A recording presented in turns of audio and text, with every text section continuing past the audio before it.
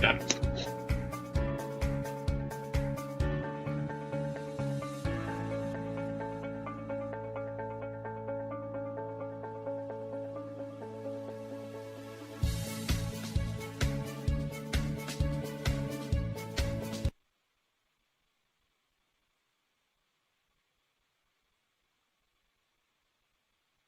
Well, good afternoon and welcome to your Santa Monica City Council meeting for Tuesday, June 9th, 2020.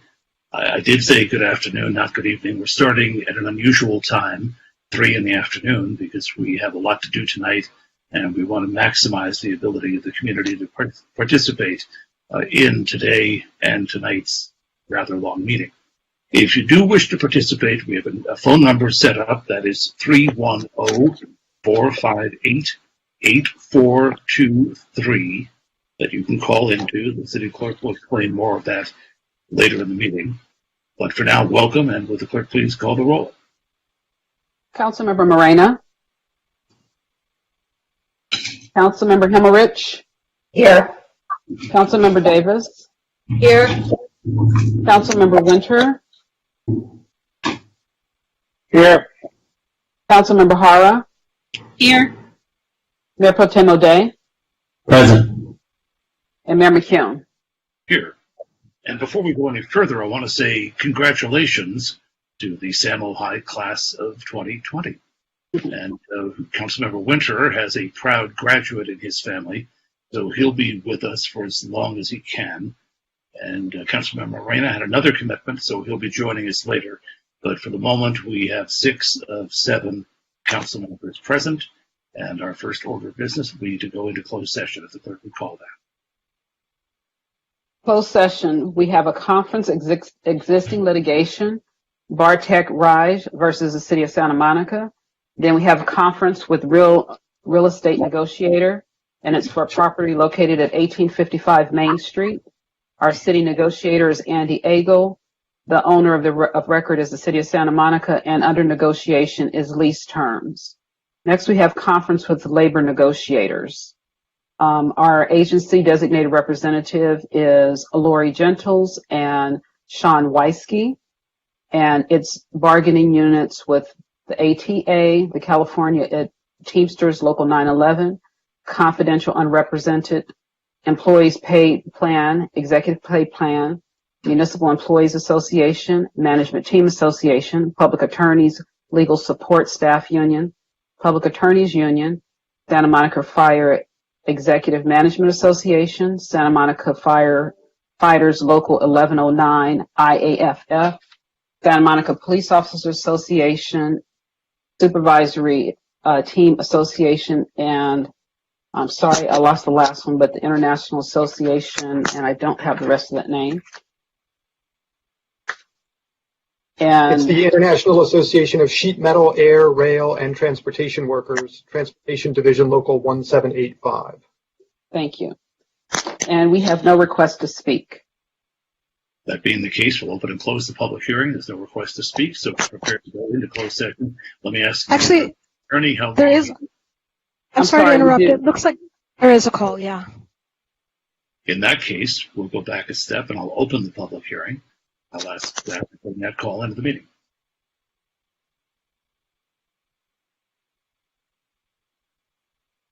Transferring Mohammed Kadambashi. Hi, welcome to the meeting.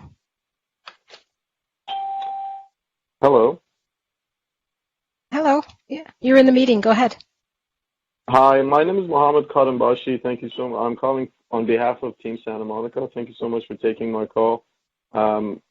Thank you for everything you guys have done to lead Santa Monica, and I would like to thank all the city staff for what they've done over the past few months. I know it's a tough time. Team Santa Monica is a swimming organization that's been providing swim lessons to the community of Santa Monica over the last 65 years, and we've been able to call the Santa Monica Swim Center and Santa Monica our home base. I wanted to reiterate the point that hopefully the staff have already made or are going to make to allow permit users to rent the pool space outside of regular hours, and we would like to be in support of that to completely cover the cost of staff and keep all options on the table. As we have voiced it to the city staff, we're definitely interested in partnering up with the city and continue to offer programming to everyone in Santa Monica and possibly neighboring communities. That's all. Thank you so much. Thank you. Thank you. The one person I'm aware of. Are there any others who wish to speak? No, there's no more callers. In that case, we'll close the public hearing on the closed session items 1A through B and C. And I'll turn to the interim city attorney. How long do you think we need for this? My estimate for tonight is that it'll be approximately 90 minutes. That would bring us back at about 4:30. So we will plan to be back here at 4:30 this afternoon to resume this meeting of the Santa Monica City Council. Until then, we're going to recess into closed session.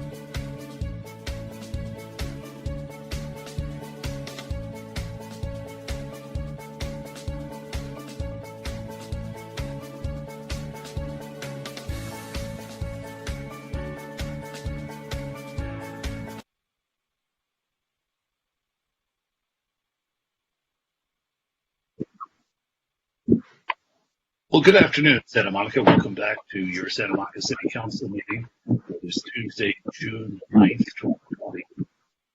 It is now 4:30. We started early this time at 3 o'clock. We have a lot on the agenda. We knew many members of the public wanted to participate. We're now back from having recessed to closed session, and I will turn to the interim city attorney and ask for a report out. Thank you. On item 1A, the plaintiff filed this lawsuit alleging that he suffered a severe ankle injury when he fell after stepping on eroded concrete at the crosswalk at 5th and Washington. The city does not admit the allegations made in the lawsuit, but to avoid the expense and burden of further litigation, the city attorney recommends settlement in the amount of $38,000. Move settlement. Second. I think I heard a motion by Councilmember Himmelrich, seconded by Councilmember Davis. Is there any discussion? No, it wasn't. It was Councilmember Hara. Hara. Okay. What I may have to do is ask people when making and seconding motions then to identify themselves, because with the audio on these teleconferences, it can be really hard to tell. Is there any discussion on this motion? Would the clerk please call the roll? Councilmember Himmelrich, Yes. Councilmember Davis, Yes. Councilmember Winter, Yes. Councilmember Hara, Yes. Mayor Pro Tem O'Day, Yes. and Mayor McKeown. Yes, so that settlement is approved, 6-0, unanimous of the city council members present. On item 1B, due to differences over price and terms of payment for a potential lease, the city's negotiator recommends that council authorize the termination of current negotiations with the Oakview Group regarding a possible lease of the Civic Auditorium located at 1855 Main Street, Santa Monica. I move we terminate negotiations. Councilmember seconds. Okay, so that was Councilmember Himmelrich making the motion and Councilmember Hara making the second, and thank you for identifying yourself. Is there any discussion? Seeing none, we'll take a roll call vote. Mayor Pro Tem O'Day, Yes. Councilmember Hara, Yes. Councilmember Winter, Yes. Councilmember Davis, Yes. Councilmember Himmelrich, Yes. and Mayor McKeown. Yes, so those negotiations are terminated by unanimous vote. On the final closed session. The attorney for the final item. On the final closed session, item 1C, no reportable action was taken. Well, thank you very much. That concludes the closed session matters we had. Now, for members of the public, as you can tell, we're still meeting by teleconference because of the coronavirus pandemic under special rules that were promulgated by the governor for public meetings. We do have the ability for members of the public to participate by telephone, and the clerk will give specifics on that later. But just so you have the phone number, which many people have been asking for, it is 310-458-8423. As I say, we have a lot on the agenda tonight, including matters on which our council members will get to speak at some length. But at this point in the meeting, our interim city manager has asked for a moment to address the community. It's been quite an exceptional week in Santa Monica. Jill?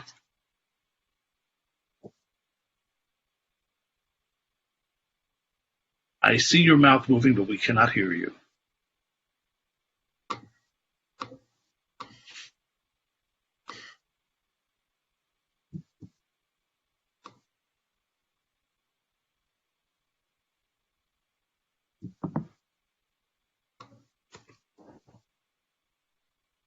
For anybody who can't see, I think Ms. Dilg is reconnecting a different microphone.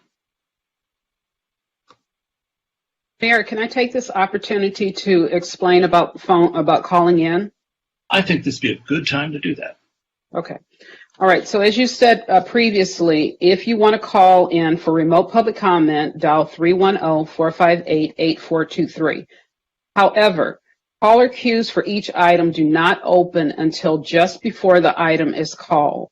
So if you're calling on an item later in the meeting, please follow the meeting online and call in before that. We will open the queue right before that when we call the item.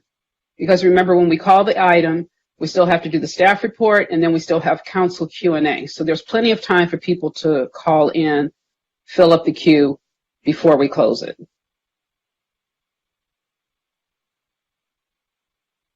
I see that Interim City Manager Lane Dilg is back with us. Let's see if the audio now works. Unfortunately, it does not appear to.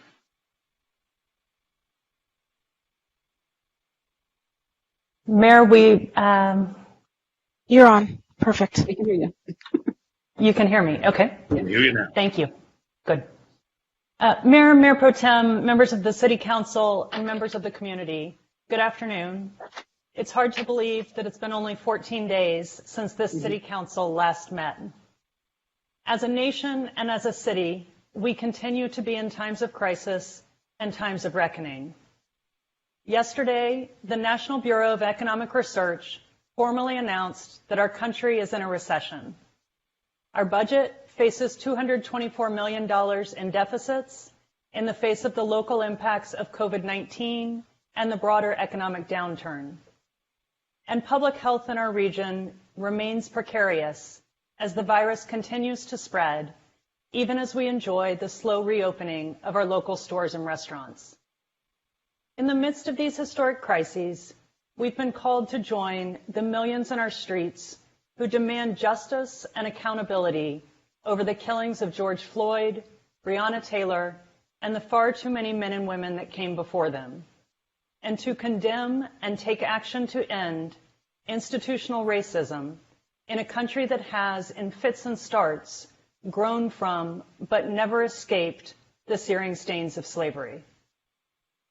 Council, long before we entered these historic times, we articulated our city's values: accountability, equity, inclusion, innovation, resilience, safety, and stewardship.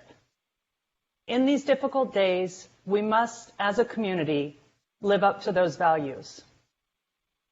Our Constitution guarantees freedom of speech, the right to assemble peaceably, and the right to petition the government for a redress of grievances. As the United States Supreme Court has explained, these rights, though not identical, are inseparable. Our democracy has been alive in recent days, as protesters have gathered through speech, assembly, and petition, rather than through riot or revolution, to bring about political, social, and economic change. This type of peaceful protest and the change it can bring is the essence of our democracy, and we honor it. In our city, on May 31st, peaceful protests were marred not only by those who would agitate violently, but also by organized criminal activity from those who would exploit protest as an opportunity to steal property in our downtown and beyond. Some have argued that response to criminal activity came too late, others that response to civil disobedience was far too strong. I am committed to an independent and thorough investigation of the events of May 31st in our city. He4No welcomes this, and I am committed to it. We will not shy away from what there is to learn. Council, as we move forward, we must also embrace a new call to lead. As your interim city manager, I respond to the resounding call of this moment by affirming, without reservation and with humility for the progress we have yet to make, that Black lives matter. We will lift up and hear the voices in our community who have shared painful reflections on their history of interactions with police. We will hear from those who say that our country's current model of public safety does not assure them that they feel or are safe. And together, we will work with ongoing commitment to build a community in which safety is a benefit that we all share. A Santa Monica where all feel and are safe to learn, safe to play, safe to enjoy our streets and public spaces, safe to start and run a thriving business, and safe in the knowledge that the institutions designed to protect us all will do so fairly and equitably. We will open dialogue and we will pursue meaningful change. But just as in order to build a safe and vibrant community, we must maintain clean public spaces, school readiness for our children, abundant areas for recreation, and the mental health and resilience of our community members. So to build a more equitable society, we must examine not only our current approach to policing, but also the ways in which racism infects our inter-staff relations, relationships between community members and city staff, and the services that we provide to the community. We will be accountable to that much broader obligation. Members of the community, we, your city staff, are here to serve. I want to express my gratitude to our emergency responders and other city staff who have worked in the hardest of circumstances in recent weeks and months. Today, we are faced with challenges that require dedication, introspection, courage, and accountability. We commit to showing up. We ask that you do the same. Please exercise your rights to criticize and petition your government, but I also implore you to engage. The challenges before us are immense. Join us and join together as we re-examine, re-envision, reimagine, recover, regrow, rebuild, and reform together. Thank you, Mayor, for giving me a moment to talk. Well, thank you, Interim City Manager Dill, and I'm sure that our council and our community share your commitment to our getting through this together. We will have a chance to talk about it, and so will the community at somewhat greater length as we go through the agenda for today's meeting. But I thought it was important, and I'm glad that you offered to make that statement at the outset of today's coming together of our community for a city council meeting. We do have a full agenda, though, so let's move on now to the consent calendar, if the clerk would call that. The consent calendar, all items will be considered and approved in one motion unless removed by a council member for discussion, and we have no calls for requests to speak. There being no calls, the public hearing is open and closed, and the matter is before the council. First and foremost, does anybody wish to pull any item from the consent calendar? Not seeing that, does anybody want to move the consent calendar? This is Gleam. I move the consent calendar. This is Sue. I second. So it's been moved by Councilmember Davis and seconded by Councilmember Himmelrich. There is a notable lack of raised hands from the council members for any further comments, so if the clerk would please call the roll. Mayor Pro Tem O'Day? Yes. Councilmember Hara? Yes. Councilmember Winter? Yes. Councilmember Davis? Yes. Councilmember Himmelrich? Yes. And Mayor McKeown? Yes, so the consent calendar passes with a unanimous vote, 6-0 of the council members present, and we can now move on to ordinances. Next, we have ordinance. First, introduction and first reading of an ordinance amending the Living Wage Ordinance Municipal Code Chapter 4.65.030. And right now, you don't have any requests, any calls. We do have a presentation from somebody. Who will that be?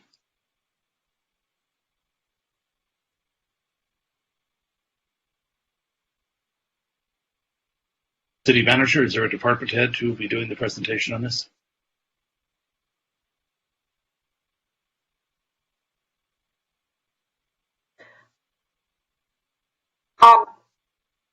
I can probably, oh, there, okay. Hi. Chief Walker. Sorry, Chief Walker, sorry, slow on my clicker there. Yeah, thank you, Council, Mayor and Council. I would like to just present the ordinance.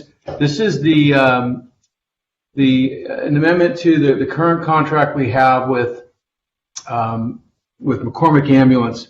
When we entered the contract with them, we allowed them to stick with their to meet the state and county minimum wage, but not to have a delay prior to meeting Santa Monica's living wage.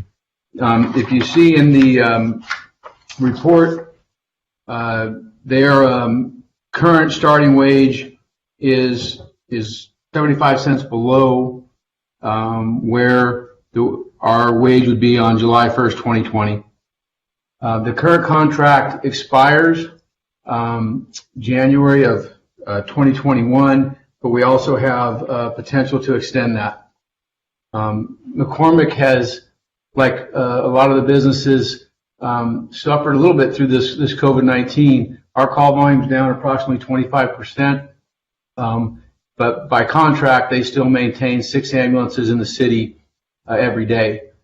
So we felt that adding that into the current situation and knowing that we're looking at some different ambulance models, it would be reasonable to ask to extend this this to them through the contract.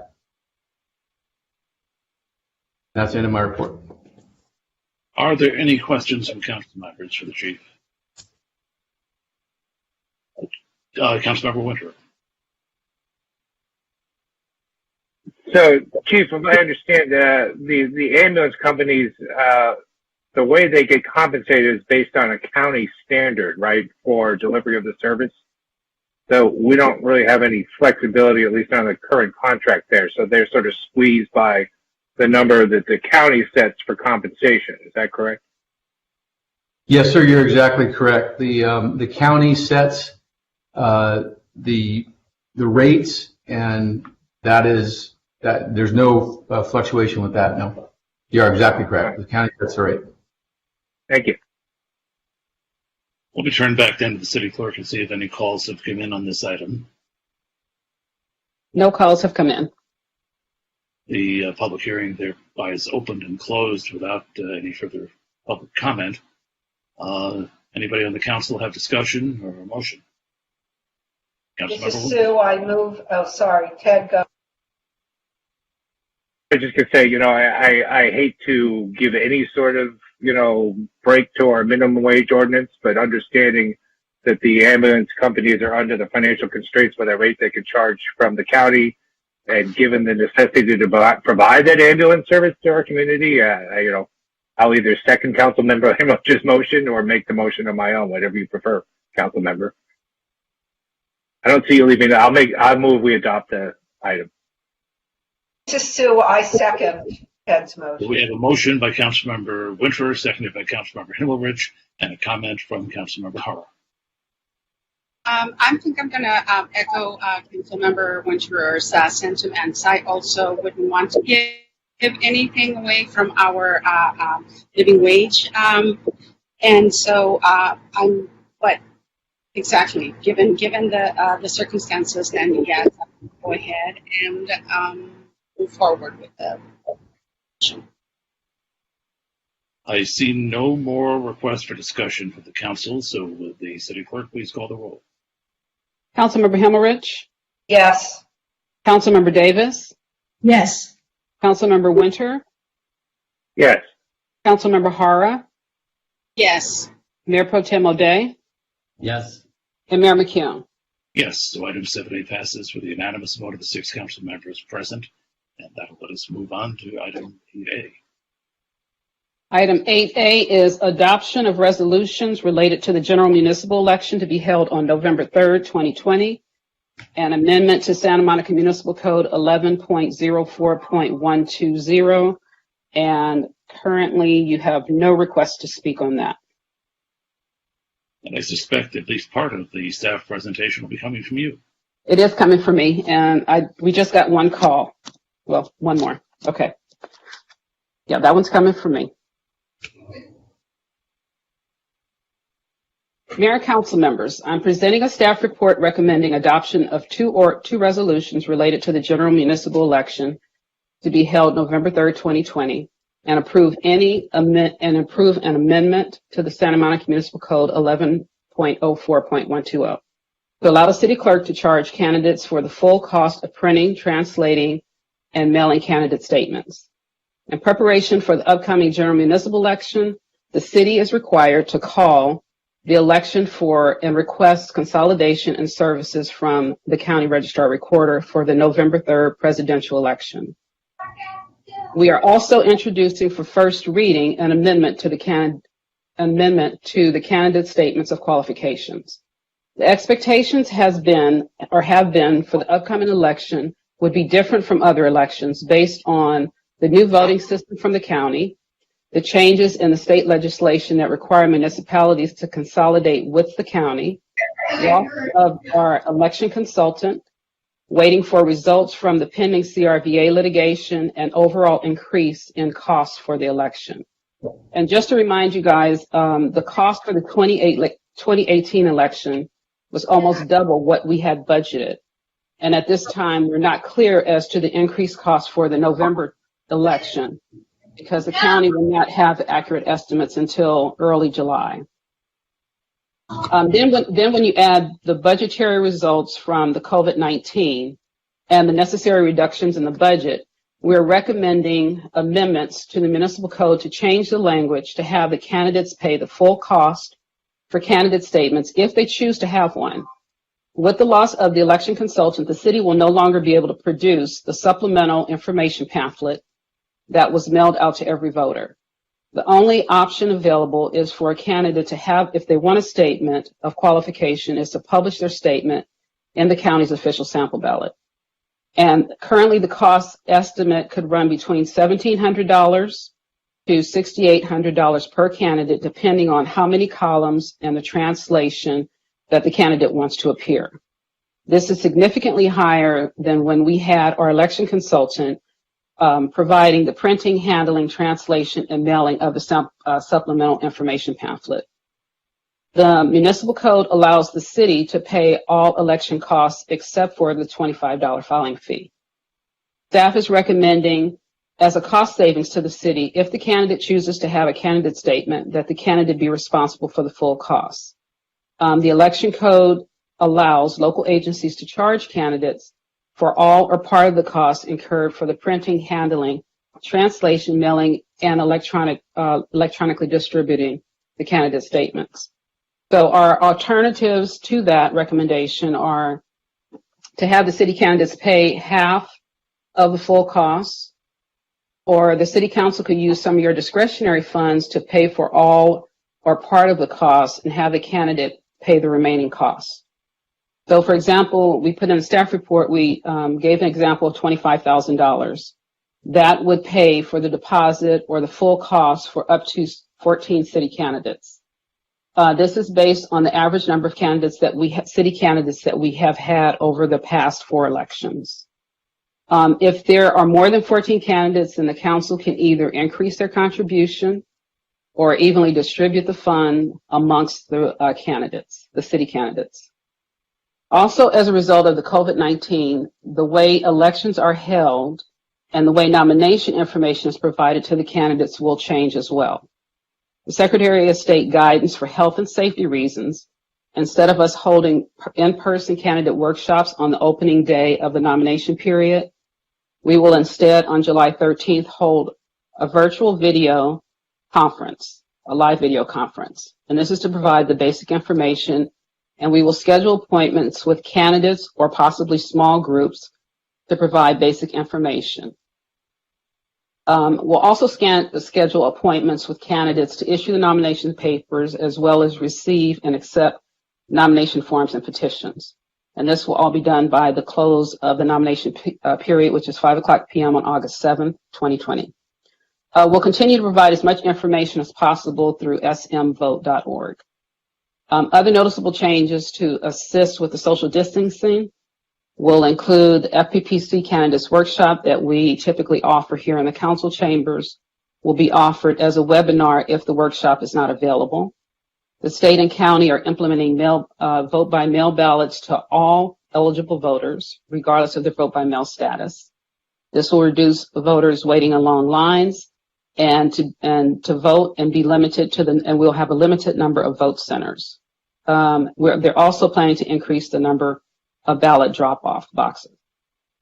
So again, my recommendations are to adopt the 2 resolutions. One is to call the general municipal election to be held on November 3rd, request the municipal election be consolidated with the Los Angeles County statewide general election, request services from LA Registrar Recorder for the municipal election, and introducing for first reading an ordinance amending Section 1104.120 about the candidate's statement of qualification of the Santa Monica Municipal Code. That is my presentation. I'll take any questions. Well, thank you, Ms. Anderson-Warren. And before we go to public comment, and I believe we do have some on this issue, we will go to clarifying questions from the council on the presentation. And I understand that Councilmember Himmelrich has a question or two. Thank you, Mayor. Ms. Anderson-Warren, you probably don't know this, but somebody I hope does. How much do we have in discretionary funds right now? I know I asked just last week, and we have 186,000 in this fiscal year, and then because of the budget cuts, we get 100,000 in the next fiscal year. So before June 30th, sometimes that's weird. Before June 30th, will we have 186 left? That Ted? That's what I was told. Yes, when I inquired. And what you're recommending is 25,000. Is that correct? That was, yes, that's what we put in the staff report. But we could, if we increased it, then we would have more, obviously, right? We have the ability to put more than 25,000 in. Is that right? That's correct. So what we did was we checked with the county, and they averaged out. They said that the estimate that they gave us was $1,700 per candidate. And so we went through and we figured out that there's an average of 14 city candidates over the last couple elections. So that's how we came up with the 25,000. Right, but we may be looking at more depending on what happens. That is correct. Yes. So thank you. I understand we aren't discussing. We're just questions. Oh, we'll get to that. Councilmember Davis, question. Oops, yeah, sorry. So I just want to make sure, I understand that City TV will not be producing the candidate forms or the video candidate statements as it typically does. But will there be other opportunities if someone were to write a candidate statement that it could be hosted on, a vote? Will we work like with the League of Women Voters who do, do their voter website or something like that? I was a little unclear. Well, we will reach out to the League of Women Voters because that's typically who the city works with. And I believe that they do have the option for candidates to place their information on their website. We would not host that information on the city's website, though. Okay, so we would have to work with somebody else. So if, for example, someone said, I don't want to pay a penny for a candidate statement, there would, in fact, be other places to post it? There would be other places. I don't know that. I mean, when we come up to nomination period, by then we would have some sort of communication with at least the League of Women Voters. But there are other organizations that potentially they could host, or they could create. A lot of candidates host their own websites and they put their information there. The only problem is that like I said, we could not host their information on the city's website unless they pay for the candidate statement to be published in the sample ballot. Okay, thanks. Yeah, if I could clarify, I think there is the ability under the elections code for us to host electronically submitted statements that would not be the candidate statement in the sample ballot. There's a provision for that in the elections code. We would need, I think, to get further direction from council on whether you wanted us to do that and how you would want us to do that. Well, I don't see any more questions at the moment, and I know we do have members of the public who wish to speak. So let me turn to our staff and ask you to begin to connect our callers into the meeting, if you will. We have currently 3 callers.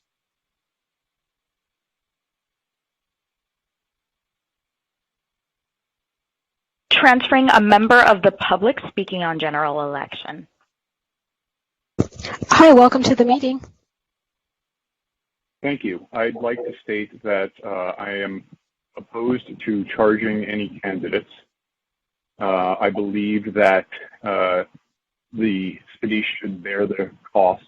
I also believe that if there are going to be candidate statements posted online, wherever they may be posted online, that information be printed on the ballot, or the ballot that gets mailed out, so that people are informed as to where they can go online, and that there be adequate public resources for people to go online to read the candidates' statements, whether that be public library or otherwise.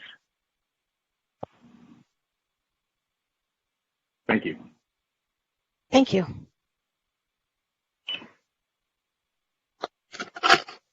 Transferring Mike Feinstein. Hi, Mr. Feinstein. Welcome to the meeting. Thank you. Thank you very much. You're welcome. You're in. Go ahead. Oh, great. Hi, Council. It's Mike Feinstein. So, one, I hope you find the money to ensure that we have the ballot statements. That's absolutely number one. And, you know, just to say this is public money, democracy shouldn't be discretionary. Every voter should receive a baseline of information about every candidate that gets on the ballot. Otherwise, we're handing elections to only candidates who have money, big money, to reach all the voters. So it's really important that we do that normally. During COVID, people aren't going to be walking door to door, so that's another reason for you to find the money. Number two, I'm thrilled that the city attorney has talked about that we could host an additional statement. So I think you should get the money to put the current statement on, but I think giving staff direction to look at what is one additional way, and I would suggest as a former candidate that the ability to have an updated statement in October or something as the campaign goes along. So look into that issue about other ways that they can use promoting on the site. Finally, I think you need to sunset this. It would be a terrible precedent for you to put into the code permanently that cost recovery is our approach to democracy. I think you need to sunset it, because if you put in the code now and say you're going to overturn it later, you're putting a burden on people in the future to overturn it. And this should be recognized as a one-time thing because of COVID. Thank you. Thank you. Transferring Ann Daniwala. Gets on the ballot. Hi, welcome to the meeting. Only candidates who have money, big money. Hi, Ms. Fanoa. Welcome to the meeting. It's really important that we do that normally. During COVID, people aren't walking door to door. Hello? Yeah, you're in the meeting. Go ahead. Okay. Oh, hello. Hi, this is Ann Thanawala calling. I am going to echo my fellow residents who called earlier and say that definitely no one should be paying in order to run a campaign, in order to get their information out to the public when we are living in a time where equity is of the utmost importance. Placing a price tag on the ability for voters to access information and placing a price tag on our public website in order to discriminate against those who can't afford to put the money onto and their statement onto the website is just plain wrong, and I think you guys all understand that. So I hope you'll vote this down. Thank you. Thank you. Are there any remaining calls?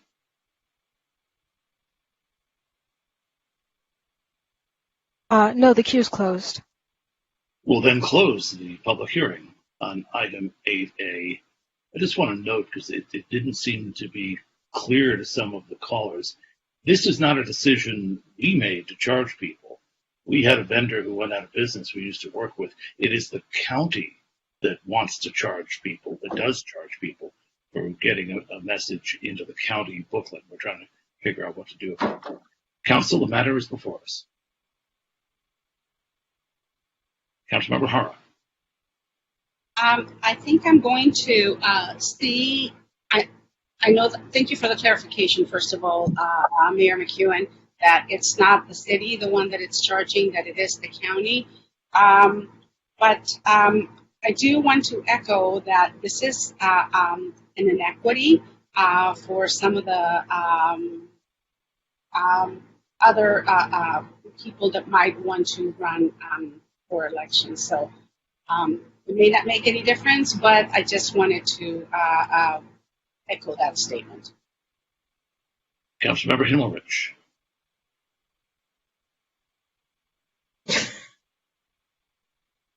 She's still muted. Your mic on, Sue. Sorry, thank you, Kevin. I am opposed to, particularly in this election, in view of everything else that's happened in the past year, charging people for candidate statements. Now, whether we go to 6,800 is another issue. I think that we could set a cap on the allowance for a candidate statement with the county. And again, I'm not sure whether the 1,700 includes translation or doesn't include translation. But if it doesn't, I think that we need to approve translation as well. So again, I'm okay with a cap on it, but I think that every candidate for this particular election should be advanced the fees for a candidate statement in this election brochure. Councilmember Winter and then Councilmember Davis. Yeah, I just want to clarify. I misremembered the number in the council discretionary fund. I went back and checked on the email I'd gotten last week, and it's 148,000 and change, not 186. Just so my colleagues know. Duly noted. Councilmember Davis. So I just think that in a time when people won't be able to walk door to door due to COVID-19, when, you know, we are coming into a time period when there's a lot of uncertainty within government at all levels, and the fact that it's a major presidential election, which will generate a lot of interest, meaning that it's important to get candidates' message out, especially in city council, where it tends to be, although they're changing the ballot order, so you have to vote for city council before you get to president, but I think it'll be important for this opportunity for people to get out. So while I am happy to move the staff recommendation number 1, I would like to also move that we do not charge candidates to place their candidate statements on the ballot, and that instead we allocate up to, I would say, $40,000 of council discretionary funds to pay for all candidate statements, and then if that's not enough, I think we can revisit it. But that part's sort of fluctuating, and if people want to amend that, I'm open to it. But I don't think we should charge people. Is there a second? Before we go, let me check with the city attorney. Is it okay that we do that all in one, or do we have to separate them out? My preference would be that we treat this as 2 separate recommendations and consider first the recommendation for the 2 resolutions, the calling the election and the requesting the county to provide election services. And have a motion on that and potentially take a vote on that, and then turn to what I sense is the more complicated issue about the payment for the candidate statement. All right, then I move item 1 of the 2 recommendations. And Winter a second. Okay, so we have a motion by Councilmember Davis, seconded by Councilmember Winter. I haven't said anything yet. Let me just try and think one thing through here. The reason we're in this bind is that we used to have an independent vendor that we worked with who published a somewhat smaller supplemental voter guide, and it was more economically feasible to mail that smaller guide just to Santa Monica households.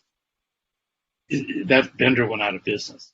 Is there any option like that that could be less expensive? I guess this is a question for the city clerk who works for the county. Is there an option that could be less expensive than up to $6,800 to put a Santa Monica City Council member's message in, I assume, the book that goes out to the entire LA County 10 or 11 million people?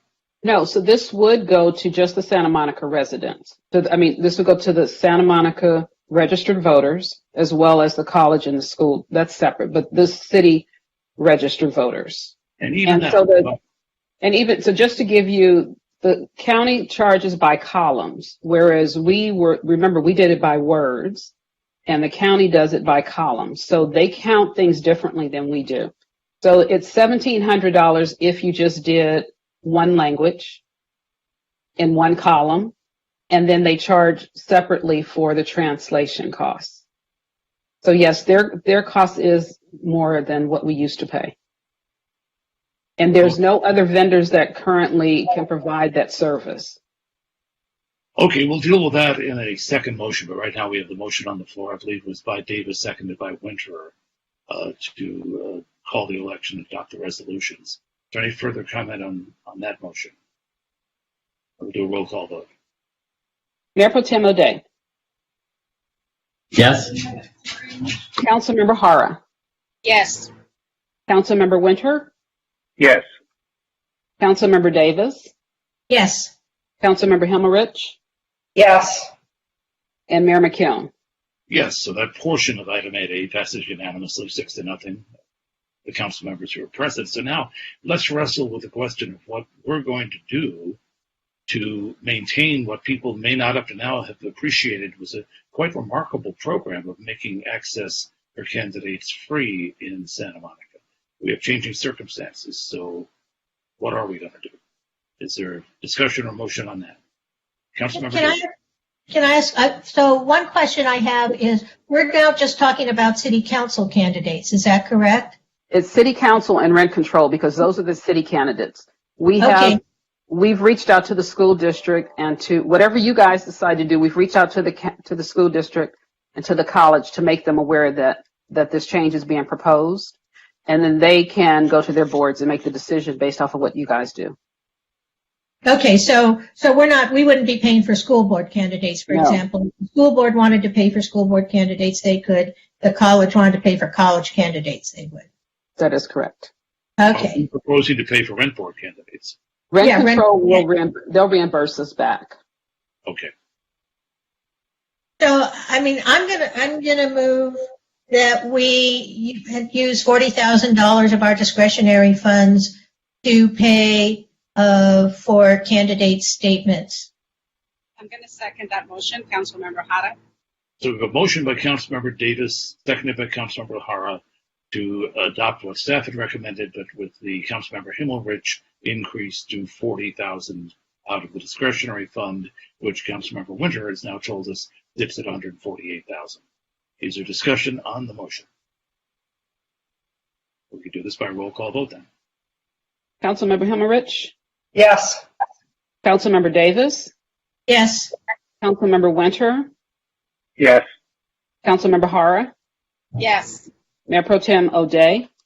Yes. And Mayor McKeown? Yes. Unanimous, 6-0 approval by the City Council.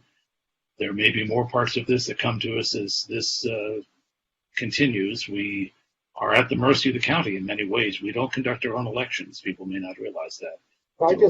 We'll see what happens. Can I just get confirmation that was $40,000 to be allocated in accordance with staff's recommendation that is divided equally among city candidates? I believe that is what Councilmember Davis intended. Okay. Yes. Councilmember Himmelrich, you had an additional comment on this item? Well, I just want to make clear that should we fall short as a result of allocating the $40,000, that the clerk will come back to us and notify us that there may be additional funds necessary for candidates. Okay, we'll do. Thank you. And I think that I was acknowledged by saying we continue to be at the mercy of the county and they have to follow up on that as the situation evolves. But I think tonight, thank you, Council. I think what we've done is shown our commitment to getting information out to people on elections. If I may, is that Mayor McKeown, on this item, the item that was before the council was the amendment of the ordinance. As the ordinance is currently worded, it provides for the city to pay for it. So the decision to use the discretionary funds would be following an amendment to the ordinance that shifts the burden of that to the candidate. In other words, without that shift, the decision to elect the discretionary funds would be unnecessary. So I think we still need to have the council address the proposed amendments to the ordinance. The amendments to the ordinance make a number of changes that include shifting the ordinance so that it makes sense with what will now be a county-run election and a sample ballot that will be distributed by the county. And then there's a section in section D of the proposed amended ordinance that would shift the costs from the city to the candidate. that would then be addressed by what the council has now done in allocating discretionary funds. So there needs to be discussion and a motion with respect to the ordinance. So, Council, is there a motion then to introduce for first reading amendments to 1104.120, the section of the municipal code that the interim city attorney just spoke of? So moved. Councilmember Hara. O'Day seconds. Okay, we have a motion by Councilmember Hara, a second by Mayor Pro Tem O'Day, and a comment or question from Councilmember Winter. Yeah, I thought Mr. Feinstein raised an interesting point about possibly having this sunset, given that, you know, the circumstances we're in now, we hope do not repeat themselves anytime soon. So I'm wondering whether the maker and the seconder would be favorable to the notion that this changes to the ordinance would sunset 2 years hence. Let's first ask the interim city attorney if that can be done with what was agendized tonight. We could add language to the proposed ordinance amendment. 11.04.120B is the relevant provision. We could have that be amended to read, the costs of printing, handling, and translating of any statements submitted pursuant to this section shall be paid by the candidate, which is the change from city. We could add a clause after that saying this provision shall, I would have to come up with wording, which I can come up with if you want to do that. This provision will sunset by, I take it, July of 2022, which would be the next election cycle, at which point it shall revert to having those costs paid by the city. So if there's an interest in that, I can craft exact language. Would the maker and the seconder, Councilmember Hara and Mayor Pro Tem O'Day, indicate an interest in that? Yes. I see a yes and a thumbs up. So, interim city attorney, could you come up with that language right now on the spot? I can. Just give me 2 seconds if you don't mind. No problem.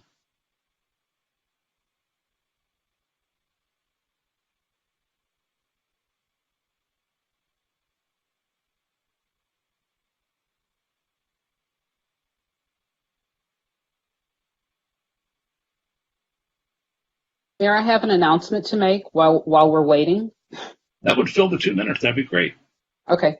So before the next budget item is made, or before it's heard, I wanted to make an announcement that those answering the public comment lines are bilingual, and a professional interpreter will be available to translate public comment for those providing comment in Spanish.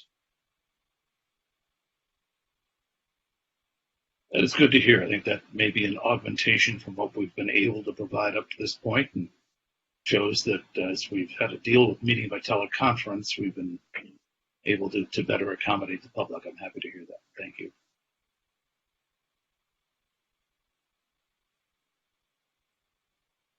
Right. So here is what I would suggest as language, which would be this for subsection D. The amendment to subsection D, it would be changed to read as follows. The cost of printing, handling, and translating of any statement submitted pursuant to this section shall be paid by the candidate for elections occurring prior to November 2022, semicolon. For elections occurring in or after November 2022, the costs described in this subsection D shall be paid by the city, period.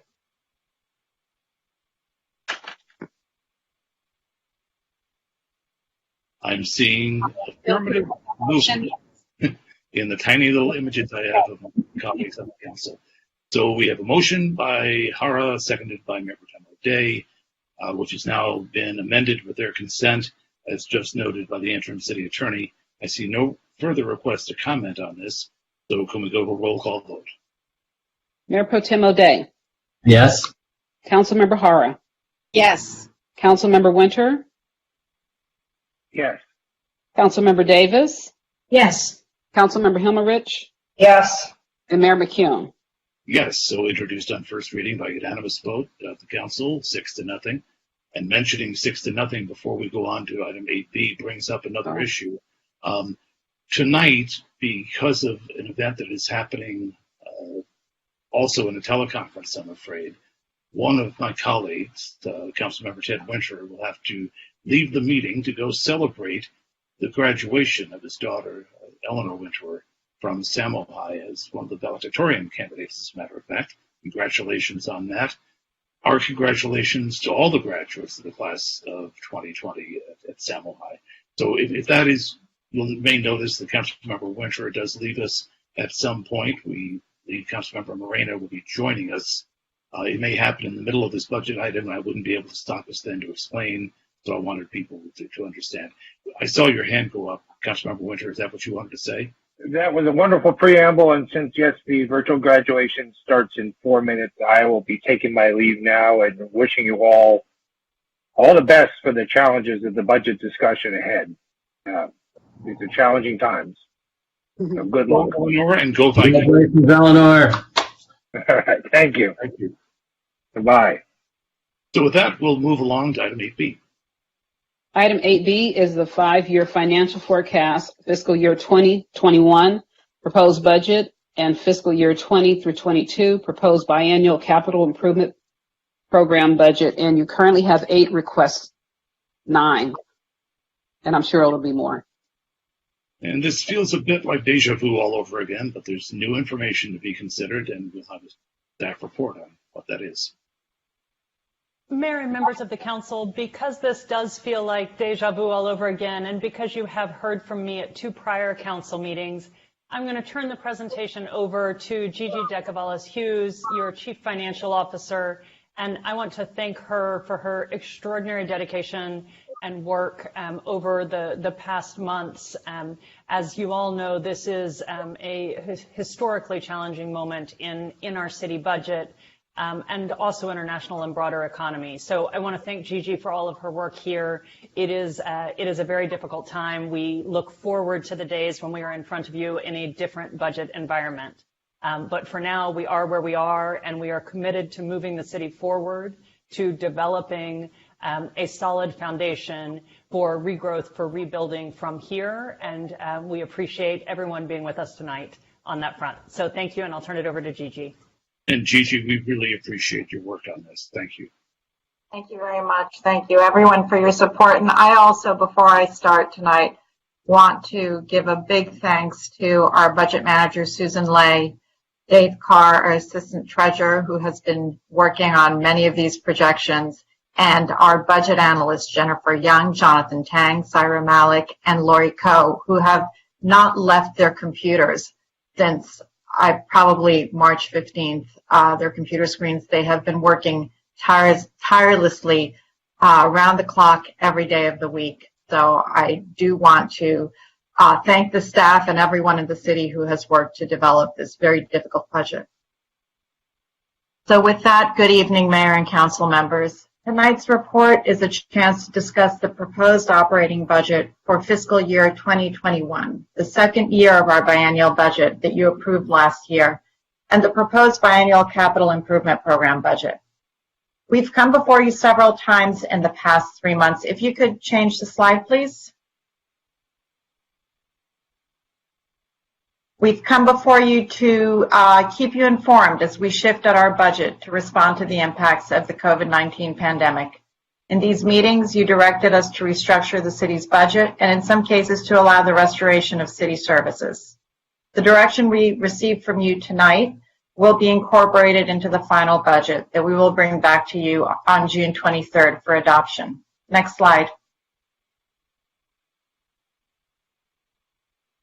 Owing to the significant changes we're making, we've developed a budget document, very different from other budget documents we've created in the past, but this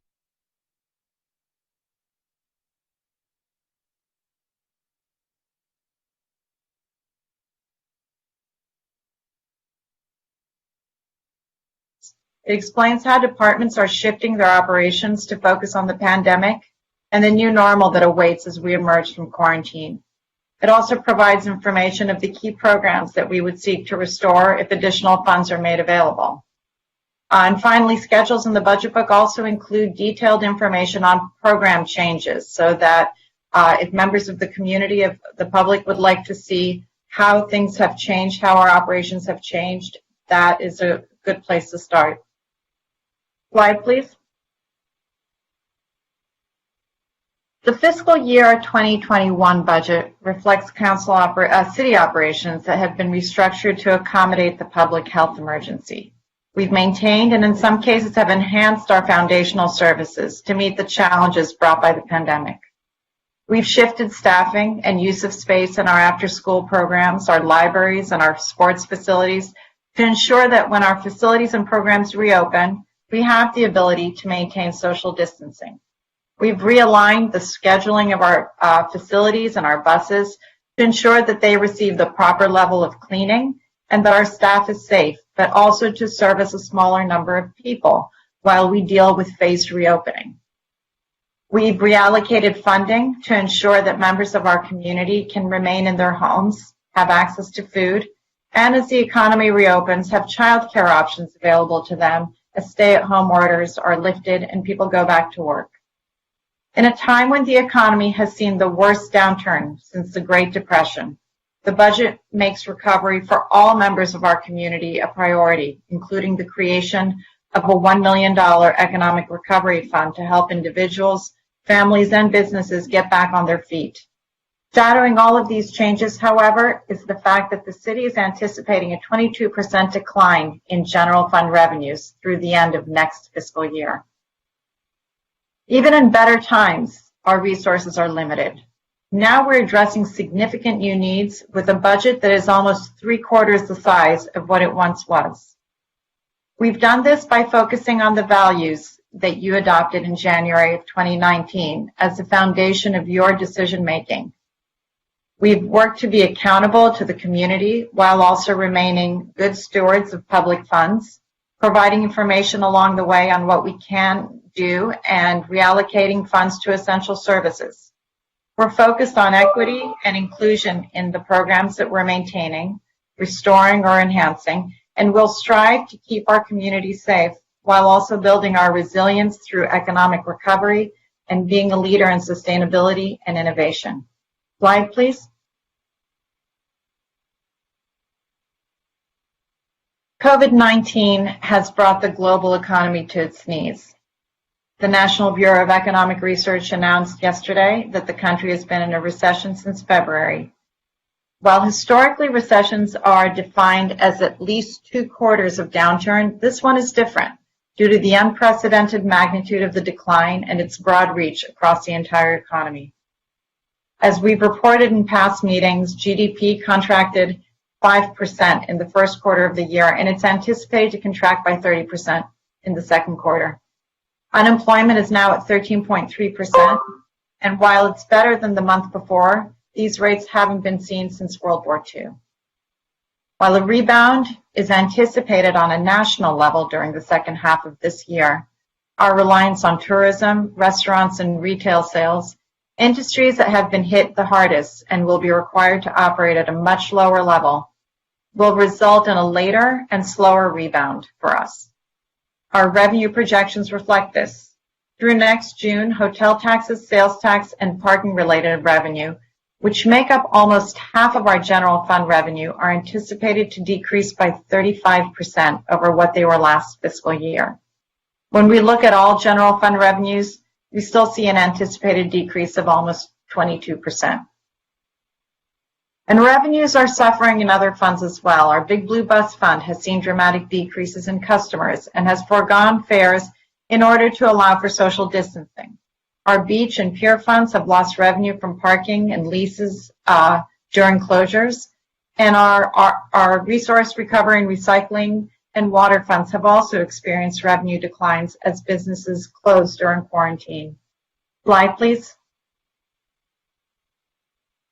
Our total budget, including capital projects, is $614 million for fiscal year 2021. The general fund represents almost 59% of the entire budget. Other funds represent almost 41%. Slide, please.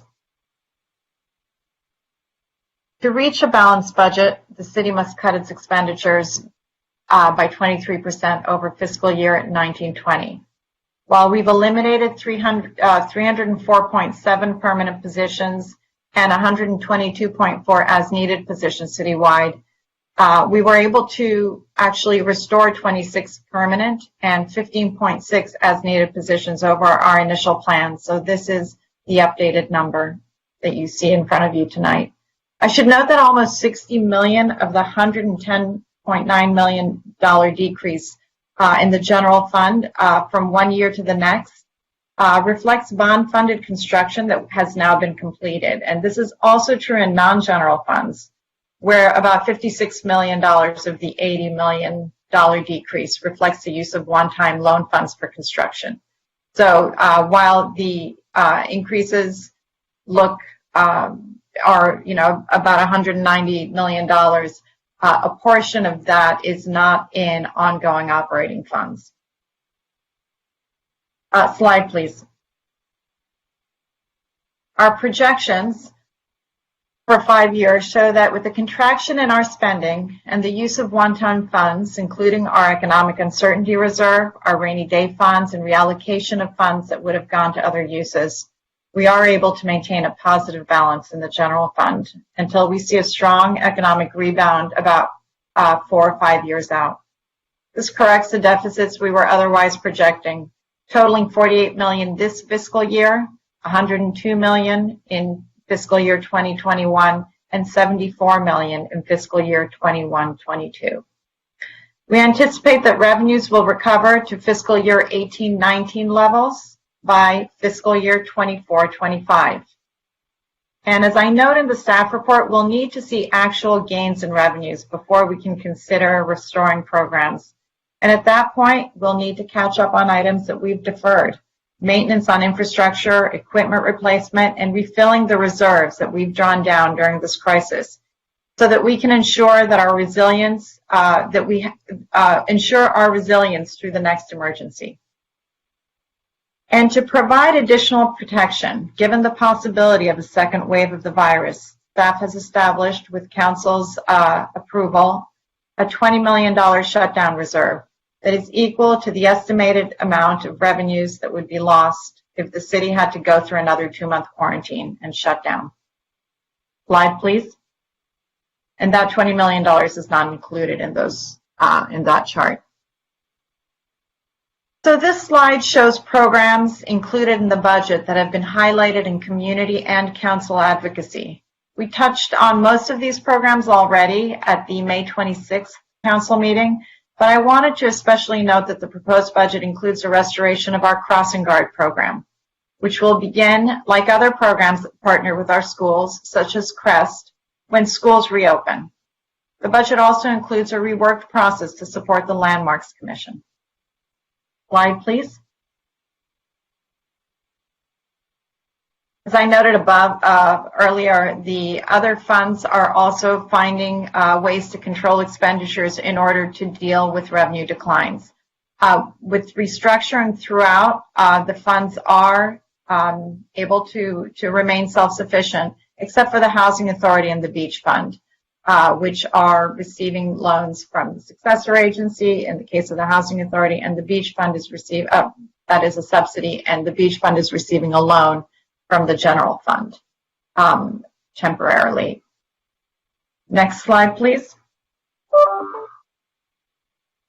The biennial capital improvement program budget totals $94 million in fiscal year 2021 and $71 million in fiscal year 21-22. As you can see, the general fund portion of the budget is much lower than usual at approximately $7 and $9 million over the next 2 years. The capital budget has been cut back to only include critical infrastructure needs, projects that cannot be deferred without compromising essential operations or public health and safety. As the economy and our finances rebound, we will need to ensure that the projects that have been deferred are reconsidered and funded. Next slide, please. The staff is also highlighting tonight some other items in the staff report. We are asking you to authorize the suspension of some of our fiscal policy provisions to give us some more flexibility at this point, like going from 10-year forecasts to 5-year forecasts, suspending for a couple of years our other post-employment benefit trust payments, and suspending our expenditure control budgeting for a few years until we are out of this crisis. We're also letting you know about proposals to increase cost recovery by eliminating fee waivers, creating new fees, and updating fees that have not been reassessed in a few years. We'll ask you to adopt these changes at the June 23rd meeting. And finally, we're presenting tonight the results of a poll that was completed very recently to gauge community sentiment on potential revenue measures. We had come to you in February with several revenue measures that were considering to help us establish a sustainable and protected revenue stream into the future, as many of our revenue streams, even before the COVID pandemic, were experiencing changes due to consumer behavior. Paul Goodwin from Goodwin Simon Strategic Research will present those results, and we're going to actually switch over to him and his presentation at this point. Thank you very much. Thank you. It's an honor to be here, and I'm here to share the results of a survey that we completed very recently, and I'll go through these slides.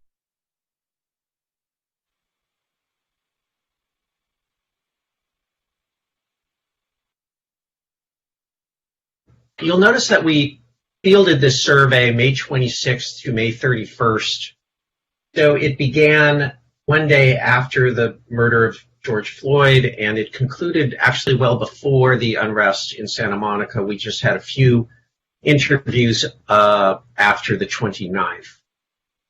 So we conducted them online via text invitations and by telephone. We had 562 Santa Monica voters, a representative sample of voters who are likely to participate in the November election. And as you can see, the purpose of the survey was to compare and assess the viability of these two possible revenue measures for the November ballot. So I'm first going to show some results from some of the questions we asked about general attitudes about the city and city government. If you have seen city surveys over the last decade or longer, and I know many of you have, you will have seen a question comparable to this one. What should be the highest priority for the city government? This is an open-ended question, and then the responses are coded, grouped together by these codes. As has always been the case since I've started doing polling in Santa Monica many years ago, homelessness was the top issue. You will note that traffic now was one of the lowest, least named issues. That's quite a difference from in the past, and we'll look at that in a second. The next two codes are obviously related to the pandemic and the impact of the pandemic. And then after that, you'll see public safety, affordable housing, and tenant protection and slowing development. What I think is really interesting, kind of unexpected effect of the pandemic, is the change in urgency about dealing with traffic. You can see that in the three columns. One are results from a survey I did in 2007. One is the result from a survey I did in the city in 2013. And the column on the right in each triplet is the results from the current survey. So you can see in the past, traffic and homelessness were always at the top of the heap in terms of priority. That's still true with homelessness, but you can also see a decline in concern at this moment about development and an increase in concern about the economy and, of course, public health. We asked 3 job rating questions about city government, and you can see the results for providing public services and for responding to the coronavirus are extremely positive. In fact, 77% gave it excellent or good rating for how the city government is providing public services. 74% said the same about responding to the coronavirus. This is obviously a testimony to every single member of the city government and to the council itself. As you might imagine, there was a net negative response, a rating for managing the budget, with about 2 to 1 negative to positive, and then about a quarter of voters who don't know how to, couldn't rate the city in this area. We asked a pretty basic question: do you think the city of Santa Monica needs more funding at the present time? You'll see 54% said there's a great or some need for more funding. And then you have 40% who, I'm sorry, you had 24% who said there was little or no need, and then another roughly quarter who weren't sure. So now I want to compare some of the revenue options that we tested. And this is the result of the questions early in the survey where we read, or respondents were exposed to a simulated ballot title and summary. One for a increase in the transfer tax, one for an increase in the business license tax. And you can see overall the results are very similar. First of all, they're very positive, so more than 2 to 1 in favor. And also, like I said, quite similar. That does not mean, however, that the survey did not show a preference for one over the other. Or let me put it more clearly, that the survey certainly showed a preference for one of these options over the other, and that would be the transfer tax. So, for example, we asked voters to choose which measure they would be most inclined to support. And you can see by quite a wide margin, the real estate transfer tax was preferred. 50 to 21%. We also asked another question towards the end that provides more evidence of the higher likelihood of viability of the transfer tax. Basically, we read, or respondents were exposed to, a series of pro and con statements about each measure. You can see there was virtually no change in support for the real estate transfer tax, but there was a notable decline in support for the business license tax. In other words, the business license tax was more vulnerable and less firm in support among voters in Santa Monica. Now, we tested different varieties, different options for these measures. And one of the comparisons that we tested was for the transfer tax, the increase in the transfer tax, was comparing a narrower base to a higher tax increase.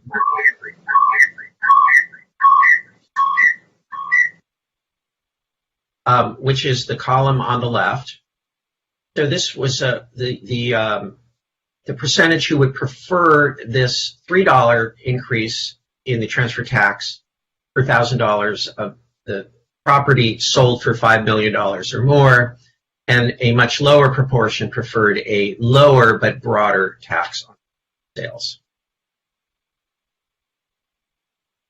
So we asked some questions about preferences for the use of the funds. You will see in general that voters considerably preferred that the theme of the funding, that the general direction of the funding was for essential local city services as opposed to specifically targeting services that are related to coronavirus recovery. That doesn't mean that they're not all important, as you're about to see, but when forced to choose, it was pretty clear that the priority should be on funding these essential local services. This question is the result of a battery in which we read, or I should say voters were exposed to this list of possible uses of a local tax. The bars indicate the proportions who said that each use would be very important to them. So you can see that at the top, in addition to homelessness, are uses that are more or less related to the impact of the coronavirus. economic recovery, cleaning parks, beaches, and libraries, cleaning public spaces. Next, in a similar level of intensity of interest was funding for police and fire services, mental health services for youth, helping seniors pay rent, feeding the hungry, and so forth. I might add that none of these rated in a way overall that suggests voters are uninterested in funding them, especially if I were to show you the very plus somewhat important results. But this is, in terms of the intensity of very important, this is how it shakes out. Now, working closely with Rochelle Finale and Jared Boygan, we put together some proposed ballot language for a increase in the real estate transfer tax. I will read this to you. Should you decide to move forward with this option, the city attorney would, of course, be further involved in looking at this language and approving it, and you, of course, all of you would be involved in this. But this is our proposal for ballot title and summary, the roughly 75 words that would appear on the ballot. So we propose the Santa Monica transfer tax on real estate sales to protect essential local services. That's the title of the summary. Protect essential services, including addressing homelessness, public safety, cleaning beaches, parks, and libraries, protections for tenants and seniors, small business recovery, food for the hungry, and after-school and mental health services. Shall the City of Santa Monica increase the real estate transfer tax paid only on property sold for $5 million or more by $3 per $1,000 of sales price, providing $3 million annually for local services. Now, you may be wondering, well, what's happened in the past when we've done polling on revenue measures in Santa Monica? Does a 62% initial support level seem reasonable for passage of a 50% measure? So I just took a look at polling I've done over the last decade. Measure Y for the city, Measure ES for the district, ESH for the city, Measure V for SMC. And you can see, it's really interesting actually, that in every single case, it rose after the poll. Why is that? Well, I think this is really a testimony to Santa Monica. We do the poll 5 months, 6 months, 7 months sometimes before the election. And what happens between then and the election?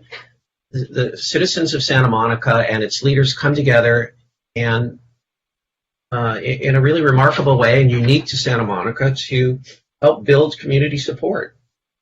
And that's what's happened in the past. So I will also point out that the sales taxes, of course, needed 50%, but the bonds needed 55%. And so, you know, this measure we're talking about is only a 50% plus one measure. So I'll just conclude with, based on the poll, we recommend moving forward with at least considering this increase in the one-time real estate transfer tax, and with the purpose of the tax really focused on preventing these vital and essential city services.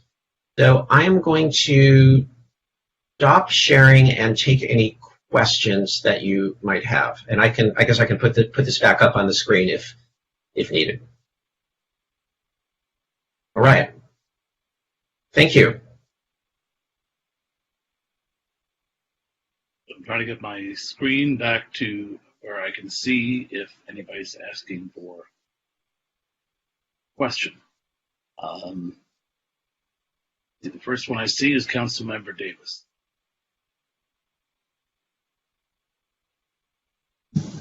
Thanks, Paul, for that. Can you? All right. I hope that's not me. Can you tell me how you landed on the tax rate that you did, the $3 more per $1,000, and anywhere in the poll did you test the elasticity of that number? So the number came from city staff, and I'll let Gigi talk about that. So as I think I showed a slide, we did actually compare larger tax with the lower, the higher tax rate with the smaller number of properties covered, with the lower tax rate with the higher number of properties covered. And you can see it was quite a wide preference for the lower one. I'm sorry, for the higher amount with the higher sales price. It's a mouthful. We did also actually, so we tested that there. And it was a really strong preference. No, but we didn't test, for example, $5 for properties over $5 million. We didn't test like $5, increasing it by $5 or something. I mean, I understand why people want to tax properties over $5 million, because the majority of people, even in Santa Monica, their properties don't make $5 million. They don't reach that threshold. But I'm just curious if I just don't want to leave any money on the table. So I'm just wondering how solid that number is. Yeah, and that's a really good question, and I think that we'd be happy offline to give that more thought and come back to you with some thoughts on it, especially working with Jared and Rochelle on that. We'd be happy to do that. Before I go to Councilmember Himmelrich, who has a question and who is next, just want to welcome Councilmember Moreno to the meeting. Glad you've been able to join us. Sue?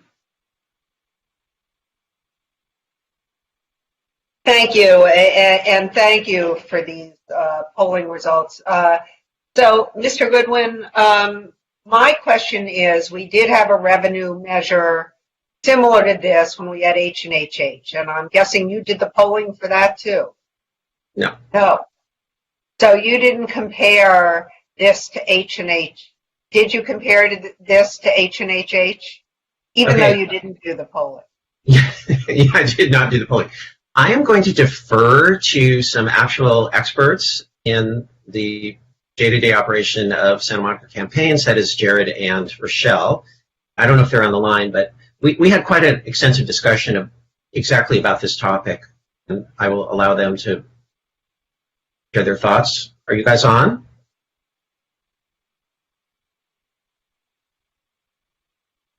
I saw Rochelle earlier. I think she's here somewhere.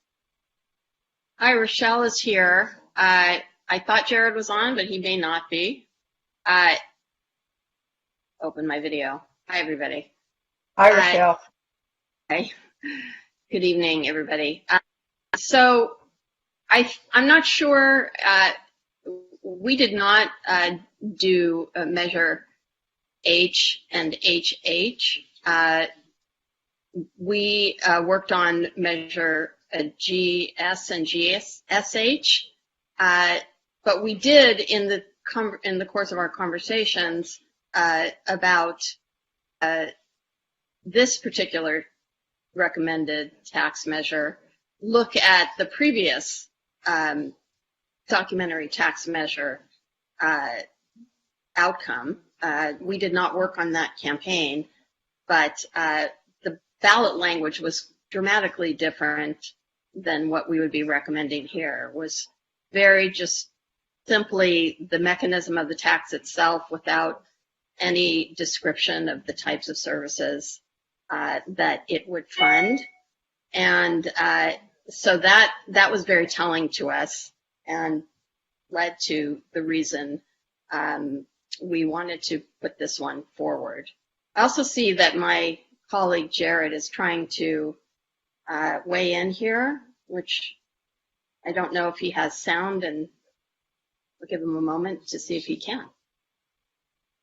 So, Rochelle, while I still have you, so even though you did not do the H&HH campaign, it was, although it didn't have the same $5 million limit on property sales, on the sale price, is it apples and oranges, or I want to know why this is different. And I can't remember what the numbers were on H&HH, and maybe what the final voting result was. I was just looking at that a moment ago. I think it was in the it was just under the 50%. threshold. And well, there's Andy. Sorry, not being. Oh, there's Andy. He would know. He may know all of this. Yeah, maybe I can help on just a few of the details. So the Measure H, rather than having a $5 million threshold, it had a $1 million threshold.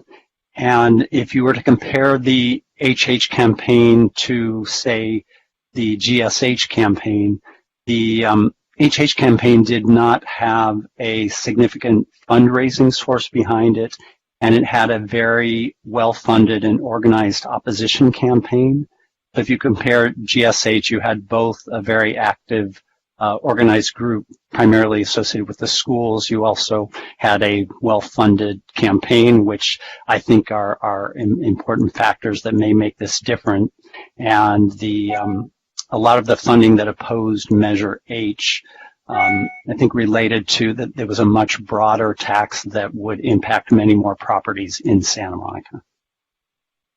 And my recollection, and correct me if I'm wrong, was that we actually weren't ever successful in having the 1 million threshold because the controller couldn't do it or the assessor couldn't do it. Am I crazy?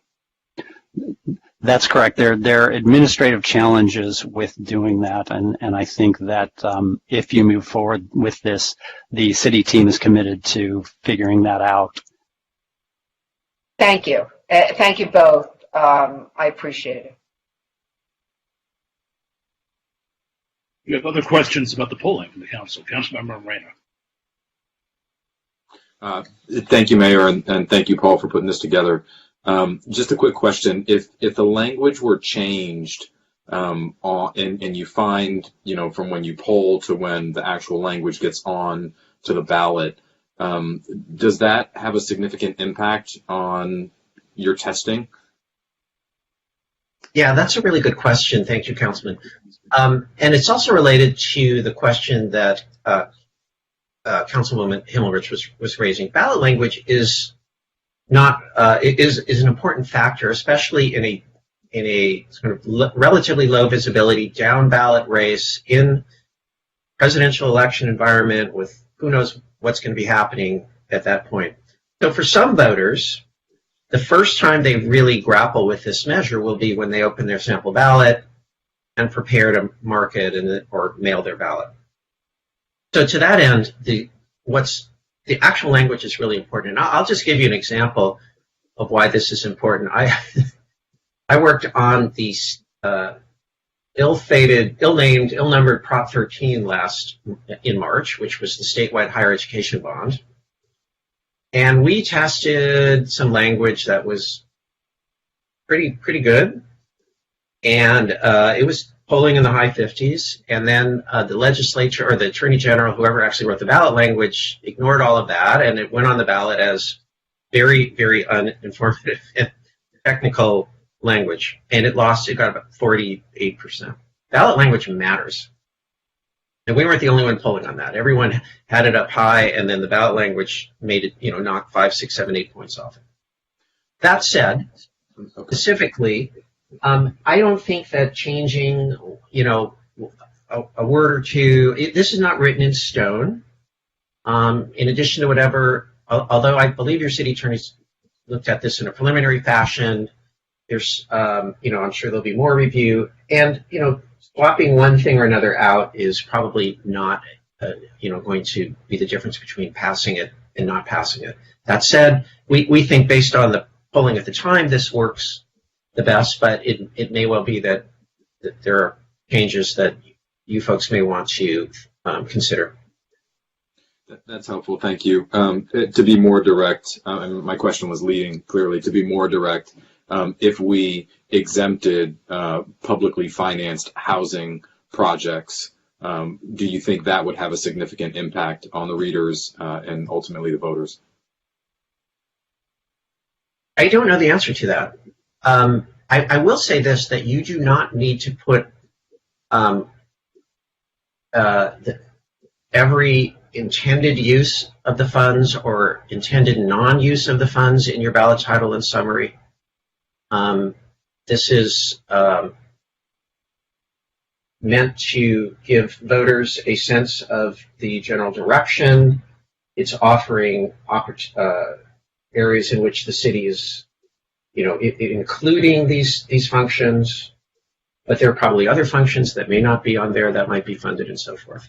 So I don't think you should see this as restrictive in the sense of, well, we can't spend money on X, or we must, or we have to specifically prohibit spending on Y in the ballot language.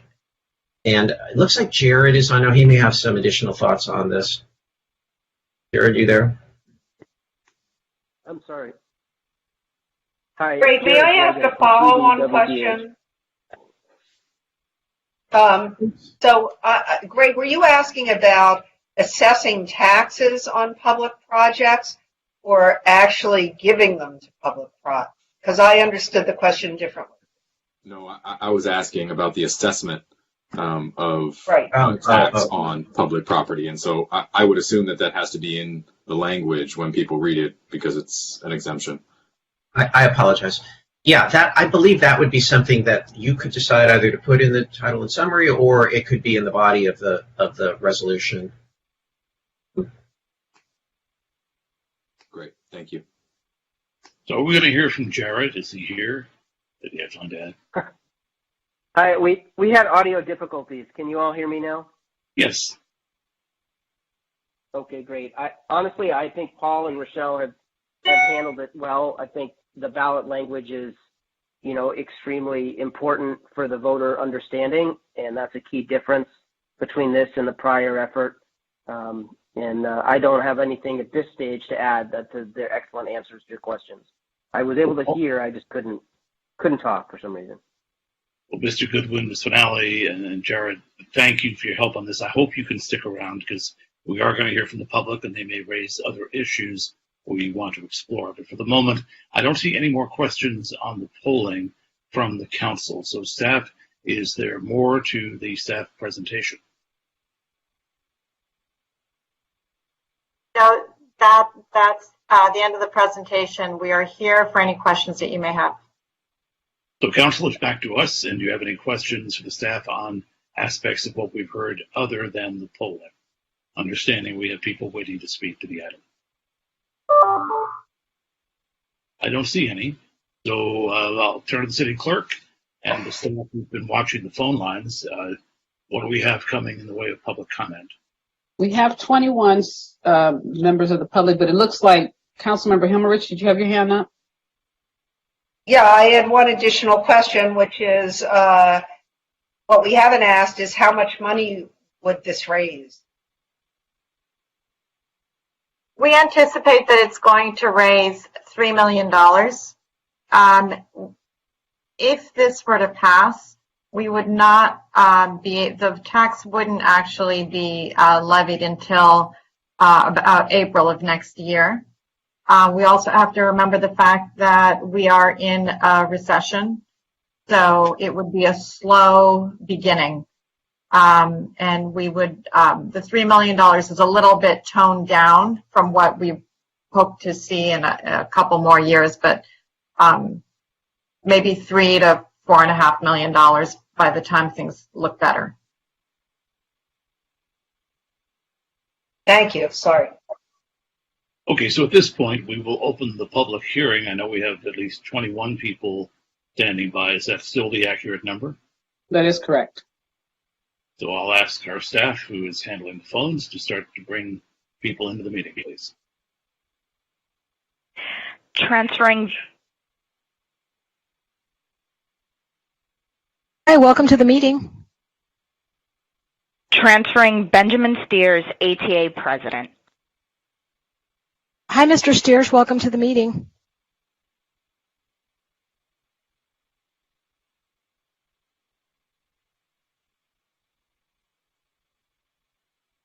Hello? Hi, Corey. Hi, welcome to the meeting. Mayor and City Council members, the administrative team associates understands that the city is going through unprecedented times. We stated we wanted to be part of the solution and are ready to meet with whomever we need to. You did not listen. Instead, you voted to proceed with job cuts as a start to the negotiation process. This exemplifies a heavy-handed approach that has not engaged or respected ATA as a partner and bargaining unit representative for your professional employees.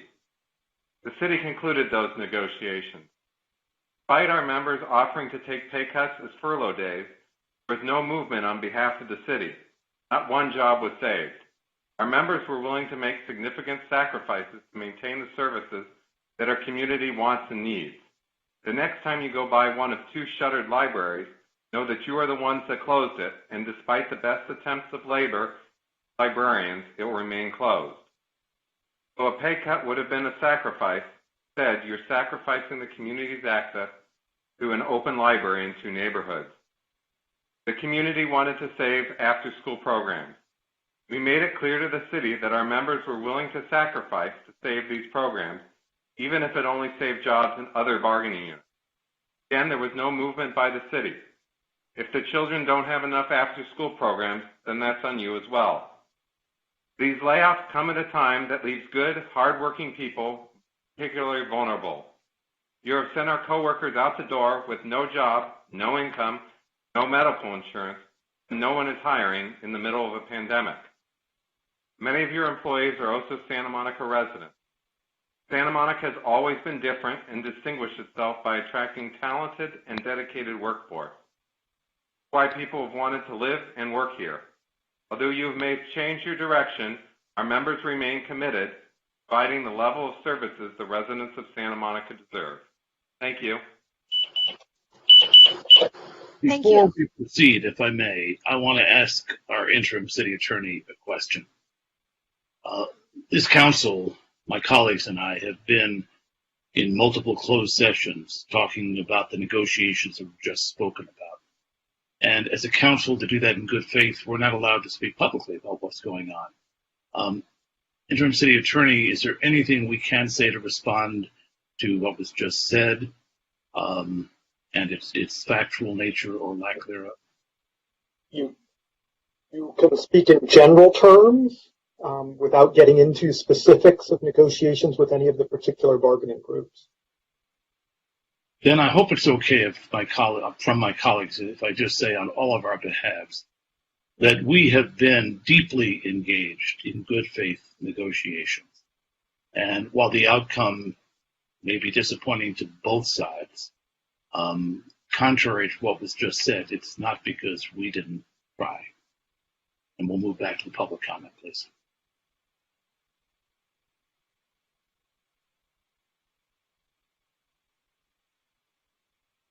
Transferring Isabel Story. Hi, welcome to the meeting. Hi, Ms. Story, welcome to the meeting. Oh, hello? I'm in the meeting? You're in the meeting, go ahead. Okay, honey, turn off that. Okay. I'm sorry, I'm watching it on television and I hear Kevin talking. Okay. Council members, hello, it's Isabel Story. Since the killing of George Floyd, we've seen protests sweep the country, including right here in Santa Monica.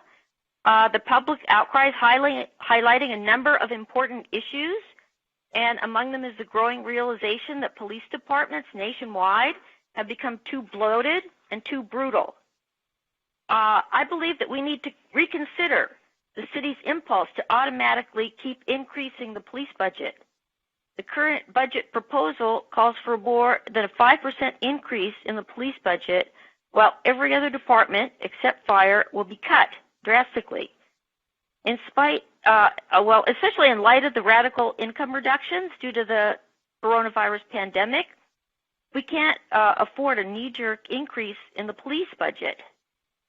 Santa Monica's police department budget is known to be the highest in the region, and its officers the highest paid by far. At the same time, there are functions now performed by the police that might be better served by other kinds of professionals. It's time to reconsider the role of the police department and reallocate resources to departments and community organizations that can better perform them.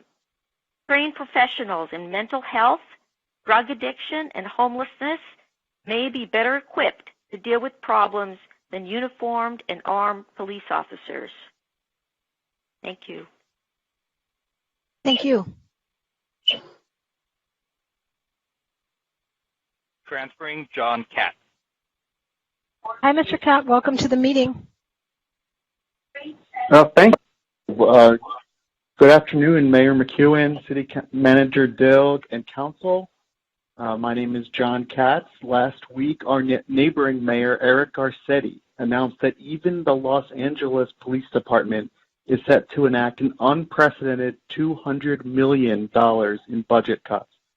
By contrast, the proposed city budget we just heard about from city staff would increase police funding by 6%, over $5 million more than last year.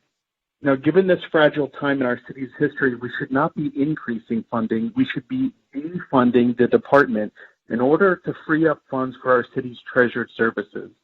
We can reinvest the money we save into other parts of the city budget that actually do protect and serve Black and brown communities like Virginia Avenue Park and the Thelma Terry Center.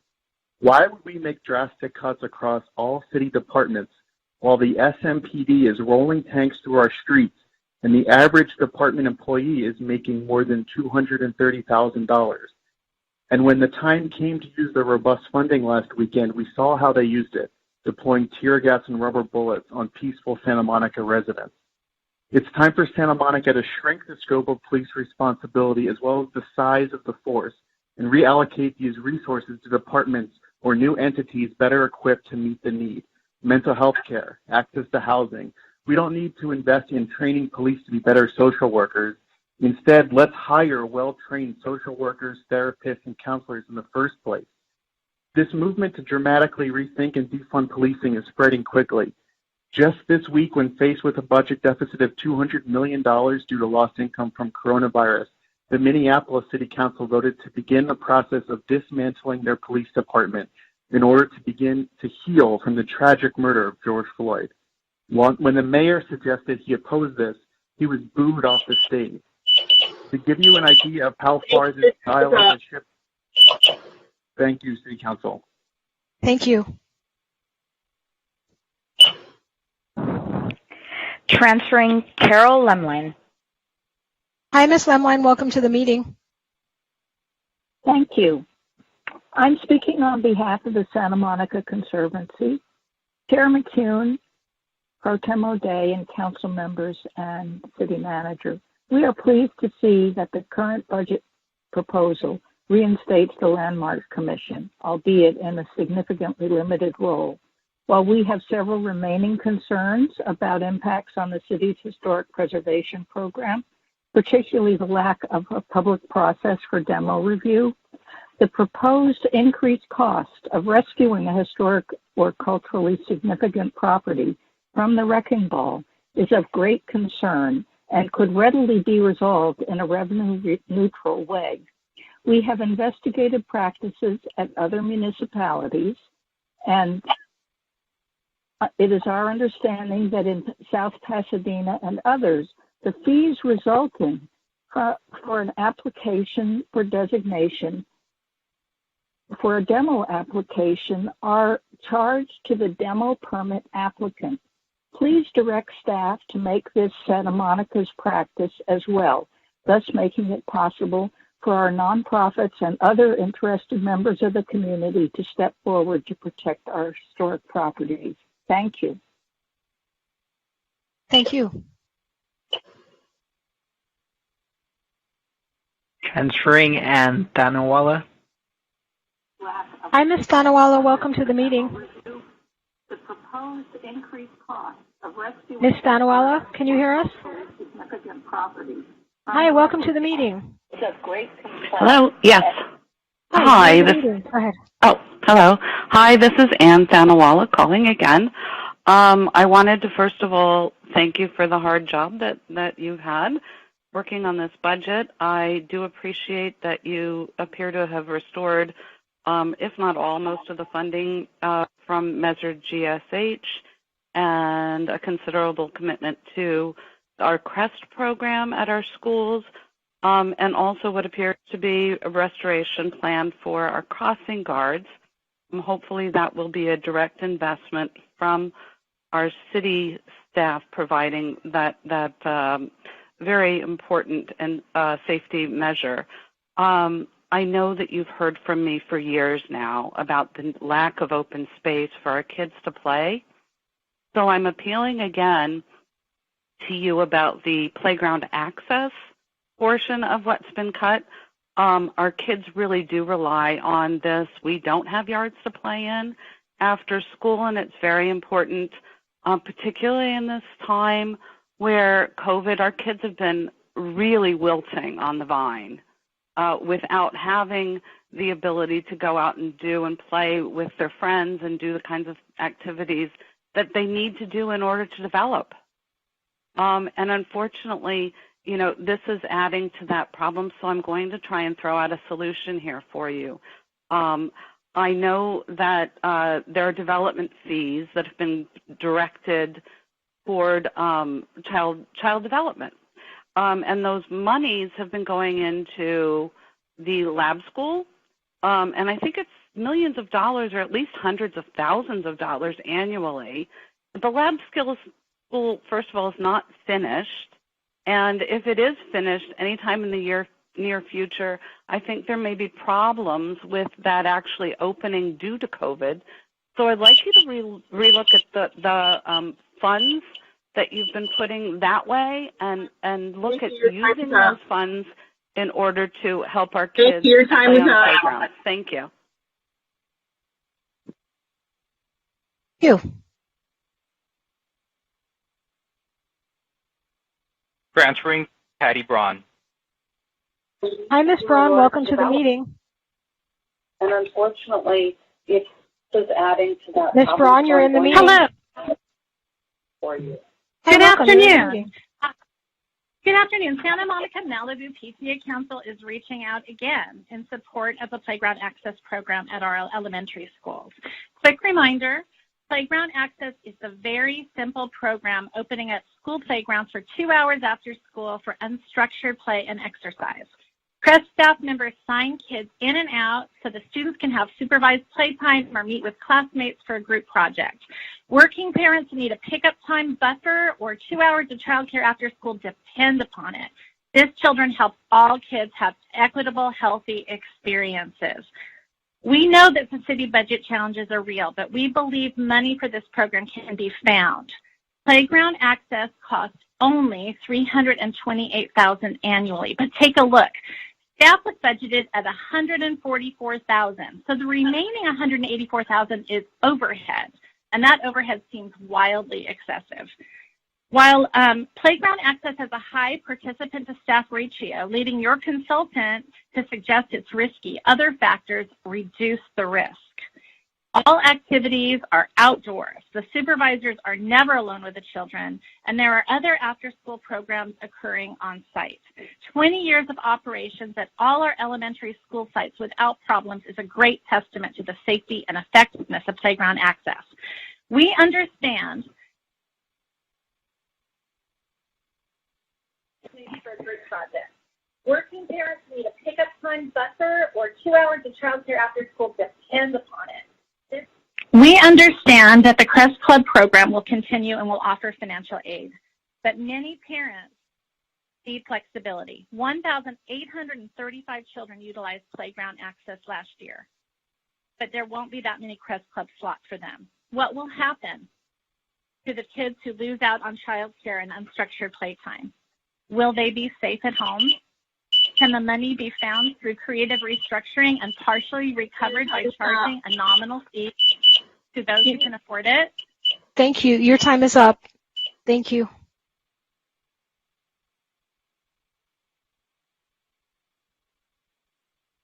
Transferring Ann Williams. Hi, Ms. Williams. Welcome to the meeting. Thank you. Thank you very much.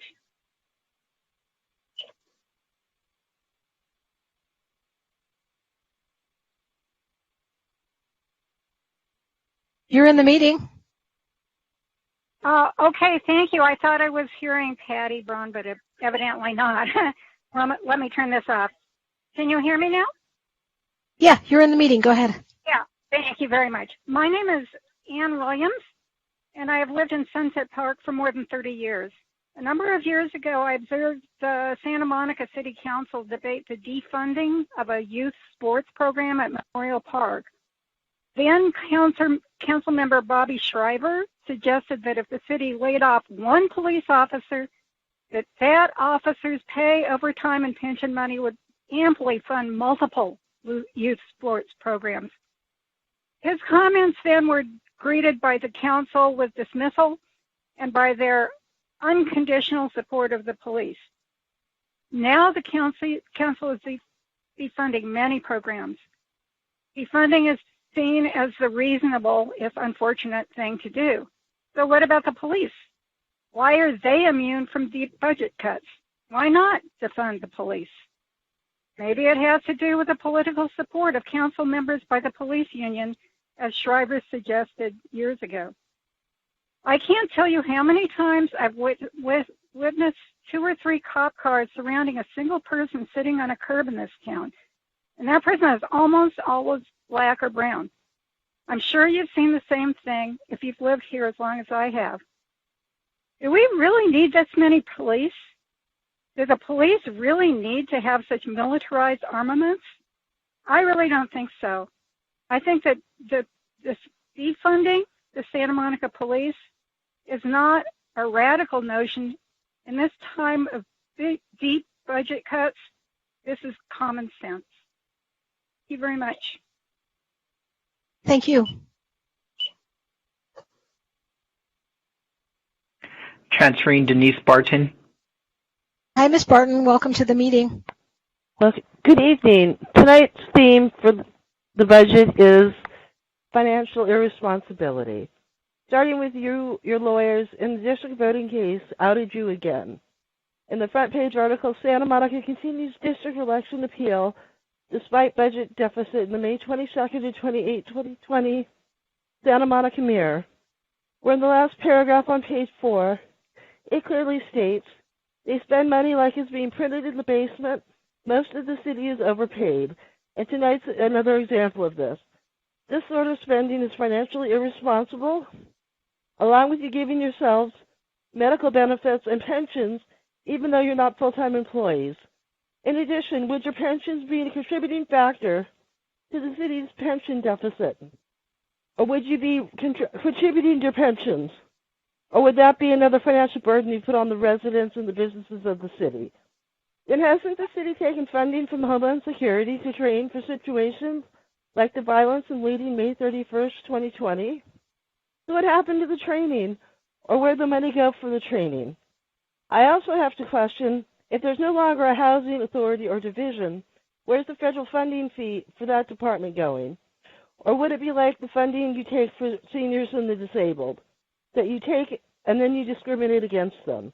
As can be seen by the city having no qualified ADA person for 10 years or the cuts to the WISE program. I do hope the people here for item 13B, the Black Agenda, are paying attention, because the council will take the money and continue to discriminate against you. And I say this as a disabled person who's been and is being discriminated against by the city. Finally, the POD program created by Sue Himmelrich's husband, Mike Soloff, the Housing Commission chair, who's also a steering committee member of SMER. So is it a coincidence that the POD program only applies to rent-controlled units, helps SMER remain relevant, and assists many of its longtime members? That's your time, Ms. Barton. Thank you. Thank you. Transferring Santa Monica voter. Hi, welcome to the meeting. Thank you, Clerk, for your patience, and to the City Council for your patience in dealing with these phone calls as they are. I'd like to not belabor the points that some others have made, but to concur with them with regard to the unfortunately named defunding of the police, but really the reallocation of funds from the police. I agree with the reasoning and rationale of those callers who have called for a decrease in the amount of money that is allocated to the police department.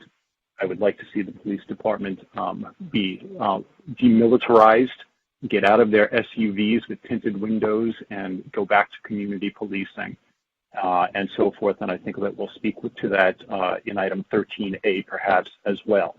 With regard to other items on the budget, I'd like to point out that increasing the business license tax based upon a gross income rather than net income might not necessarily be fair, even if there is a large gross income, because there are a good number of business entities that have a very slim profit margin or no profit margin at all.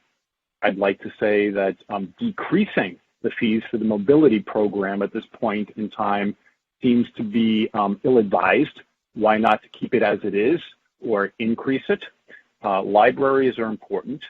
Let's keep the libraries around and staffed, particularly given the fact that many people utilize the libraries for internet access, which is becoming, if it isn't already, a right, if not a need in society today. I'd also like to say that with regard to cost recovery for programs and services, I hope that that everyone bears in mind that part of the function of government is to provide services. Thank you. Thank you. Transferring Ann Hoover. Hi, Ms. Hoover. Welcome to the meeting. Oh, hey, thank you so much. You're welcome. Go ahead. You're in the meeting. Oh, great. Good evening, everyone. My name is Ann Hoover. I speak to emphasize how significant it is that our local PTA Council continues to advocate to preserve the after-school playground access program in its current form. PTA is dedicated to the health and well-being of children and to equity, one of Council's core values. And our local PTA Council represents thousands of children and families within our city. PTA Council typically takes a supportive role, heading up school bond campaigns and, of course, leading the charge to pass the sales tax measures YYY and GSGSH, which have brought millions of dollars into the city's coffers. PTA Council gives, and it's extremely rare for our council to be before you asking for anything. But tonight they are, and they ask you to preserve playground access. This sweet, simple little program does not need to be re-envisioned in any way. The only things that may need review and some tweaking are, of course, the massive overhead, $184,000 on a $144,000 payroll, and a restatement for staff of operating procedures to ensure that each child is signed out by a parent or designee listed on the application form. That's it. If you do not preserve this program tonight, of the 2,660 kids who participated in the program every week this year, only 685 of them may get the chance to pay to play through the Crest Club program. That means 1,975 kids will be barred from our city's finite open space each week with no other alternatives available. Please, in life, we balance perceived risk versus the magnitude of good. We do the things where the rewards outweigh the risks, and playground access is a clear-cut instance of rewards vastly outweighing any risks. Please save this Simple City program tonight. Thank you very much. Thank you.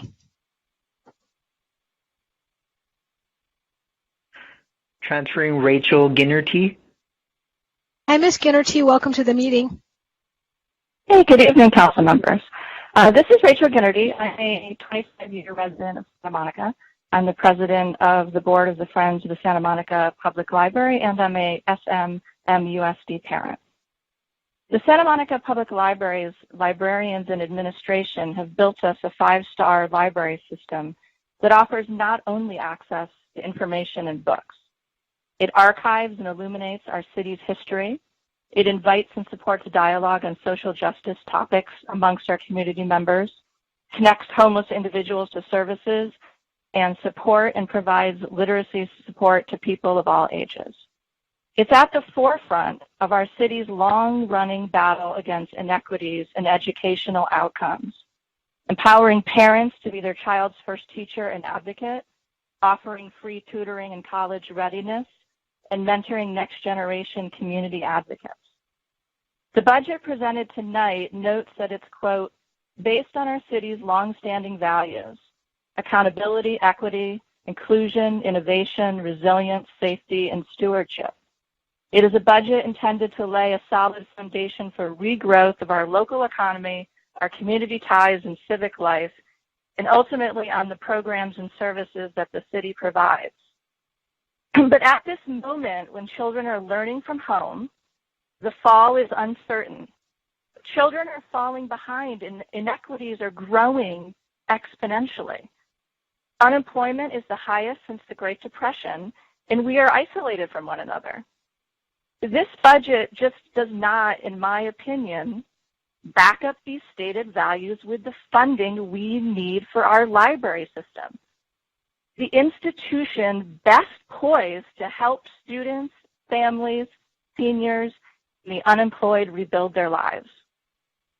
Maintaining services to youth and families will be very difficult with only 2 of 10 youth services librarians remaining.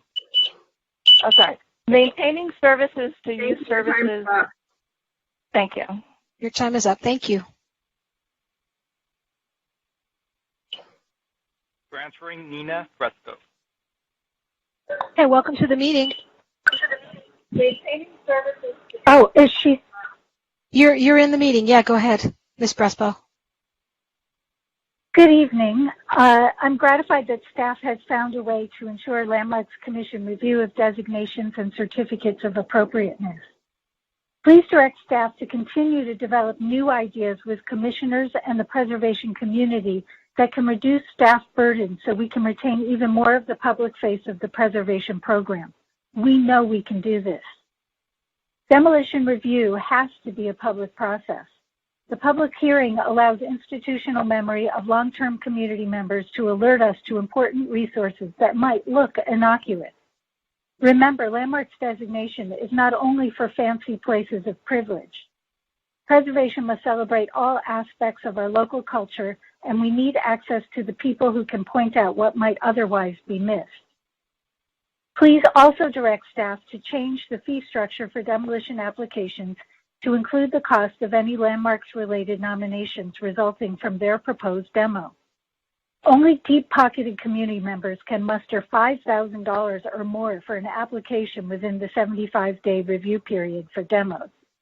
Note that the nonprofit Santa Monica Conservancy does not have those resources either.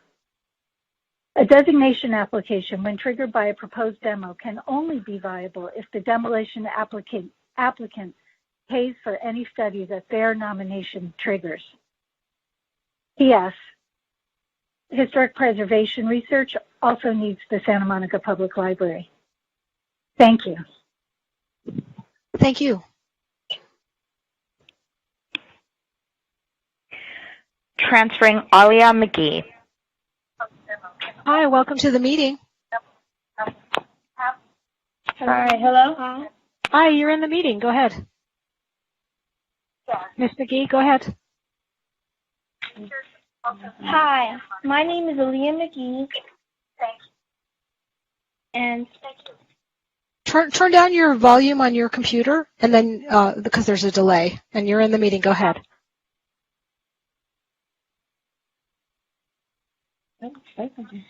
hello, council members.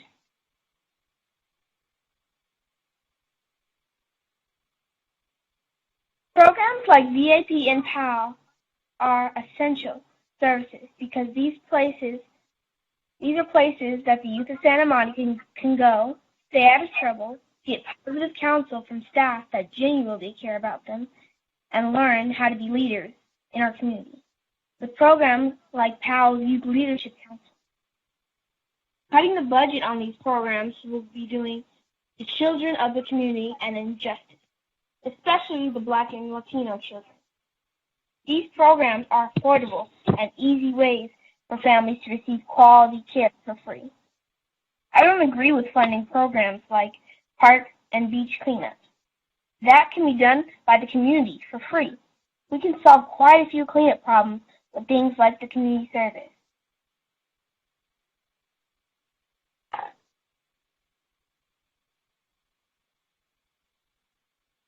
Programs are affordable. Take families quality care. Are you still with us? Did we lose you? Yes, that was it. Yeah, there's a delay, so keep talking Yeah, and don't listen to your, yeah, perfect. I finished. That's what. Good. Okay. Well, thank you so much. Thank you. Okay. Yeah.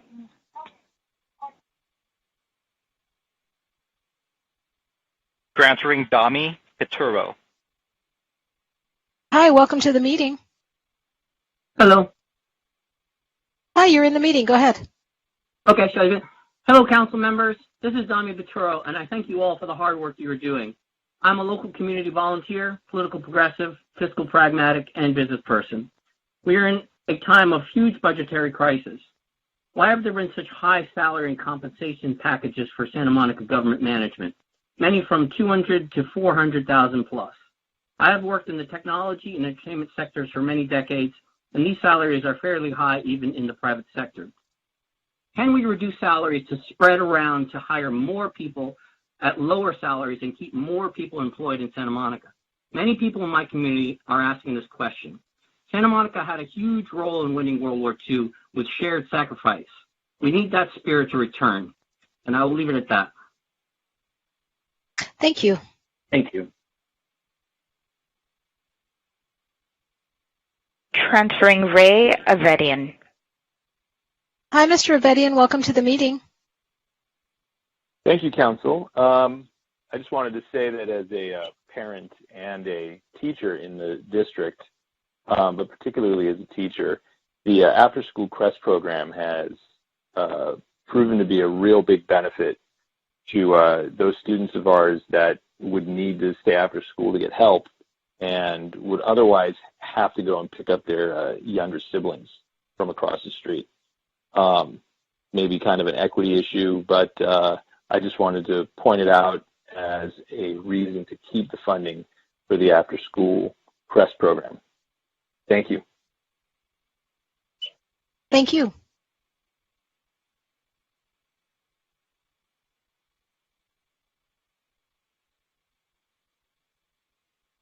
Hi, welcome to the meeting.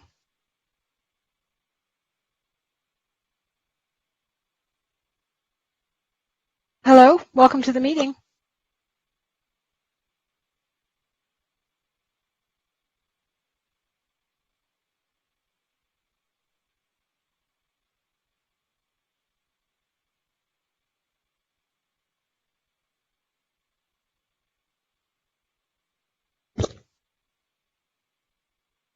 Hi, you're in the meeting. Can you hear us?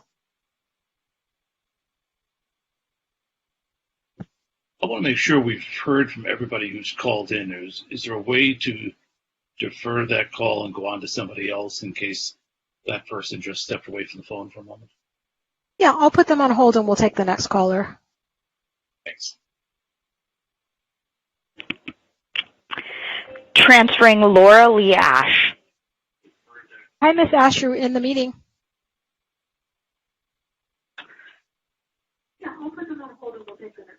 Laura Lee, you're in the meeting. Good evening, Mayor Pro Tem, and council members. I'm Laura Lee Ash, speaking to you again tonight wearing a new hat as the incoming 2021 president of the Police Activities League Board of Directors. The civil unrest in our country and in our city has been gut-wrenching to watch and has left many of us searching for a way to create change in our society. As a former Santa Monica Police Department employee and resident, I know firsthand what an exemplary and forward-thinking police department we have here in Santa Monica. Our police department has prioritized and invested in youth programming for over 30 years by establishing youth intervention programs in our schools, neighborhoods, and by partnering with community and cultural services to create a strong and successful police activities league. PAL embodies the concept of community policing that so many across the country and in our community are calling for. PAL serves the at-risk youth of color of the city, and a majority of them live in the Pico neighborhood. At our core, we seek to establish mutual respect and trust between the youth we serve and the men and women of the Santa Monica Police Department. Tonight, we call on you during this critical time in our country to press us further into service. give us the staffing and tools we need to continue to be part of Santa Monica's work towards justice, equity, and equality. We ask for the following in service of that mission. Please restore police staffing to 2 officers assigned to PAL. Please restore the PAL staffing of 2 specialists and 1 coordinator. At PAL, we believe our community starts here, and that's where we ask you to meet us so that we can achieve what has been asked of us by our fellow citizens the only way we will ever be able to, together. Thank you very much. Thank you. Transferring Maya Goldberg. Hi, Ms. Goldberg, you're in the meeting. Hi, I am calling to regard playground access. My name is Maya, and I am a 10-year-old 4th grader at Grant Elementary. And playground access is very special.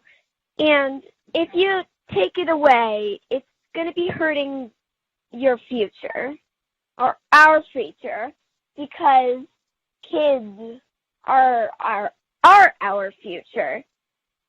And my mom's a teacher at in Santa Monica, and she is working, and so I would always have a place to go that's safe. It's not just playground access.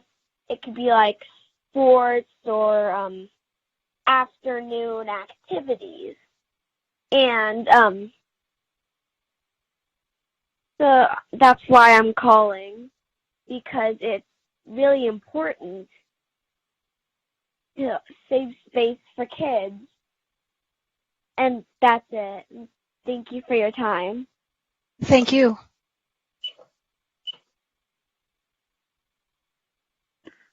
Transferring Sarah Larson.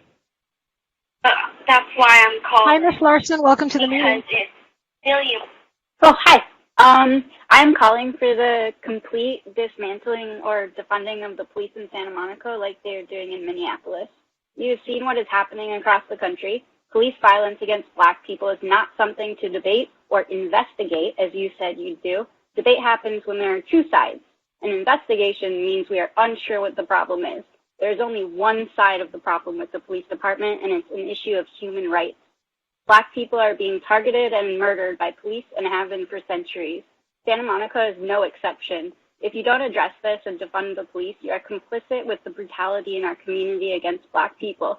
Are you an ally or a racist? Those are your 2 options. How much campaign money have you each taken from the police union? I will be finding this out and making it public knowledge. I can't believe that you are increasing the public police budget to over $100 million. That's 30% of the city's operating budget. It's unacceptable. All community development, community services, library, and public works combined get 36% of the budget. Why are we outfitting the police with military gear and chemical weapons while you pink slip our teachers? Why does the police department receive on average $230,000 per year per employee when you can't even pay crossing guards at a school a living wage? They get $27,000 a year, by the way. If you think that is okay, there's something severely wrong with you. Why don't you try living off of $27,000 a year, let alone support a family? From what I've heard tonight, they deserve to get paid more than you do. Back to the cops. The police department is nowhere near qualified to do the duties assigned to them. 1/3 of calls to the police in Santa Monica are about homeless people. We shouldn't be sending aggressive people with guns to do welfare checks on our homeless. I honestly can't believe this. You leave our community out in the cold while you fund a bunch of racists on a power trip.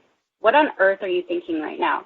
Black Lives Matter. Get that through your heads and defund the police to fund our community. You work for us. You are all going to be replaced if you keep up with this pathetic bullshit. I yield my time. Thank you.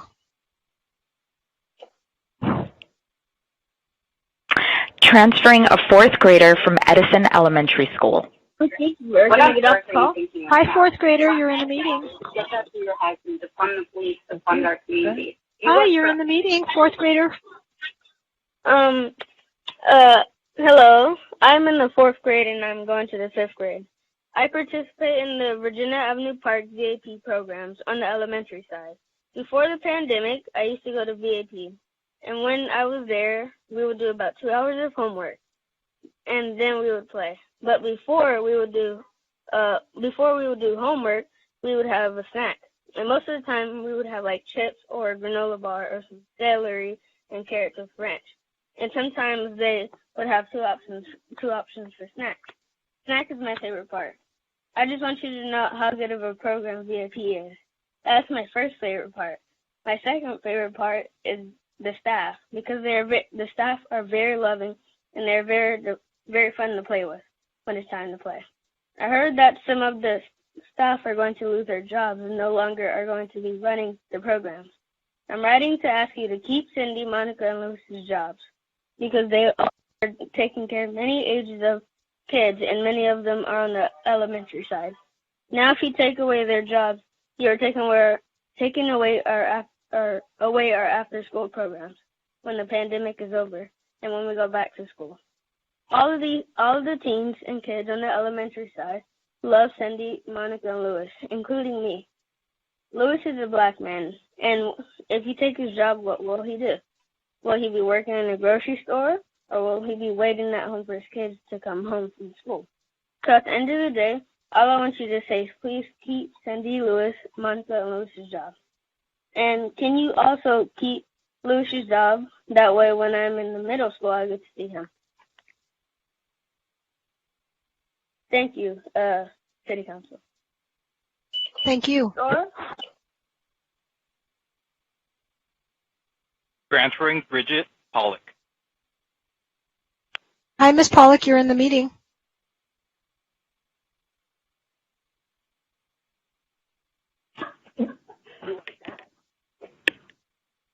Transferring Matt Stoffer. Hi, Mr. Stoffer, you're in the meeting.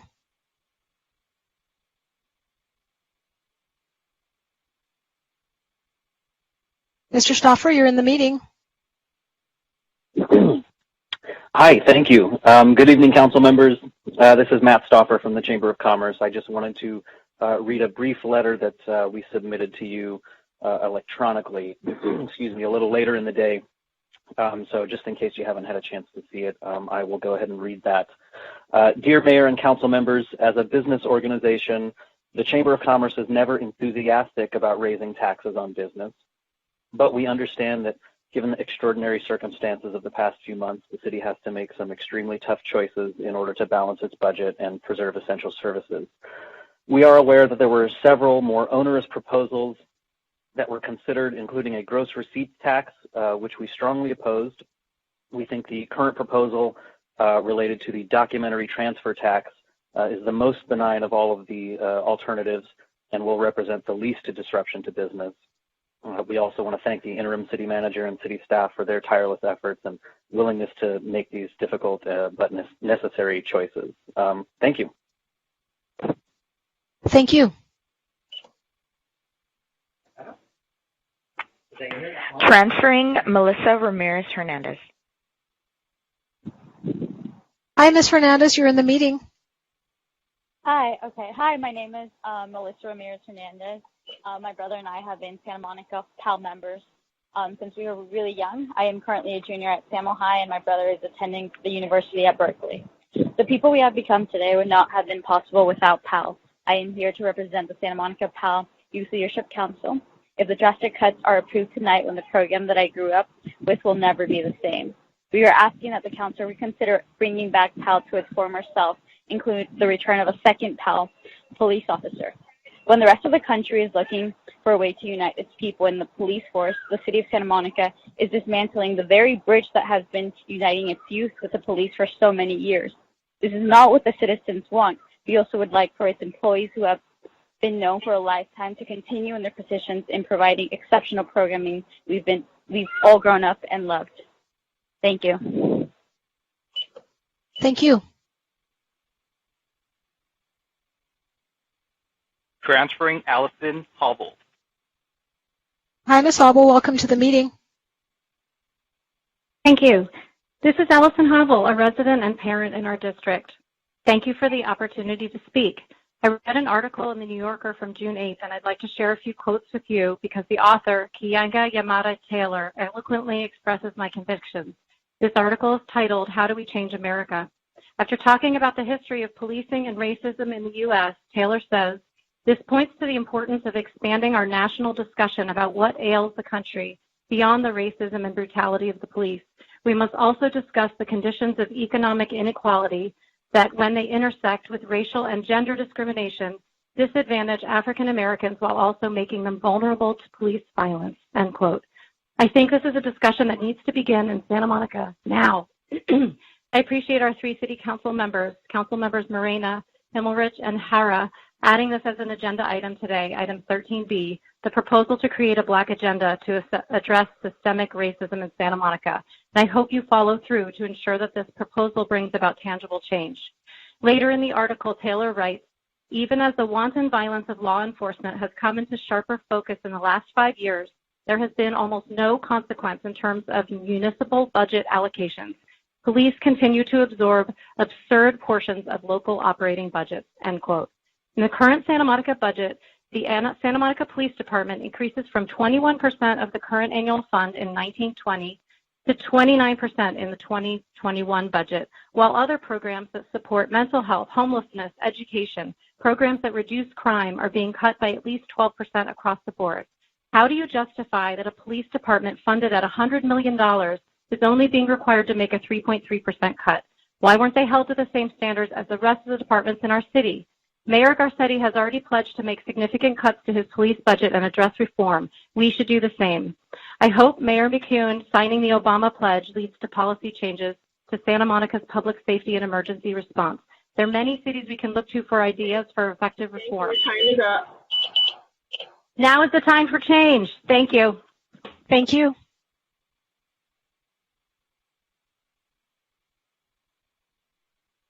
And it's my understanding that was our final call.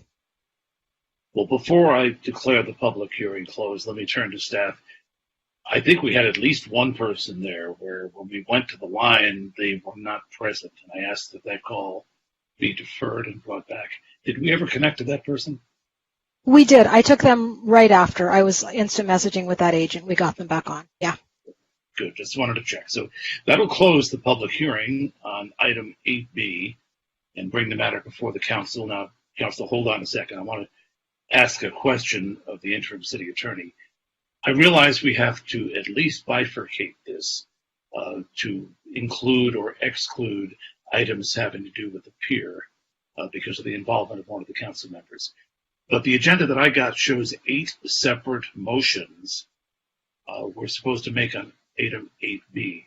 Do we need to divide it up that finely, or can we combine some of this for purposes of discussions and motions? So you could combine it for purposes of, many of them are seeking direction on various things, and so those I think you could combine and give overall instruction on those items. The items that I believe you need to separate out are item 2, which is the peer-related matters, so that Councilman Moreno can make his choice as to recusal.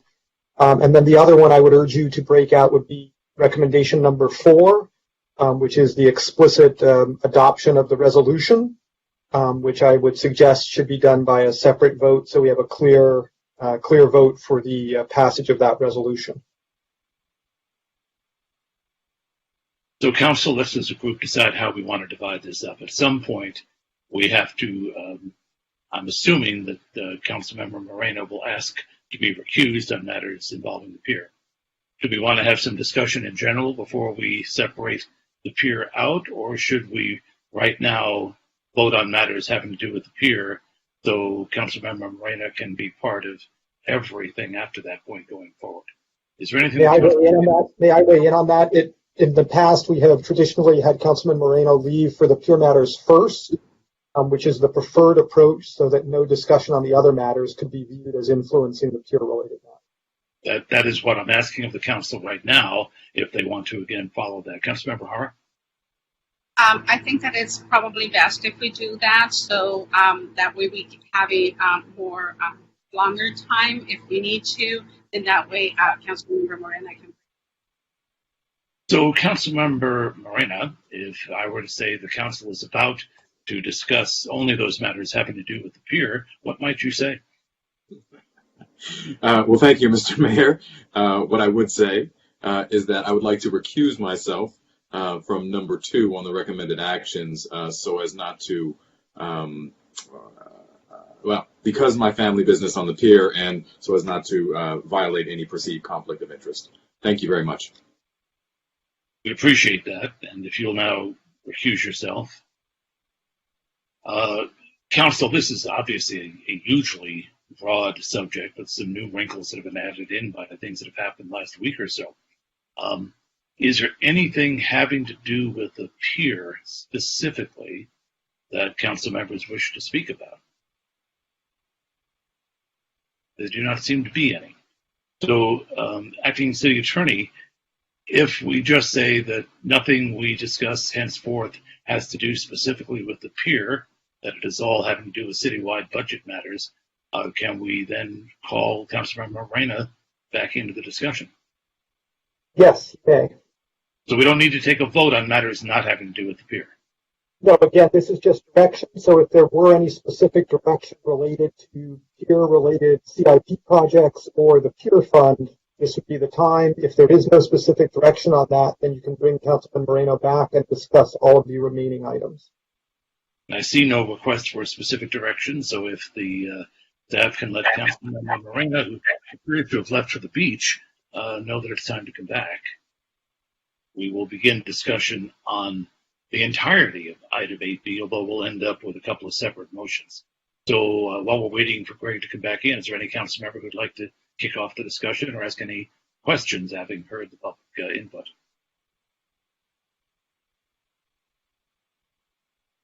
Councilmember Hara. Yes, I do have some questions regarding attachment B,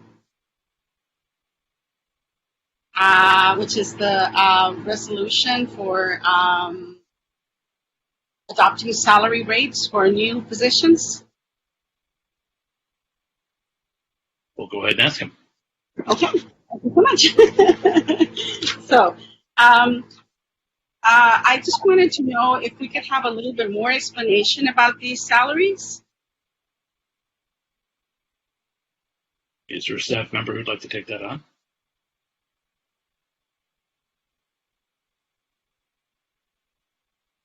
Councilmember Hara, is there a specific department? So I actually, there's a couple of things that I was looking at when I looked at attachment B. Number one is I see that all of these positions are beginning at step 5.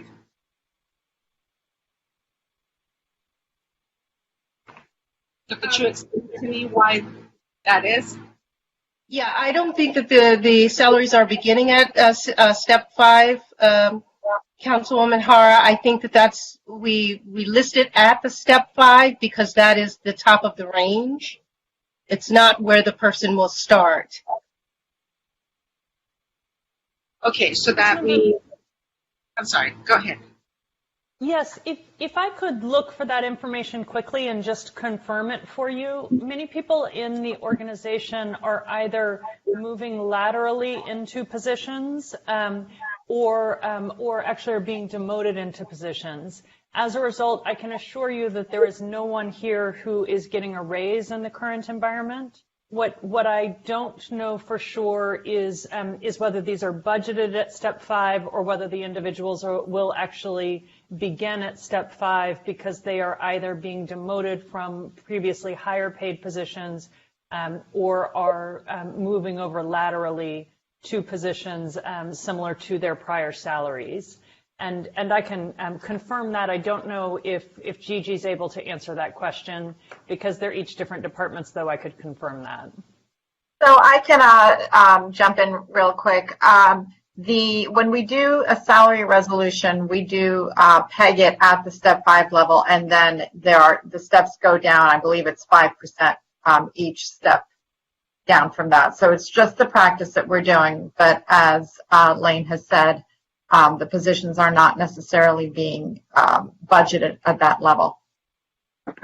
I appreciate that. I think that makes sense for me, especially given where we are regarding not having enough money for anything else. Then, and if we are creating new positions and then they are only transferring in, and they're coming in somewhat at the same level where they're in salary, then that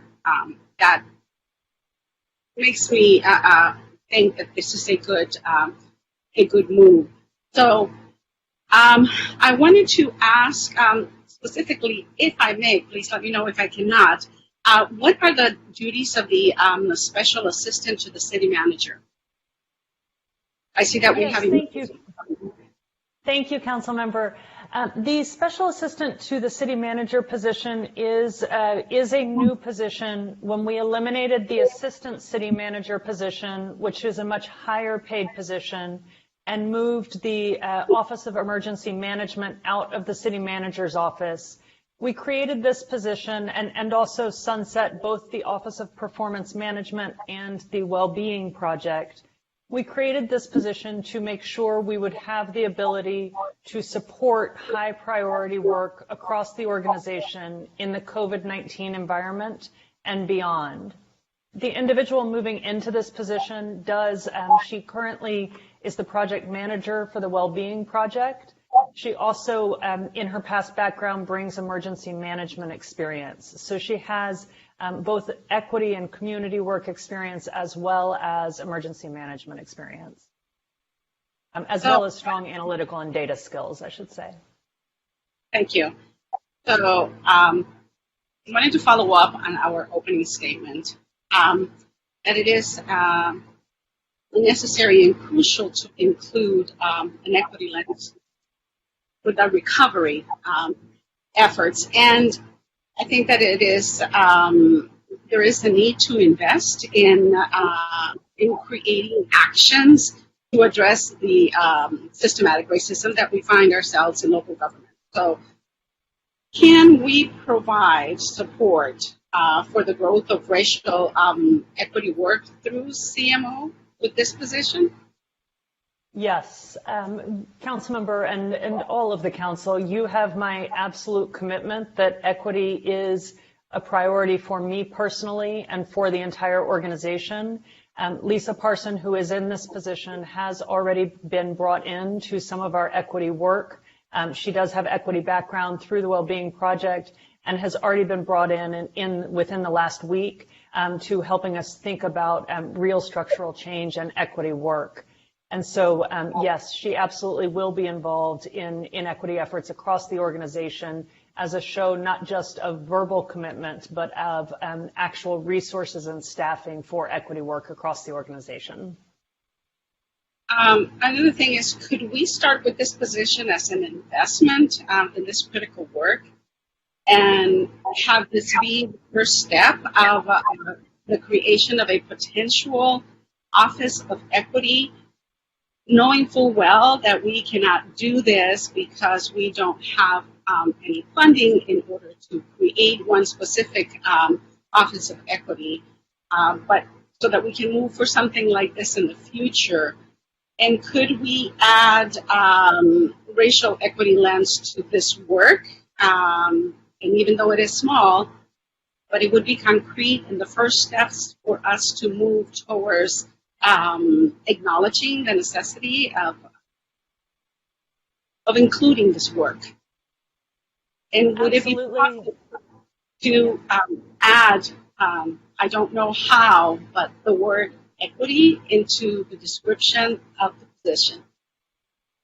Yes, Councilmember, we can absolutely do that. And indeed, that is something that we've discussed. We would be very happy to change the title of this special assistant position to be special assistant to the city manager for equity and community recovery, to articulate to the entire organization the commitment. And if I could also ask if Susan Klein, our Director of Public Works, is on the line, if she could speak to a new position in OSE as well. I think that might be helpful here in terms of the council's understanding of where we're allocating resources. And I would also add that our Chief People Officer, Lori Gentles, will be a strong part of these efforts across the city organization, as is Patty Wong, our city librarian, who has a long history in our DARE work. And Susan, I don't know if you're with us, if it's easy for you to jump on. Sure, I'm happy to jump in. So we were able to move a senior analyst position out of Public Works admin and into the Office of Sustainability and the Environment.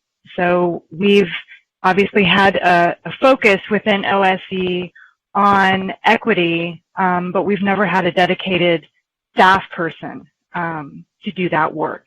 So we're moving Delana Benakama, who I think you're all very familiar with, and her great work with the GARE team, and she'll continue to coordinate with the GARE team and with Lisa as a partner, really focusing on that third E, environment, economy, and equity from the sustainability perspective, focusing on what we're doing internally and supporting all of the city operations and staff. I can't say how happy I am to listen to other work that is being done internally in order for us to move equity forward. I want to thank the staff for all of their hard work in putting this report together. I know that it is hard. I think that we are going through some really hard times, but I just want to say how much I appreciate some of the information that was already placed in the report that I had requested. So thank you very, very much for helping us to make a decision better informed and wiser one. Thank you. Thank you, Councilmember. So I want to note that Councilmember Davis was having some difficulty apparently with her connection, that we could see that visually. Her image was flashing in and out. She does not appear to be back with us yet. So we certainly want her to be part of this discussion. Meanwhile, it looks like... I'm here. I just can't use my video. I'm doing the strobe light effect for some reason, but I'm listening and I'm here. And I have questions when it's my turn. Good to know. I'll put you in the queue right after Councilmember Himmelberg.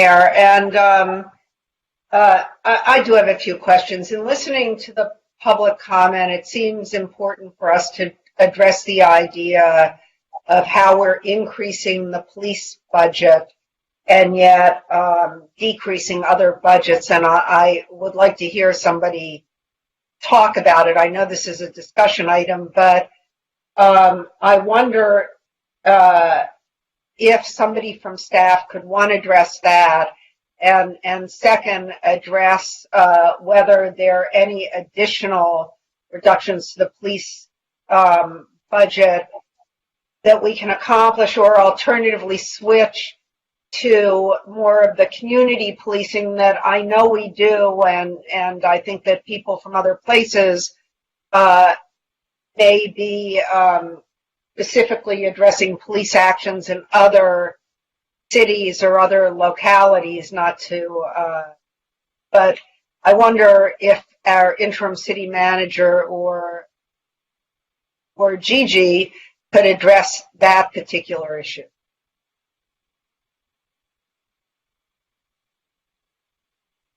I can start by addressing the budgetary side. So one thing I do want to note is that if you look at page 11 of our budget book, while the police budget is pegged at $103 million in fiscal year 2021, that is including the transfer, the communications or dispatch section of our Office of Emergency Management into the police department and out of the city manager's office. That office has been split and has moved half into, or a piece of it into the fire department and a piece into the police department. And on page 11 of the budget, at the very bottom of the table that is showing the general fund departments and their budgets, we do have a footnote that notes that if you are taking out the communications piece, or the dispatch piece, their budget is at $98,943,776. That is a 0.6% increase over last year. So we did want to note that if you're taking that out. The reason for the increase is that there are consumer price index increases that have gone in everyone's budget, as well as insurance, workers' compensation costs, and health insurance costs. These are the types of increases that have gone across the board. So I wanted to mention that. Does that answer your question? No, I think our city manager is going to. Thank you. To address your policy question, we are in somewhat of an unusual circumstance in that this budget had come to you a couple of times before. Should you direct us that you wish to see reallocation within the police department budget or reallocation of part of the police department budget to other programs, that is something we can work with. I won't speak for the police chief. I believe she believes that that she has the staffing that she is looking for. If you direct us to go back and have that conversation and look at what we can do, that is absolutely something that we can do. We take that seriously, and we can take that direction from you going forward. So I don't know how the rest of the council feels. I, for one, believe that we should be moving more towards a community policing model and less towards a militaristic model. Councilmember, we're still in questions, so let's let other councilmembers have questions. We are? Yes, we are. And Councilmember Morena had some questions. Well, you don't know that I'm done with mine, Kevin, but that's fine. Greg can go. Well, you were verging into discussion. If you have other questions, fine.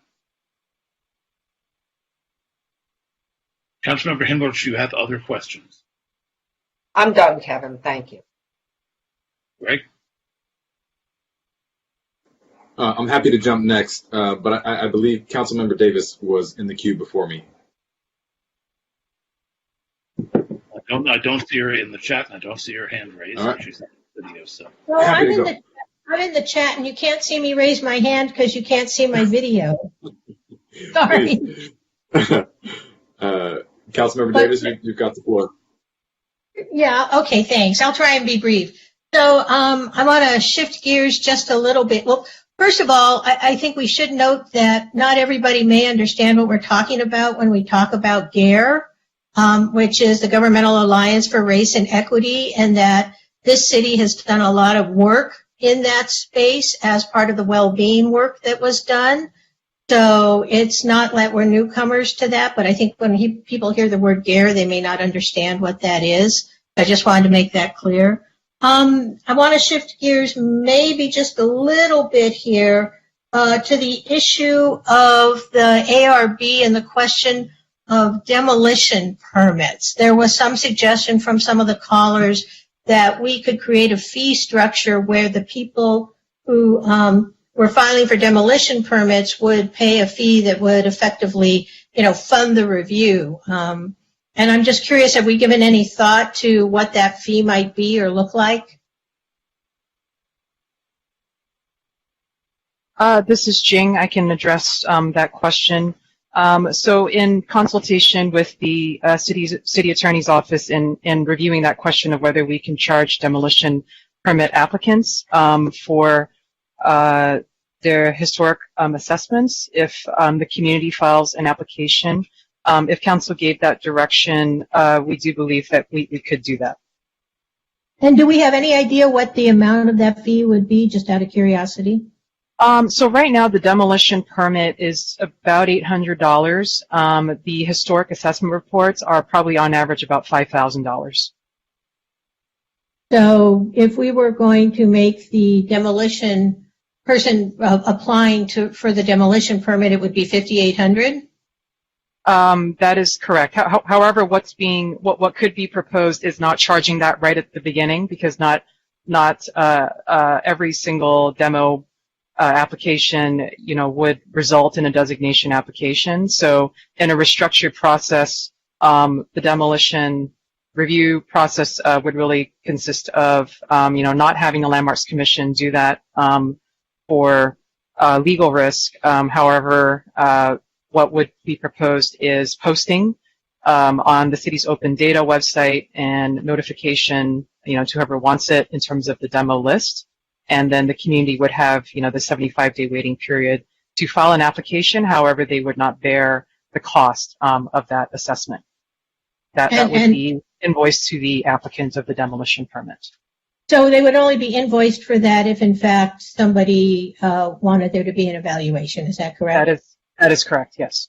Okay, good. Thank you. I have a couple other quick questions. I'm sorry I'm skipping around, but I'm just trying to fill in some blanks. So on the ballot measure, can someone explain to me how we arrived at the $3 per $1,000 proposal for properties over $5 million? Did we do any preliminary analysis about what the traffic would bear, if you will? Did we, give any thought to testing either through the poll or in some other way the elasticity? I mean, I understand the poll results that say that there was much more support for the tax being applied to transactions in excess of $5 million, but I'm just wondering how we got to the $3 level. Sure. So we took a look at a few different options. One of the ways that we looked at it was we looked at the one, just bringing up our level to the same as LA, City of LA, for all of the properties, and we saw the dollar amount would be about $3 million, $4 million. And this was commensurate with that, keeping it at a smaller level and still making that amount of money. We are concerned after we had after we had gone out to the poll to the voters a few years ago that we didn't want to take it back up to the $9 level. So we were more conservative in that way. We have not, as Paul mentioned, we have not polled for anything more, but we wanted to keep it at a level that we could actually feel comfortable with. Okay, thanks. And believe me, I still have the scars from the H&HH battle. So I remember those well.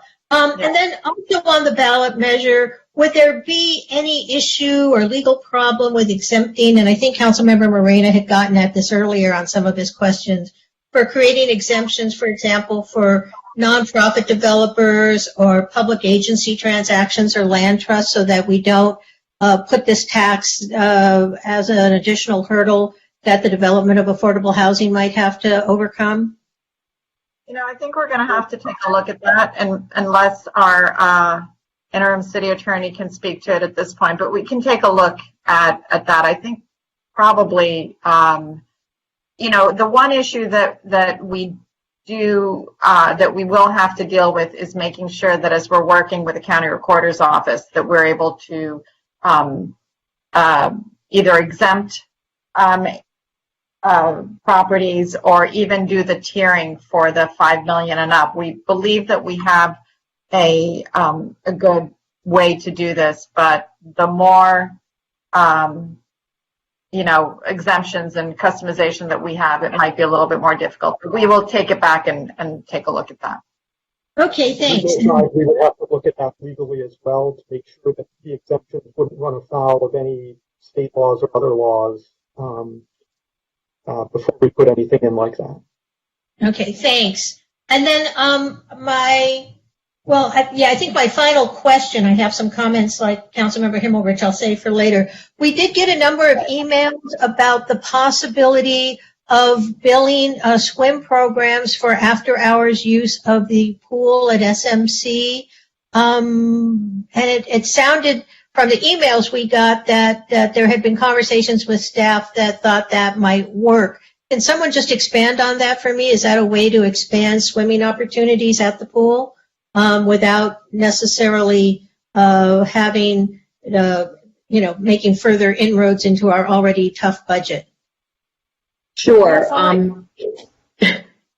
Karen, take credit for her staff's good work.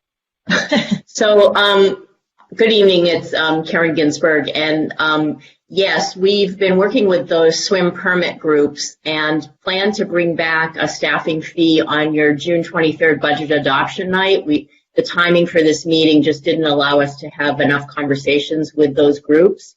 But the intent is that the staffing fee that they would pay would cover the cost of lifeguarding so that they could have extra hours time in our restricted time that we have for the swim center. So I think it's a win-win for them and for us and should be fully cost covering.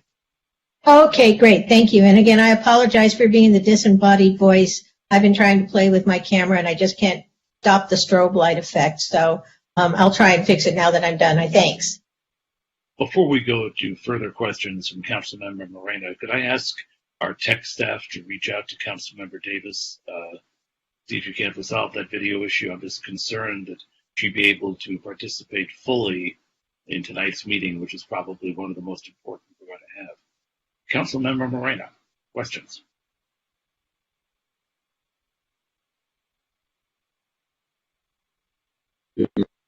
Mr.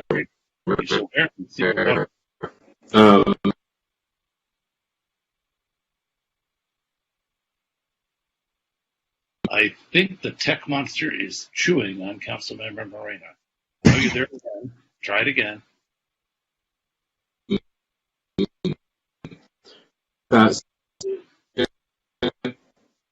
Greg, we're having real trouble with your audio. We're going to have to see if any other council members have further questions. Okay. Back to you. You may need to log out and log back in. Or try calling in. Greg, maybe try calling in. Okay. I assume everybody else is hearing that same difficulty with Greg's audio. Mayor Pro Tem O'Day. Yeah, I just want to ask regarding the polling on the revenue measure. We often see where, for a revenue measure like that, where we stand versus comparable cities or our neighbors. And I may have missed it, but do we have that data? So for example, for the Documentary transfer tax. For the document transfer tax, we do have that information. We have taken a look at it. I will have to look it up very quickly and get back to you on that. Or I can get back to you. Mm-hmm. That was my only one. Well, Council, I'm not even sure how many of us there are here right now. On my screen, I see myself and two other councilmen. Are we having difficulty, tech team? So I asked someone to reach out to Councilmember Davis, and we'll see what happens with that. It looks like Councilmember Davis is on. She's just having that strobe light with her video, so she can unmute herself and speak to us, and we'll get to her on the back end as quickly as we can. I want to see Councilmember Hara again, so at least we are sure we have a quorum. I don't see any further questions, so now the matter is before the council. And council, as you heard, I asked how we could break this down. It appears that the first thing we should look at, having already determined that our discussion henceforth has nothing specific to do with the pier, is that we should have a discussion and eventually a motion receiving the 5-year forecast, the proposed budget, and the proposed biennial capital improvement program, and providing direction to staff on matters within those three documents. So it's a pretty large order, but I'm sure we're up to it, and we can begin discussion now with Councilmember Himmelrich, who is already there. Thank you, Mayor. I would like to speak about the allocation of funds to our police and whether funds should be shifted to other programs that are not antithetical to the police. In other words, things like PAL and after-school programs that, but that promote more of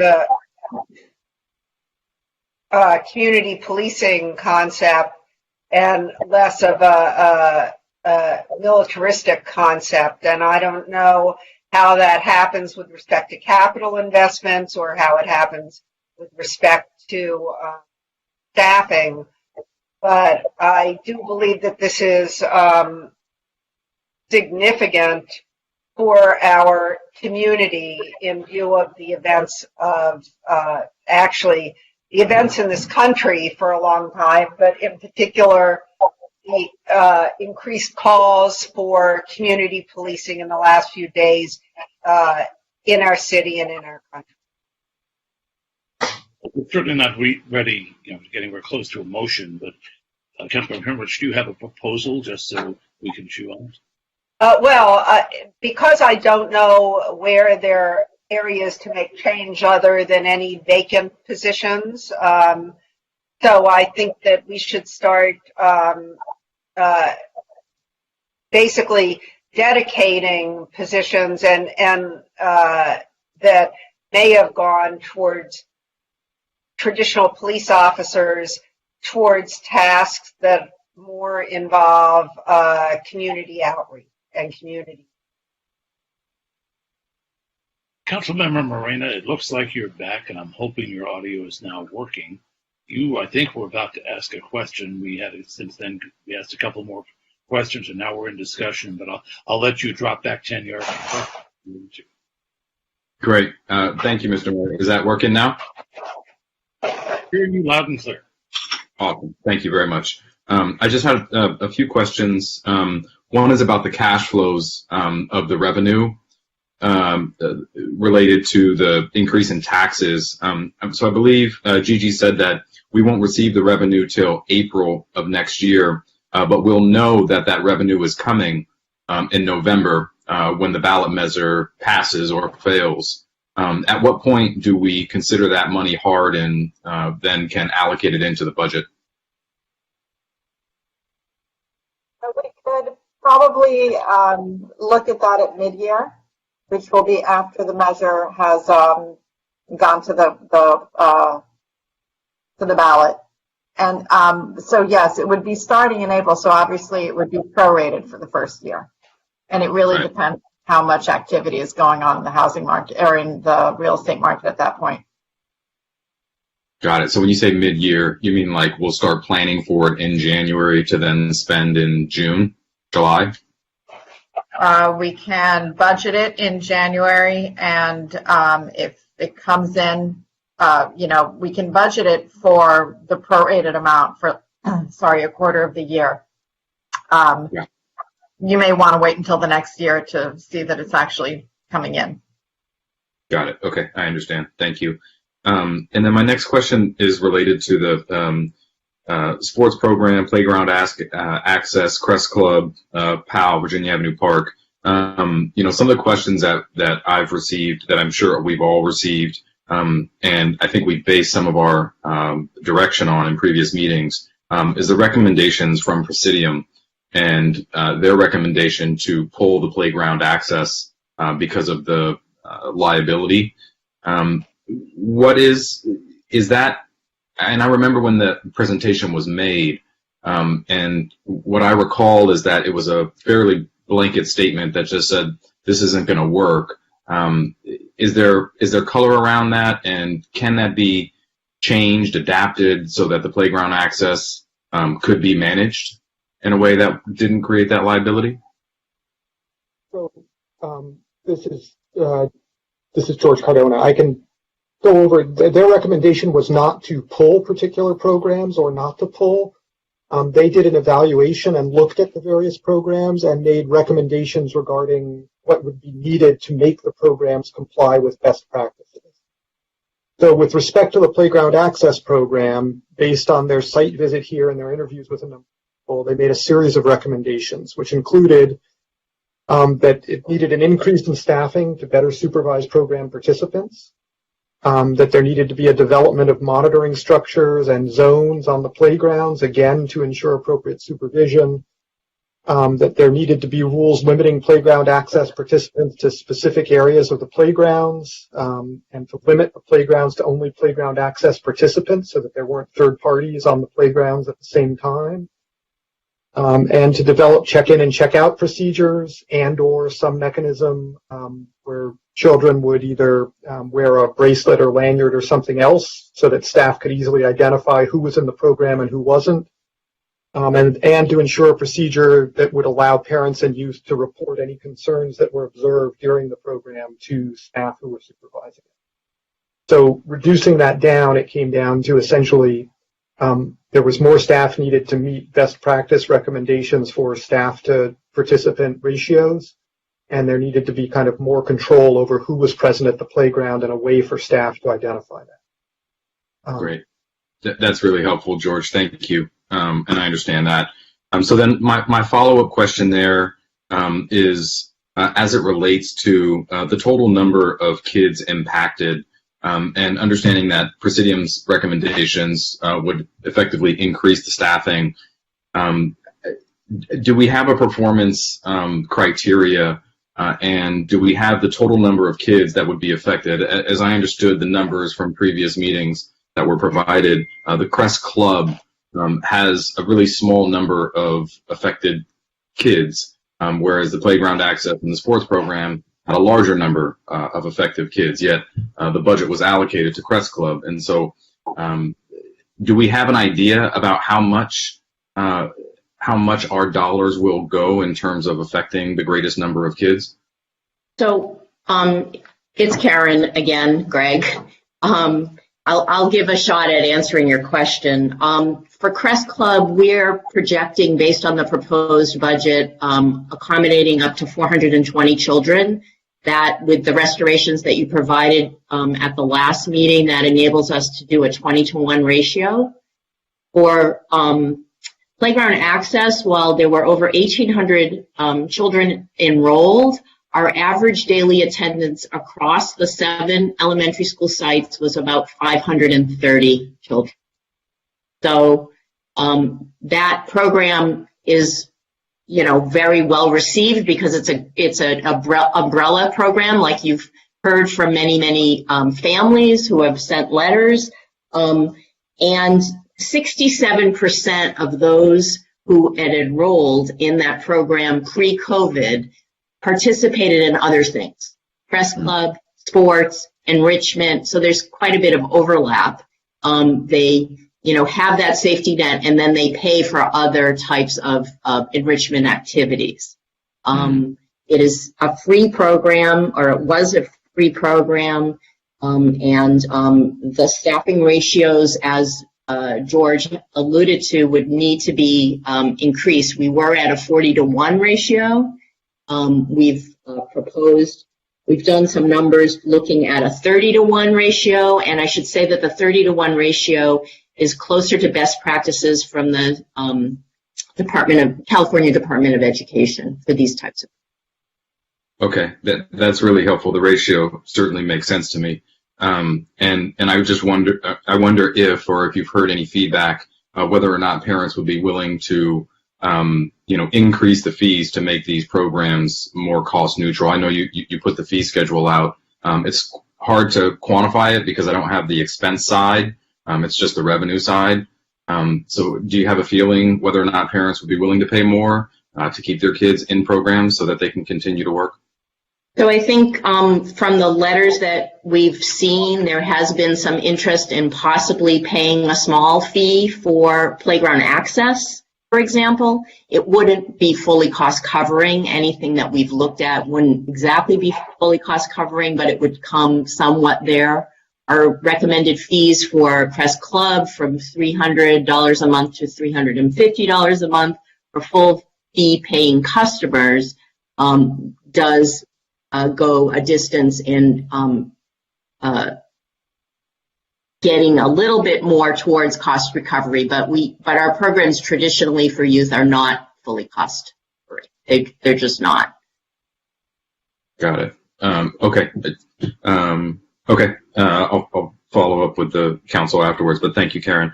And just a couple more questions. I don't know if this is for David or Elaine, but have we considered kind of the inverse relationship of increased parking fees and the reduction of sales tax revenue received?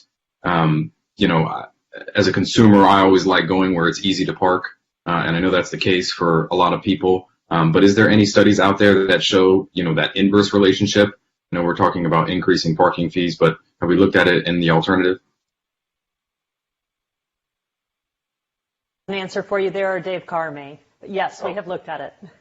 Okay. We have looked at it, and we have found no correlation. In other words, when sales, when parking rates go up, it does not bring sales down.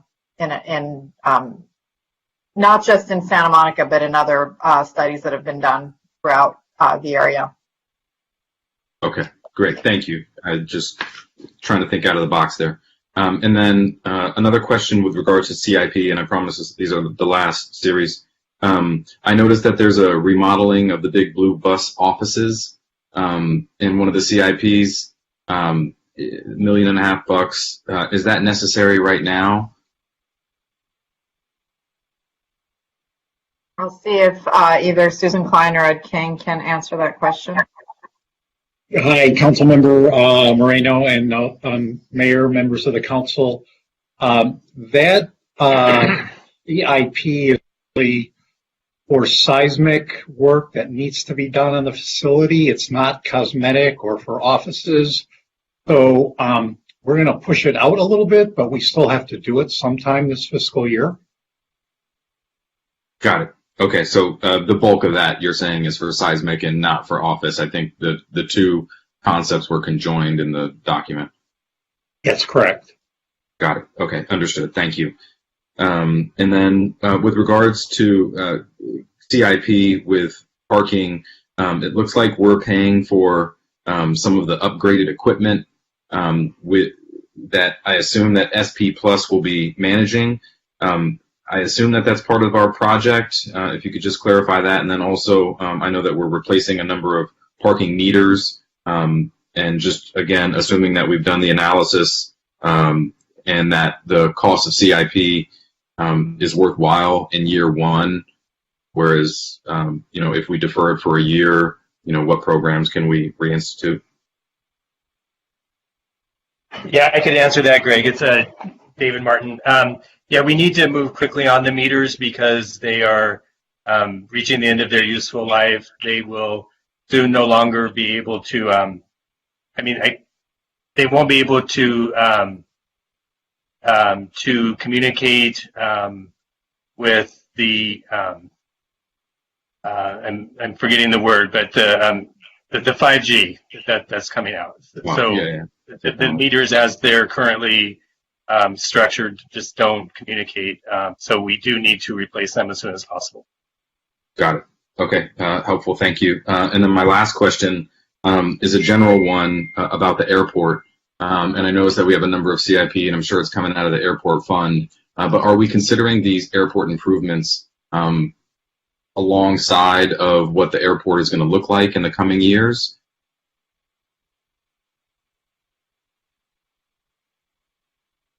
I can jump in on this one, Stelios, if you want to add anything. These are purely maintenance investments. So particularly for the runway, we have to do our annual work to make sure that the runway is safe. And then we do have also Airport Avenue improvements, which are for safety reasons. Got it. Okay. Thank you. Good to see you in the new office, Susan. Is that it, Councilmember? That's it. Thank you, Mr. Mayor. Okay, so we've gone back to Greg's questions, but now we're back into discussion. I see Councilmember Hara, but just a moment, let me check that Councilmember Davis isn't trying to speak, because I saw you make a valiant attempt. There you are again, flashing like a 60s flashback, and I don't know how you can stop that. I've tried every camera setting, but so when you get a chance for comments, I'm ready whenever it's my turn. Why don't you go ahead right now? Right? Let me just turn off my camera so I don't make everyone else nauseous like I'm making myself.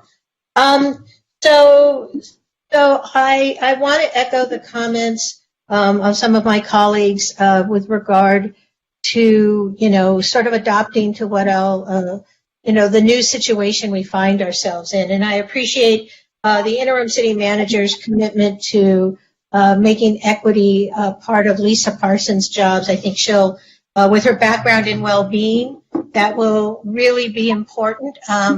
This is one of those days where it breaks my heart that we've lost well-being, because I think that was really the groundbreaking work we were doing. That's how we got involved with the Government Alliance for Race and Equity.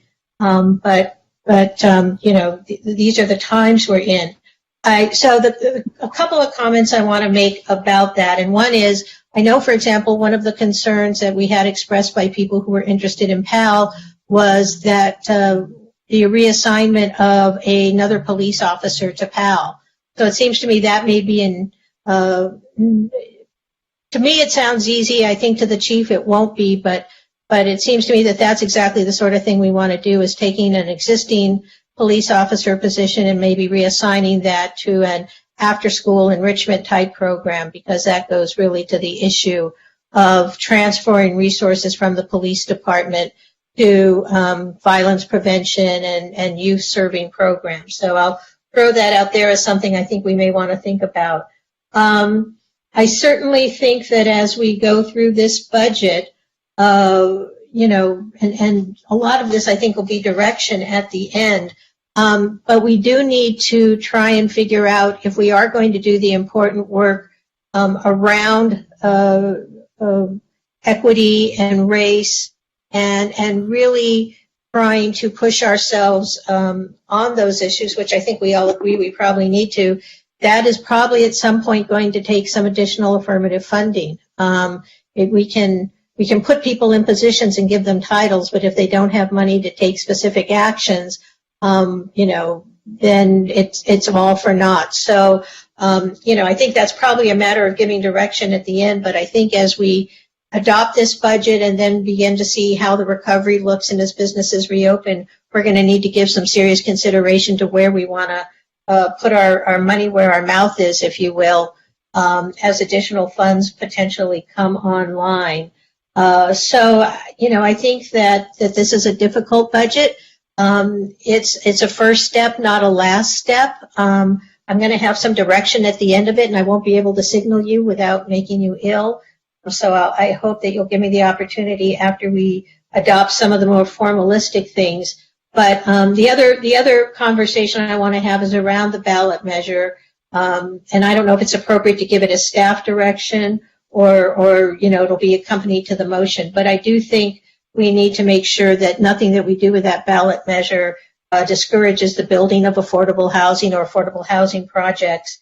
And I understand the reason why we picked the $3 per thousand, but I'm wondering if there's some way to test in a relatively effective, efficient, i.e. not expensive means of seeing whether there's any elasticity in that number or not. Because while any money is welcome money, $3 million is not going to go a long ways towards solving a lot of the issues we're facing, and those issues only seem to be compounding on a daily basis. So those are my comments, and I'm not sure how you want to structure the vote, Mr. Mayor. So, and since I'm somewhat disabled and can't raise my hand and make visual, I'll leave it to other people to do that. But I want to thank staff. There's a lot of hard work in this, and this was very difficult for them as well as for us. And I think we should acknowledge that they all worked very hard to really try and enact the guidelines that we gave them. Thanks.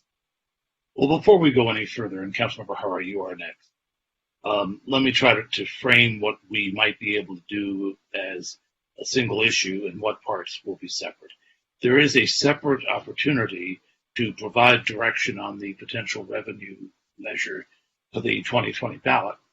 And while that'll be on the 2020 ballot, the revenue from that wouldn't affect much of this fiscal year. So for the moment, what we have before us is the 5-year forecast, the budget, and the CIP, the capital improvement program and direction we want to give on that, which might include authorizing staff to suspend portions of the city's fiscal policy on 10-year forecasting, payments to the OPEB trust, and expenditure control budgeting, providing staff direction on their own recommendations on the Crossing Guard program and the Landmarks Commission, and providing direction on proposed fee changes. Then we'll have to go back and adopt the resolution that the interim city manager talked about. It is a separate matter. That resolution will establish the new classifications, and then we can also at that point give the direction on the ballot measure. But those things we can set aside for the moment. What we need to move toward a motion and a vote is some specific suggestions on changes we might make to what's been recommended, or an acknowledgement that we want to go with the recommendation as submitted. So, having complicated things further, I'll turn it over to Councilmember Hara. So I had a few other questions, but I'm going to try to bring them into my comments. And one of them is that I was real happy to see that there were some large cuts at the CMO, which is a clear indicator of what we had asked, that the cuts be done overall, and it looks to me that we started from the top, and that you heard us when we asked for that. So I was looking at the Annenberg Beach, and if we could further maybe use some of the monies that is that we're keeping the staff for that. If we're keeping the Annenberg closed, could we use the funds for that in order to us to look for something else? Also, I guess my next one would be for the end, and giving direction as to could we come back within the next 6 months with another projected budget, so that we can figure out other programs that we could potentially bring back. So I think that's it for right now. So my other comments are for other council members. I do not see anybody in the queue. Councilmember Himmelrich. Yeah, I want to begin by thanking staff and particularly our finance department and our interim city manager and all of the people who've worked so hard on this, because a lot of the things that we asked about before, as Councilmember Hara noted, have actually been implemented in this budget. And I just want to express my extreme appreciation to all of you for doing that and for listening to us so well and so thoroughly and understanding what our priorities are. And I just want to make sure you hear that from me first, because I think you've done a remarkable job with this. I've already made my position clear with respect to shifting priorities to community policing and having our police become part of our community instead of operating in a sense in a separate way from our community. I think that that's really important, and I think that our police should be embedded in all of these activities that we're doing towards equity. I think it's really important that we not just do it apart from the police, but we have the police involved in all of those activities so that they become part of our move towards basically a more fair and equitable and just city. And I think that that's all of our goals, but I think that that's important. That said, I just want to note that on the affordable housing in the ballot measure, that there's something called the welfare tax exemption, which means that affordable housing is exempt from that. And there are actually for-profit programs that take advantage of the welfare tax exemption that could move us forward in these areas. But that basically summarizes, other than my extreme gratitude to staff for basically taking away a lot of the hard issues we dealt with the last. So thank you. I think we all feel gratitude for the staff for the work that's been done. So we have a proposal before us.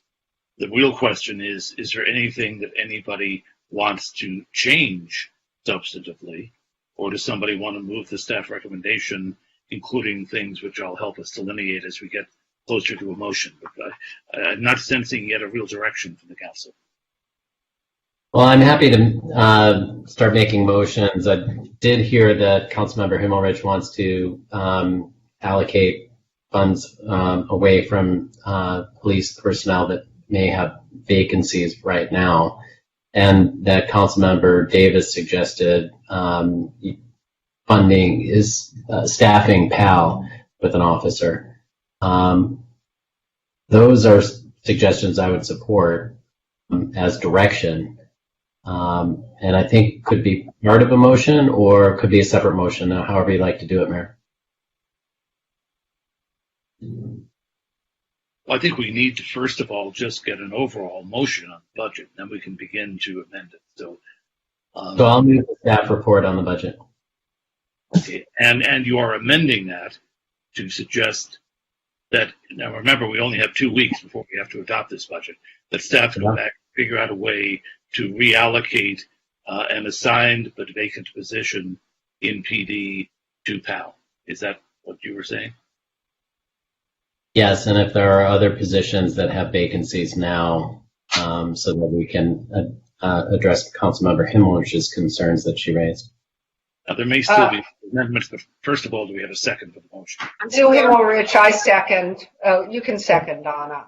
Here. I heard Sue first. So we have a motion for Day that has been seconded by Councilmember Himmelrich, and Councilmember Hara, you clearly had something to say, so I'll turn to you. So I was just thinking about, I guess before I do that, I was wondering how much that vacancy position cost is, if Lori could help us with that.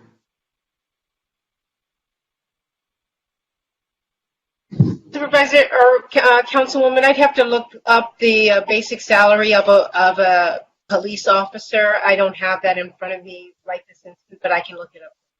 Thank you. Yes. I believe Gigi has given me that number. I believe it's $160,800 for the most junior police position. Okay. That helps me quite a bit. Thank you so much. Oh, I'm sorry. May I follow up on that, please? Go ahead. So that may be for the police position, but I don't think we're talking about a one-on-one. We aren't talking about taking a police position and transferring it to PAL. We're talking about adding a person to PAL who presumably would be a lot less expensive than a sworn police officer. I just want it. Agree. Well, but I think PAL is actually asking, if you look at what PAL is asking, they're asking for the assignment of a second officer to the PAL program. And I think what I'm saying is they can ask, but maybe what we want to do is be more flexible than that in terms of what their needs are. Well, yeah, I'm fine with flexibility. I'm just saying, I'm assuming they know best what their needs are, and that's what they specifically asked for. You know, however you want to accomplish that, that's fine. Well, Council, what we'll be doing tonight is giving staff direction to now spend the intervening 2 weeks between now and final budget adoption coming back with the specifics of this based on the intent that I think will be clear from the motion. So I'm not sure we need to nail down the exact dollars if the direction is clear. So, Councilmember Himmelrich, are you clear on and in agreement with the direction that Mayor Pro Tem O'Day gave in the main motion? Well, obviously not, because I didn't envision it as being a full-on sworn police officer assigned to PAL. I just have to say that I'm sorry. No, Well, no, I think I can work with the. That is friendly to the maker of the motion. Yep, let's hear what our manager says. So I think I can work with the direction that you're providing, and come back to you in 2 weeks with a proposal. I mean, I think I do hear some desire to shift some resources toward prevention-based models, and particularly increased staffing of at least one person in the PAL program, whether it's a sworn officer or not. But some desire to switch some of our resources into prevention and potentially youth-based work. Is that correct, that that's what I'm hearing from you? Yes. Yeah.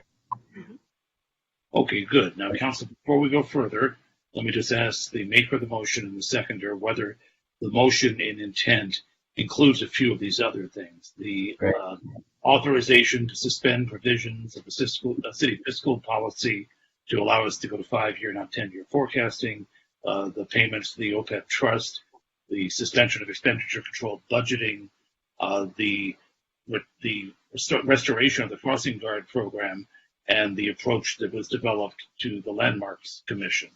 Are those all within the umbrella of this motion? Yes. And that's friendly to the seconder. Great. And can I propose a friendly amendment to that? Please. Councilmember Davis has. I apologize for being so obnoxious. But if I had video, I'd wave my hand more politely. I would like to propose a friendly amendment that is part of the motion with regard to the Architectural Review Board, that we ask staff to consider changing the fee schedule so that demolition permits will be, and the cost of doing those will be paid for by the applicants for the permits, so that the permits can continue to be reviewed by the ARB? Well, actually, that will be a separate motion because that's direction on proposed fee changes, which is a separate item. Okay, fair enough. For the agenda. Is there any further discussion on the motion? There does not appear to be, so I'll ask the clerk to call the roll. Mayor Pro Tem O'Day. Yes. Councilmember Hara. Yes. Councilmember Davis. Yes.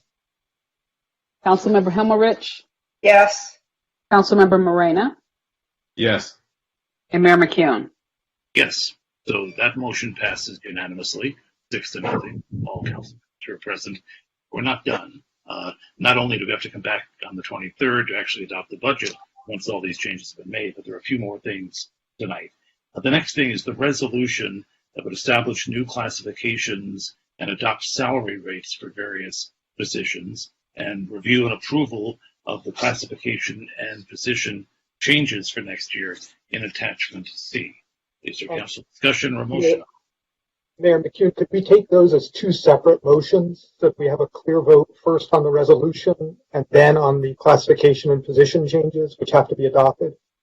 We can do that. They're combined on the mayor's agenda I was given, but I'm happy to bifurcate. So let me restate. What's before us now is whether or not to adopt a resolution establishing new classifications, adopting salary rates for various positions as shown in attachment B. So moved.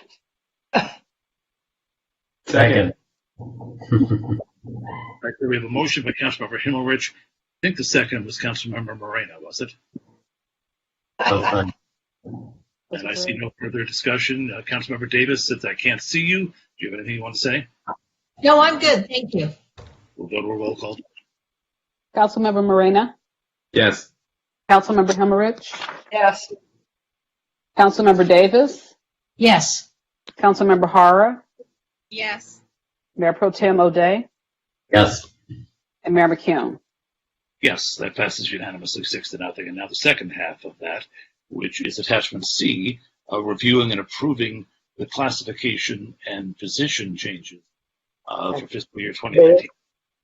If I may, I apologize for this, but it was brought to my attention, and this is why I wanted to take this separately, that there is one classification and position change that relates to the peer.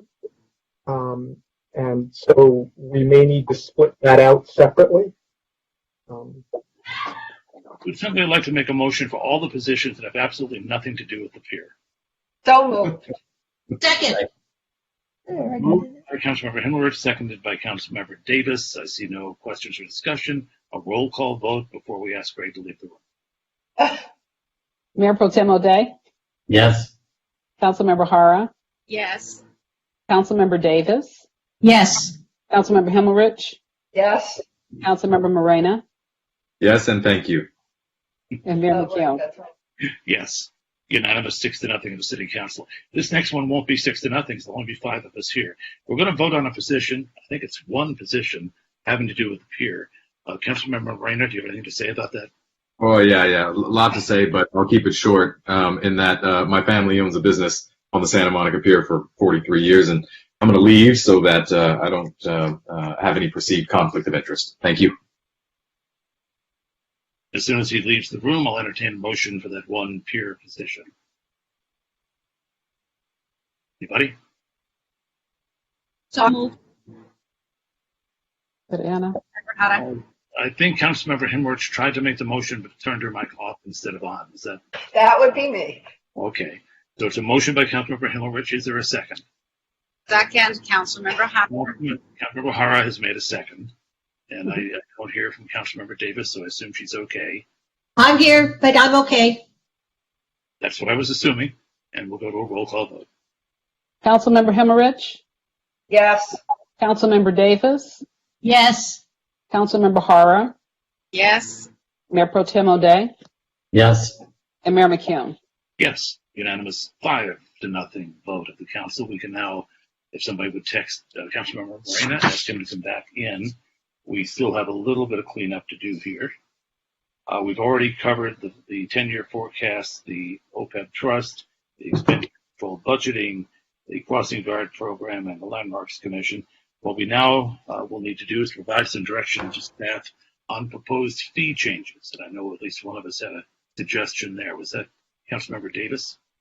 Yes, so I will move that we adopt the proposed fee changes with 2 specific modifications. One is that as we direct staff to explore the possibility of having demolition permit applicants pay for the cost of analysis so that the Architectural Review Board will have the ability to review demolition permits, and also that we direct staff to continue exploring the possibility of renting out the swim center after city operational hours with full fee recovery, full cost recovery by charging fees to groups that want to use the pool after hours.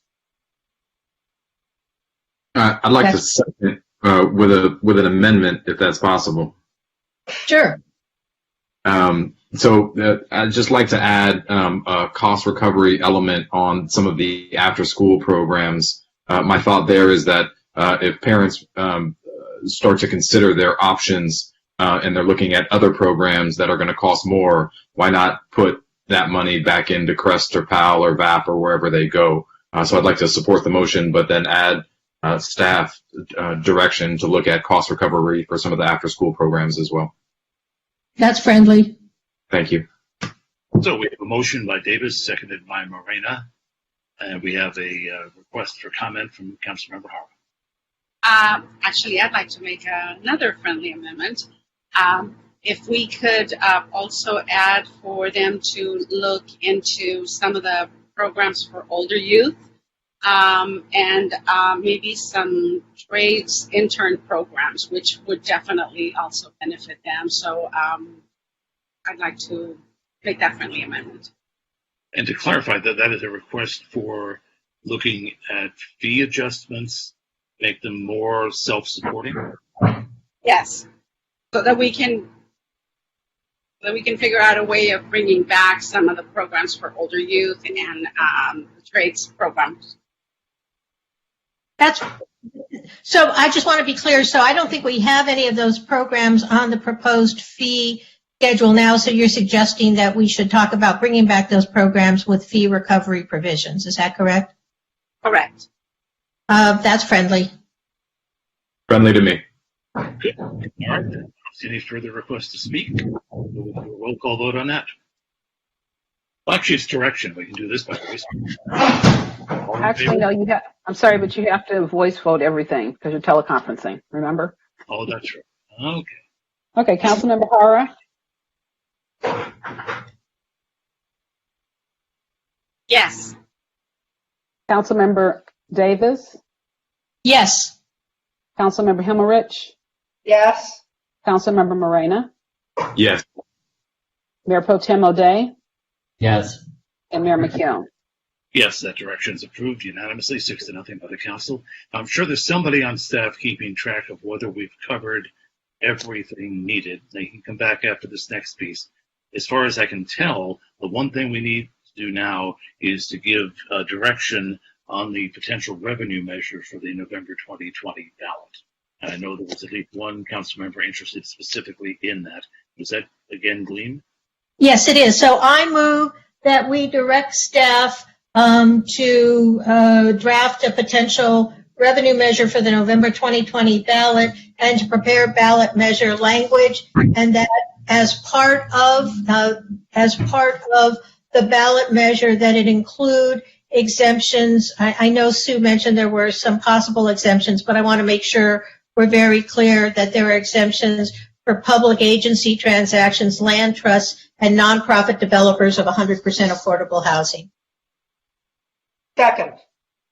That has been moved by Councilmember Davis and seconded by Councilmember Himmelrich. Looking closely at my screen, I see no further request for discussion, so it'll be a roll call vote. Councilmember Morena? Yes. Councilmember Himmelrich? Yes. Councilmember Davis? Yes. Councilmember Hara? Yes. Mayor Pro Tem O'Day? Yes. And Mayor McKeown? Yes, 6-0, unanimous approval by the City Council. Now, let me turn to senior staff. Have we given you everything we needed to do on this item tonight? Yes, the one item, Mayor, that I fear I may have missed is the title change with respect to the special assistant position. And I would ask the interim city attorney, is it possible for that direction to be provided at this point with respect to the establishing new classifications?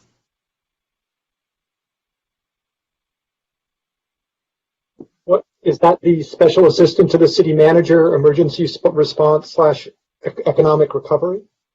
Yes, which would become equity and community recovery instead. So yes, if that change would need to be made, because as it currently stands, it's special assistant to the city manager, emergency response / economic recovery. So if we wanted to change that, there should be a motion to modify that title in the classification and position changes list. So moved. Moved. Second. Councilmember Howard. It's moved by Mayor McKeown, seconded by Councilmember Davis. Roll call vote unless there's discussion, which I do see Councilmember Morena. Oh, sorry. No, I was waving this up. You were just indicating the search. Roll call vote. Mayor Pro Tem O'Day? Yes. Councilmember Hara? Yes. Councilmember Davis? Yes. Councilmember Himmelrich? Yes. Councilmember Morena? Yes. And Mayor McKeown? Yes, 6-0, unanimous vote. Council, I want to thank you. You know, we got through it, which was difficult, and we got through it as a group with unanimous votes, which I think. Mr. Mayor, can I propose just one post-vote direction to staff? Directions are always timely. All right, so thank you. So I would like to direct staff, I think they're actually already doing this, but I think I want to make sure that everyone understands the weight of the council is behind it, if in fact it is, that we direct staff to continue to cooperate with the Santa Monica Malibu Unified School District on reestablishing some of the programs that were not in this budget, specifically Crest Sports, and looking for some new either funding or structure, looking for maybe public-private partnerships, as well as some form of playground access. We've heard that in its current form there may be some unacceptable risk involved, but that doesn't mean there isn't a form where we could ameliorate those risks. So I would just like to give specific direction to staff to continue to work with the district on looking for ways to provide other opportunities for after-school programs for kids. Second. Motion by Councilmember Davis, seconded by Councilmember Moreno. I think I just have to acknowledge that the situation in which we find ourselves as a community is probably going to call for ever greater cooperation among various entities. So this is a very good idea, although perhaps already assumed in what we're trying to do. Is there any further discussion? Roll call vote, please. Councilmember Moreno? Yes. Councilmember Himmelrich? Yes. Councilmember Davis? Yes. Councilmember Hara? Yes. Mayor Pro Tem O'Day? Yes. And Mayor McKeown? Yes, so that direction is given by a 6-0 vote, unanimous of the City Council present. Are there any other directions related to the budget before we move on to resolution? I see none, so if the clerk would call item 11. Next, we have 11A, which is adoption of a resolution on new CEQA transportation guidelines and thresholds. And you have no callers waiting. But we do have a staff report, I trust.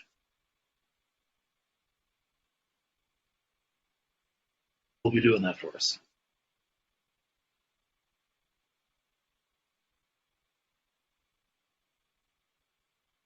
David, are you there as a member of your team? We see your slide. We need to move forward. Oh, hi. This yes, is Rachel is here. Yes. Great. Thank you, Rachel. Hi. This is Rachel Kwok. Good evening, Council and Mayor. Rachel Kwok, City Planning Division, Environmental Planner.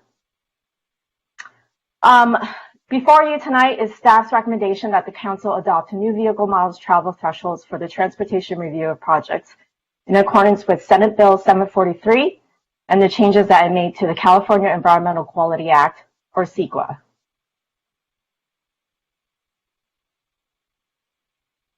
Just to provide a quick background, CEQA was passed in 1970 as a public disclosure legislation. The purpose of CEQA is to ensure that the public and decision makers are made aware of the potential physical impacts that proposed projects can have on the environment. Discretionary projects that are not exempt from CEQA must prepare analysis in an EIR, or Environmental Impact Report, or a mitigated negative declaration. Within these documents, we are required to address 17 environmental topics, which include transportation and traffic. Currently, transportation analysis for CEQA is based on using the metric of LOS, or level of service. Level of service is a measure of vehicle delay taking into account the number of vehicles that are at an intersection and the capacity of that particular intersection. LOS ranges from A to F, with an LOS of A reflecting free-flowing conditions and an LOS of F representing stop-and-go conditions. So the City of Santa Monica's significance criteria for traffic analysis were first adopted in 1991, uses the measure of LOS, and it's based on a sliding scale, meaning that intersections that have higher traffic volumes will have more stringent threshold than an intersection with less volume of cars. For example, if there was an intersection operating at LOS of E, then a 1-second delay would be considered a significant impact on the environment. In addition, we also have adopted residential street segment thresholds. These are also based on a sliding scale, which for the number depends on the existing number of cars on the street and how many vehicle trips a project would add to that particular street. For some streets, the addition of even one car trip would trigger a significant impact, requiring the preparation of an EIR and a traffic study. There are a number of problems with using LOS. For example, one of the biggest drawbacks with using LOS is that it tends to discourage urban infill projects, such as those in the city of Santa Monica. For example, if you take a small housing project within the city, it might load very few vehicle miles traveled onto the street network, but because those intersections already have some volume of cars going through it, it could result in numerous LOS impacts. Now, in comparison, if you take a subdivision project in the suburbs, this project will typically load 3 to 4 times the amount of vehicle miles traveled onto the street network, but because the trips are dispersed throughout the region, it results in fewer LOS impacts. So the measure of LOS is also misleading when used in describing the success of the transportation system. In the picture on the left, the very empty and wide intersection has a LOS of 8, which says that it's a great intersection based on the LOS intersection metric system. However, in comparison, the picture straight on the right has a LOS of F, even though you can see here that there are many more mobility options. LOS is also problematic in that it often is at odds with our adopted city goals and policies, since it is an auto-centric measure. For example, Duluth directs us to direct new development away from our neighborhoods and in the denser areas near transit. But these are the very areas that would have greater LOS impacts. Additionally, when we do find LOS impacts, they usually cannot be mitigated, since mitigation usually involves expanding that intersection's capacity, requiring physical improvements at the expense of harming pedestrian and bicycle facilities. Furthermore, in the majority of the ERRs that we've seen in the past decade, LOS is usually the only significant unavoidable impact. And it mischaracterizes transit, bicycle, and pedestrian improvements as detrimental to the transportation network.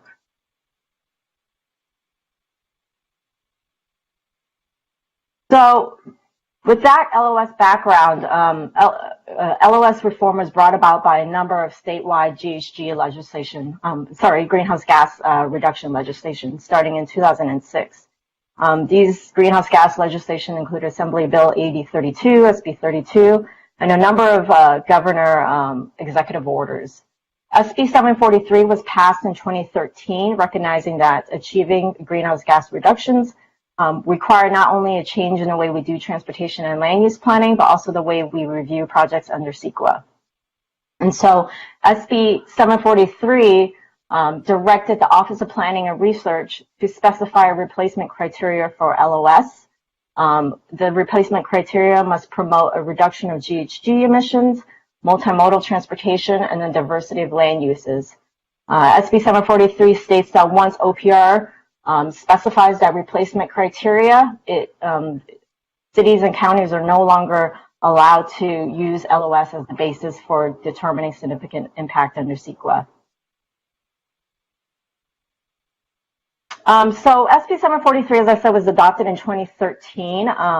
Between that time and 2018, there was a 5-year effort engaging with stakeholders to work on coming up with an appropriate metric to replace LOS.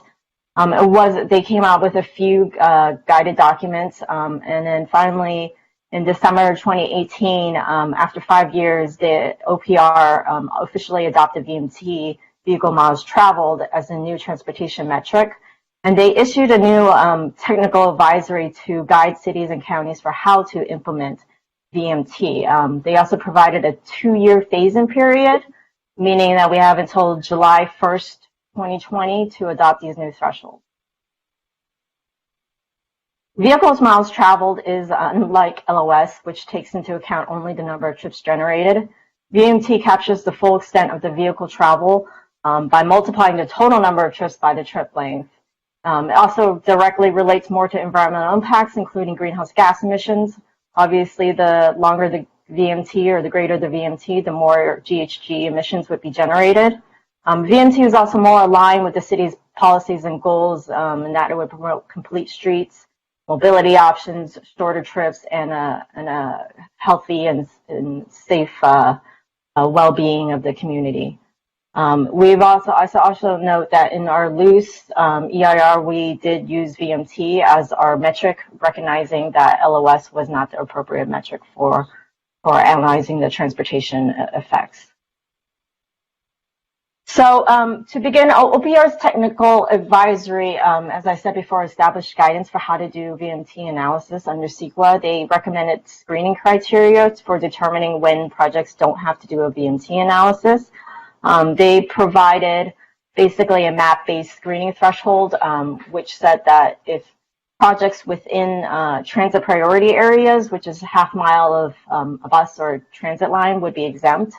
As you can see here in the map, anything within the blue shaded area, any projects under their guidance would be determined to have a less than significant impact.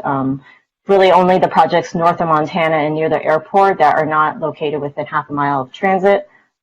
These projects within these areas, which are the residential neighborhoods, would be subject to a VMT analysis. But the OPR did say that, you know, cities and counties have the discretion to adopt their own significance criteria and significance thresholds. So we are proposing, city staff is proposing our own unique set of screening thresholds. It would be a tiered system where we first look at the types of land uses that are being proposed. For example, any project with 200 residential units or less, or any project that's 100% affordable housing, a commercial project that is 50,000 square feet or less would all be screened out and would not have to do any further VMT, or actually, sorry, they wouldn't have to do any VMT analysis. If they do not meet these screening criteria, they move on to Tier 2.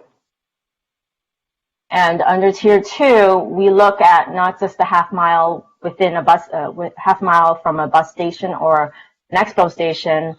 We are proposing narrowing that screening criteria to half mile around the expo station, as well as a quarter mile of a bus rapid transit stop. So this would be like the Big Blue Bus Rapid 10 line and the Big Blue Bus Rapid 7 line stops.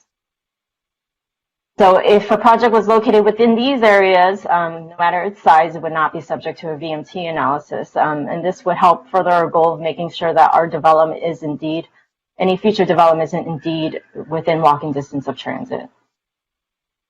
The third criteria is that you have to make sure that the project does not provide more parking than required by code, or if it's located in an area such as the downtown that doesn't have any parking requirements or parking minimums that would not exceed parking maximums.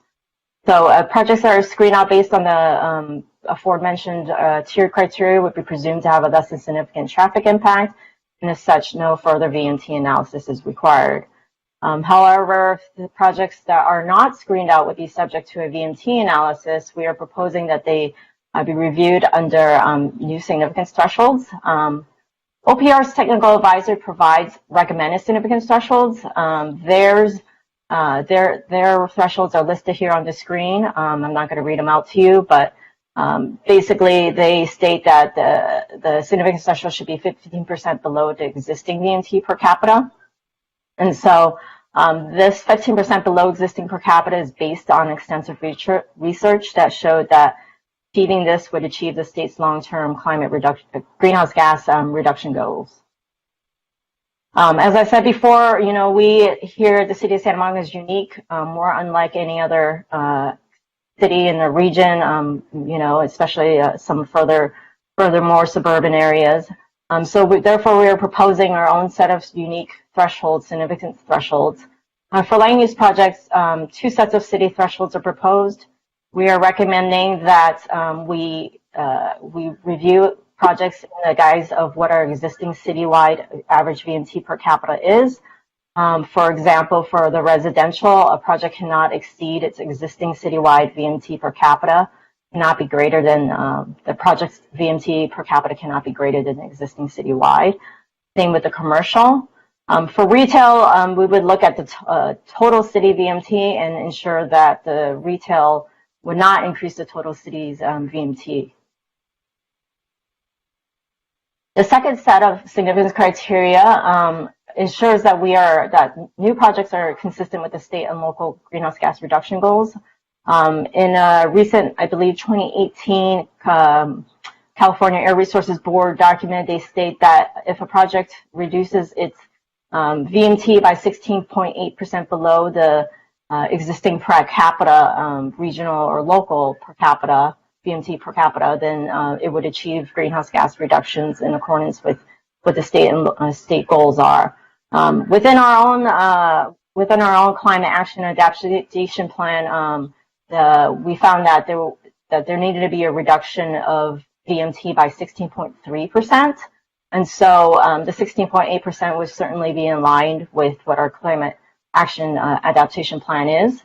And so therefore we are proposing that the project's residential unemployment total VMT be compared to what we're calling as the business as usual VMT. The business as usual VMT is the way that's calculated is that we would take the existing average per capita and multiplying it by the population, what the project's population is, and to get at the total business as usual VMT. And the business as usual is a term to describe what the VMT would be if, let's say, that existing conditions remain and we were not to do any TDM whatsoever.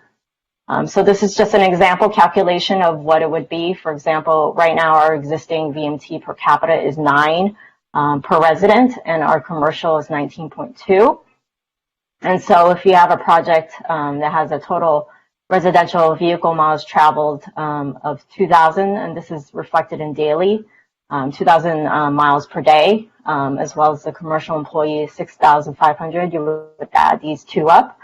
You calculate that and then figure out what the total business as usual VMT is and compare it against the total project's residential employment VMT to see if it is 16.8% below.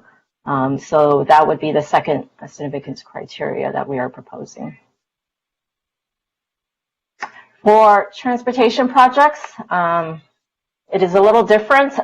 We are proposing to adopt what OPR's technical advisory states, which is they are proposing that projects that really reduce VMT, such as bicycle lanes, pedestrian projects, bus lanes, and just modifications to transit service or initiation of transit service to have those kind of projects be screened out and not be subject to a VMT analysis because on their face, they're really not increasing VMT. And so with that, I conclude my presentation, and city staff is recommending that council adopt the resolution to adopt the proposed VMT screening criteria and thresholds in compliance with SB 743 and CEQA guidelines. Here for questions if you have any. So council, that's your cue. What questions do you have for staff on this item? You'll have to go into the chat because I can't see you yet. Somebody's still screen sharing. There we go. Questions? All right. Do we have any members of the public waiting on? We do have 3 callers. We will now open the public hearing then and hear from our 3 callers.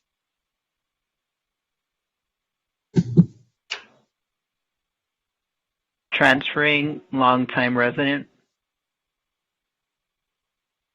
Hey, welcome to the meeting. Hi. I'm on. Hi, you're in the meeting, yeah. Okay, great. Okay, so I just want all the council members and the other people that are running this to know it's almost impossible to know what agenda item you are on. There's no visual indication of what agenda item you are on. Okay, then I want to say, and this might not even be pertinent to this agenda item, but I think it is very wrong not to have CEQA reports for projects, even if they are 100% affordable housing. There's so many large developments, or semi-large, you guys might not even call them large anymore, but developments that have zero parking available, okay? Now, I think this is wrong.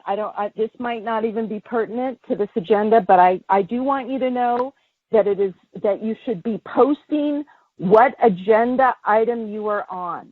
Okay, thank you. Thank you.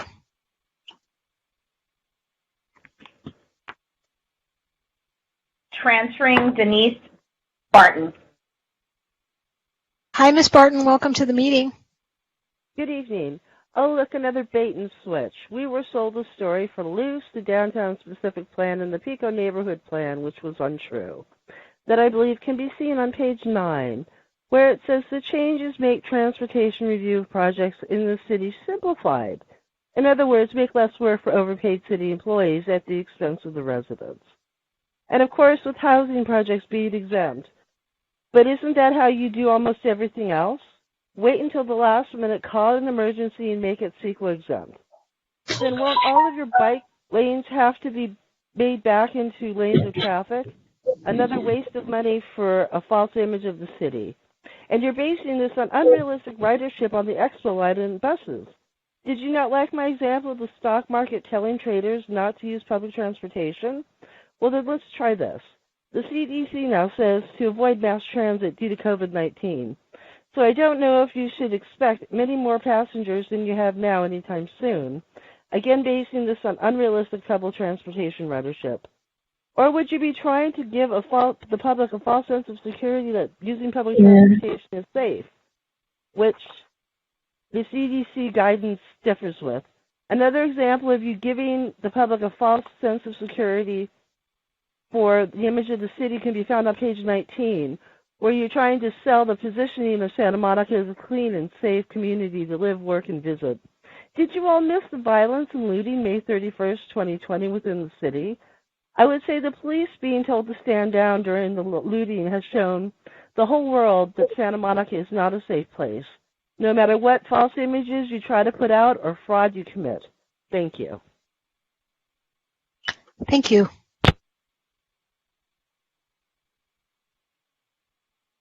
Transferring Ann Thanawala. Hi, welcome to the meeting. Hello. Hi, you're in the meeting. Go ahead. Oh, hi. This is Ann Thanawala again. I just wanted to speak to a couple of issues here. And there's a bit of a disconnect because Santa Monica doesn't require parking for development. So when this proposal is saying that the VMT analysis would allow for market rate housing of 200 units or less within half a mile of transit, can you tell me what the impacts are on the neighborhood residents who require street parking in order to live here? And where is the study that shows that this is going to work for them? And the other part is ushering in part-time residents who have access to street parking passes. What does that mean, and who's explored that issue? Because we live here full-time, and those of us who live here full-time are going to be impacted by these changes. And Part B, the transportation projects, I'm questioning why you're saying that there's no VMT analysis necessary. Thank you. Thank you. Steph, I heard we had 3 callers, and I counted 3. Is that it, or are there any more? That looks like all the calls. We'll then close the public hearing at this point on item 11A. And, for the record, I do try to announce that, but I guess we don't have anything up on the website as we're talking that shows what item we're on, and maybe we can figure a way to do that. But at this point, we'll go to the council and see if there are any questions or discussion or a motion. Move adoption. Second, Councilmember Hara. Motion from Councilmember Davis, seconded by Councilmember Hara. I see no request to speak, so we'll go to a roll call vote. Mayor Pro Tem O'Day? Yes. Councilmember Hara? Yes. Councilmember Davis? Yes. Councilmember Himmelrich? Yes. Councilmember Morena?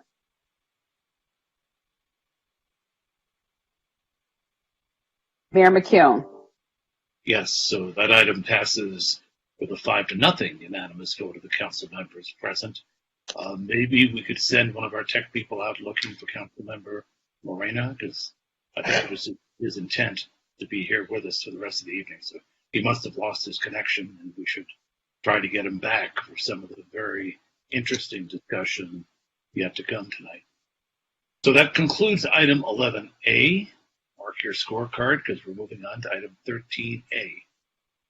Item 13A is request of Mayor McKeown that the follow-up on the mayor's signing as an individual on the Obama pledge, council concur and join the mayor's signing and authorize staff to explore implementation of other proposals for police reforms, including recently announced reforms in the city of Los Angeles and the 8 can't wait policies. And right now you don't have any members of the public. So council, almost a week ago now, I immediately embraced something that was put forth called the Obama Pledge, because what that did was it laid out a blueprint for how we as a community could productively respond to what's been happening around our entire country. And there are 4 points to the Obama Pledge. First, that we will review our police use of force policy. Second, that we will engage our community by including a diverse range of input, including anecdotal stories. We want to hear from individual people. Third, that we will report the findings of that review to the entire community and seek feedback. And then finally, the outcome that really makes the difference, that we will reform our community's police use of force policies. I also cited something called 8 Can't Wait.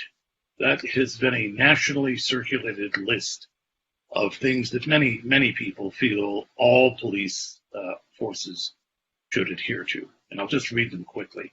Ban chokeholds and strangleholds, require de-escalation, require warning before shooting, require that you exhaust all alternatives before shooting, that officers have a duty to intervene to protect, that we ban shooting at moving vehicles, we require a use of force continuum, and require comprehensive reporting. So again, accountability is key. I also threw in, as things evolved over the week, reference to some reforms that have happened in LA. So what I'm looking for with this item tonight, I had to sign on as an individual because we didn't have a council meeting. And under the law, we cannot act as a body unless we have a public hearing like we're having right now. So I am asking the council to join me on the Obama Pledge, on the 8 Can't Wait, and in asking staff to look at other reforms like the ones in LA that we might implement here in Santa Monica. For the public hearing, we have no one requesting to speak. So Actually, Mayor, we do have a caller now. In the time that you've been speaking, someone has called.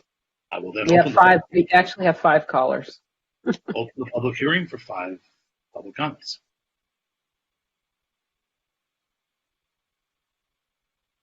Transferring Santa Monica voter. Hi, welcome to the meeting. Great, thank you. Let's make this about leadership, because I've heard the mayor numerous times over the last few days say the leadership of Santa Monica in reference to the members of the city council and the mayor and mayor pro tem. So if the leadership is wanting to lead, then let's really see some leadership. And that means acting and not speaking without acting. Let's not make false promises or gestures or those sorts of things. And let us focus on reforming this city and the police department in meaningful ways, and having the city council and city attorney's office and city manager do more than have listening sessions that end up being lip service.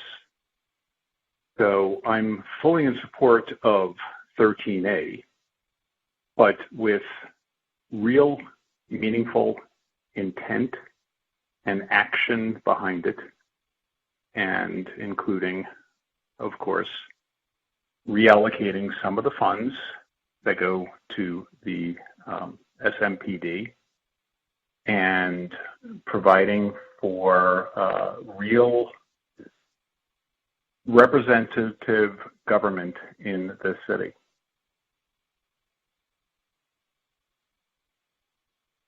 That's my statement. That's my hope. Does anyone have any questions? Thank you. Thank you. Transferring Marcy Winograd. Hi, Ms. Winograd. Welcome to the meeting. Hi, yes. Am I on? You're on. Go ahead. Oh, hi. Yeah, this is Marcy Winograd. Thank you so much, Mayor McEwen and Council, for this opportunity to address you. I am fully in support. Hi, yes. This is Marcy Winograd. Oh, thank you so much. Hi, yes. Thank you, Council and Mayor, for this opportunity. Okay, yes. Go ahead. You're on. I think you're hearing the feedback from your television or your computer. So turn that down and just keep speaking. Yeah, you're in. All right. So, okay. Yes, thank you for this opportunity. So I want to support this agenda item 13A and ask that the council and the mayor consider not only pursuing the 8 Can't Wait reforms, which are excellent, but also banning the use of rubber bullets in our city. I was very disheartened to hear reports that the police had used rubber bullets on protesters and peaceful protesters May 31st. So I would like to see those banned. I'd also like to see us follow the lead of the cities of San Diego, Santa Barbara, Chicago, New York, and ban chokeholds. I've been active in the Coalition for Police Reform over the years. We met with the previous police chief.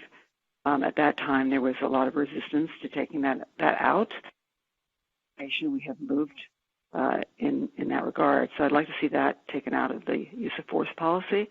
In addition, I would ask that in moving forward on these reforms, we have direct city staff to research and come back with maybe 3 models for police citizen review boards, including one that has investigatory powers. I believe there's a model where they just simply review and maybe approve or reject whatever the police find in their investigation, but there are other models that include affording the panel subpoena power to investigate and to have some input on discipline for police misconduct. So I hope you'll consider that and direct city staff in that regard. Thank you so much. Thank you.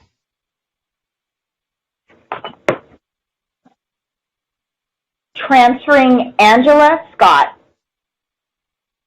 Hi, Ms. Scott. You're in the meeting. Awesome. Good evening, Mayor McEwen, City Manager Dilg, and council members. I pray all of you continue to be well and safe. Thank you, City Manager Dilg, for agreeing Black Lives Matter. We are hurting. Implicit bias, marginalization, and defeat has brought us to this crossroads. Now is the time to do the right thing. We need 13A. Any political leader that's truly committed to improving the lives of Black Americans and ending racism should follow Mayor McEwen's footsteps and sign the Obama Pledge. For far too long, the police department has been rooted in class and racial control, thereby empowering police officers to harass, abuse, and kill. Countless lives are lost from chokeholds, strangleholds, and harsh police use of force. Create police reform and establish a police commission that's inclusive, diverse, and practices accountability. How often is police sensitivity training, cultural awareness, and implicit bias training conducted? What about training in de-escalation and integrity, aka truth-telling? How is this monitored? How is Code of Silence monitored? Please sign the Obama Pledge. Ban racial and ethnic profiling by police. Monitor appropriate stops versus stops based on racial bias. Defund and demilitarize the police department. Make police part of the community and patrol areas as civilians. Reinvest in programming such as VAP, CREST, PAL, and the PICO Wellbeing Project. We are at a crossroads, and we need you to help us create a unified and inclusive Santa Monica. Thank you. Thank you. Transferring John Katz. Hi, Mr. Katz. Welcome to the meeting. Thank you, Mayor McEwen, for taking President Obama's pledge and committing to implement these reform proposals. I believe the planks of 8 Can't Wait represent the bare minimum needed for immediate harm reduction before we can really talk about structural changes to policing. That conversation needs to be extensive, and these items would create a demonstration of good faith so that it can occur in a civil manner. Many Black Lives Matter activists say the 8 Can't Wait does not go nearly far enough in addressing systemic racism in policing. Some say its agenda of reform is incompatible with the systemic changes that are necessary, but I believe it's not an either or. We can implement these changes right now, right away, begin to mitigate the harm they inflict on our residents today, and then take more dramatic actions with a view toward our city's future. I urge the council to look into the platform of 8 to Abolition, 8toabolition.com, which imagines the future of public safety without police. The end goal of this conversation must not be to create better or more community-oriented policing. We must build a society where communities are equipped to provide for their own safety and well-being without police. We must abolish once and for all the horrific practices of brutality inherent in policing, inextricably tied to our national history of slavery and white supremacy. That means making serious changes, decreasing funding, and demilitarizing the police department, repealing ordinances which criminalize homelessness, expanding public housing, place a moratorium on evictions, investing in community-based public safety approaches, including non-carceral violence prevention. These are just some of the suggestions on the 8 to Abolition agenda. I hope to see some of these discussed by City Council at the next meeting. Thousands of Santa Monicans concerned about what we saw last Sunday will be watching. To give you an idea of how far the dialogue has shifted in the past few days, Wisconsin Governor Scott Walker posted a poll to his Twitter feed asking which is better, minor reforms or fully defund the police. Even among Scott Walker supporters, defund was winning by a healthy margin. We cannot take these pledges seriously while also increasing the size of our police force. Thank you. Thank you. Your time is up. Transferring Derek Devermont. Hi, welcome to the meeting. Hi, this is Derek Devermont. I wanted to commend the council for signing on to the 8 Can't Wait as well as the Obama Pledge. I also wanted to commend you guys for moving towards an independent review as to the events that occurred on Ocean Avenue. I'd ask, however, that you take a further step and create a public safety commission, much in the tradition of police commissions. Civilian oversight is the hallmark of any democracy, especially when you consider civilian oversight over government entities that have as much power as police do. A lot of people mistake police commissions as an organization or an entity that is there to find fault in the police. It can do that, but it can also do just the opposite. When the police exonerate themselves and find that they've committed misconduct, it's often viewed with suspicion. When an objective independent body does it, it gives credence to that finding and often elevates the reputation of the police. So please consider it. Thank you for your time. That's all I got to say. Thank you.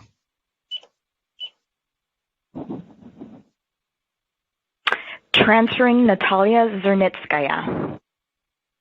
Hi, Ms. Zernitskaya. Welcome to the meeting. Hi, thank you for having me. Good evening, Mayor and Council members. My name is Natalia Zernitskaya, and I am the president of the League of Women Voters of Santa Monica. We did send in a letter last night regarding the items 13A, 13B, and 13C, but I wanted to call and read it into the record as well. The League of Women Voters of Santa Monica supports reforms in the areas of policing, criminal justice, and ending systemic racism, highlighted in items 13A, 13B, and 13C. We believe that policing policies and procedures must be established by law enforcement with input from the communities that they serve. With regards to policing practices, we support the following. Ensuring that crime prevention and promotion of public safety are the primary roles of state and local law enforcement agencies. Building public trust and positive community relationships through police engagement with community members. Encouraging community participation in the development of policing policy. Providing police accountability via independent community oversight of law enforcement and publicly available data on officer conduct. Disseminating information to the public about policing policies, recruitment, procedures for complaint commendation, and the rights and responsibilities of citizens and officers in interactions with each other. We also support providing sufficient psychological services and counseling to meet stress-related needs of police personnel, staffing police departments to reflect the diversity of the communities they serve, and establishing recruitment efforts that reflect this principle. Training police to identify individuals with mental health conditions, disabilities, or substance abuse or addiction, so that officers will request support from appropriate medical and mental health professionals with the goal of diverting those individuals into treatment instead of jail. Requiring all officers to render first aid to people who have been injured as a result of police action first. Conducting comprehensive background checks. Oh, and that's my time. Thank you. Thank you very much.